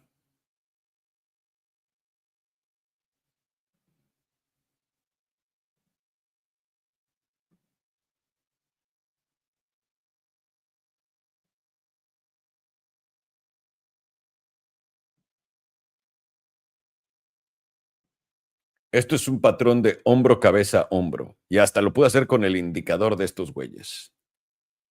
¿Qué quiere decir esto? Normalmente en todo tipo de fondo puedes encontrar uno de estos. Este es un patrón de reversión. Cuando encuentras este hombro, cabeza, hombro en reversa, este suele ser un patrón de reversión. Ahora, lo que también me gusta de esta jugada es que está en $2.20. Estás aquí abajo en el precio. Para poder invalidar esto, y lo que me hace pensar que estamos logrando hacer esto es, esta es una jugada donde te está enseñando que está haciendo altos más bajos, lo que te hace pensar, ok, se va a repetir la misma tabla, pero por primera vez tienes estos bajos más altos. Muy poco, por muy poco, pero estas son mis cosas favoritas de spotear en una tabla. Además de esto, en la semanal tienes volatilidad a punto de expandir y parece que lo va a hacer para arriba, ¿ok? Atentos a ello. Ok, con eso dicho, importante para mí. ¿Dónde me voy a salir? Si estoy comprando lo que yo llamo un fondo, y si estoy comprando lo que yo llamo un fondo, lo voy a hacer en spot, ¿ok? No lo voy a hacer con apalancamiento, no me voy a endeudar para hacerlo, no le voy a poner una gran cantidad de mi dinero, no le tengo fe a esta empresa como le tengo a Rivian y a Tesla, pero les tengo mucho más fe que antes y aquí veo una oportunidad. Está cotizando en 2.21. Para mí, te llevas este fondo, el de acá, el de 1.99, eso quiere decir $2. Eso quiere decir que les voy a poner esta línea acá. Me salgo. Ahora, si estoy entrando acá o en la zona entre cualquiera de estas velas o estas, que es donde yo me metí más bien, es una invalidación de 10%. 10%. Voy a perder 10% de mi posición, no me importa. Pero si le pego, con que vaya a 10, es un 5X. A 20, un 10X. Esto yo lo veo como una oportunidad muy grande. De nuevo, estoy equivocado si barremos el 1.99 a la baja. Barres 1.99, que es esta vela por acá. Ahí quedó. Ahí lo dejas. Y se va a ir a cero probablemente esta chingadera. Pero si no, tienes el primer movimiento que te va a dar esto, con movimiento medio de ese hombro, cabeza a hombro, es a los $5. Eso es el doble de esto. Eso es un 2X, 2.5X. Y empieza a verse interesante ya ahí, porque nunca has podido pasar de estos niveles. Una vez más, estoy equivocado si esto llega a romper 1.99 a la baja. Es todo lo que estoy viendo en Lucid. Déjenme prendo las lucecillas por acá. No, es que apago las luces en lo que no me están viendo para... Espérenme. Y hay veces, obviamente, que no quiere cooperar mi chingadera esta y no me abre todas mis luces y solamente me pone 2. Bueno, nos vamos como los tuercos. ¿No? ¿Cómo se dice? Los que solo tienen un ojo. Tuertos. Los tuertos. Ahí lo tienen, damas y caballeros. Esto es Lucid. Para todos ustedes, de nuevo, recuerden que en BTCC estamos teniendo, ya cerramos nuestro torneo con Bluffing, donde se llevaron tus USDT. Ahora estamos en un torneo de 40,000 USDT, $40,000. Para todos ustedes que gusten participar, es usando el enlace de BTCC abajo. Regístrate, abre una cuenta y con que estés haciendo tus trades, con eso ya cuenta. Es absolutamente gratis, no tienes que pagar nada por adelantado, nunca te vamos a pedir dinero, nunca, etcétera. ¿No? Ahí lo tienen, BTCC, y también tienen acciones y todo esto, así que dense una vuelta y si tienen preguntas de cómo usarlo, métanse a nuestra página en tutos, elitradingacademy.us, se meten en tutos, le picas ahí, cómo tradear en Bluffing, te enseña cómo usar BTCC, es lo mismo en todos lados. Y con eso me despido, le voy a dar de comer a la ardilla, voy a ver qué chingados está diciendo Jerome Powell y nos vemos en un rato. Gracias, cuídense mucho y nos vemos pronto. Gracias Dios, pues hombre, ¿qué más quieren? No sé qué quieren que les diga. 8 de la mañana.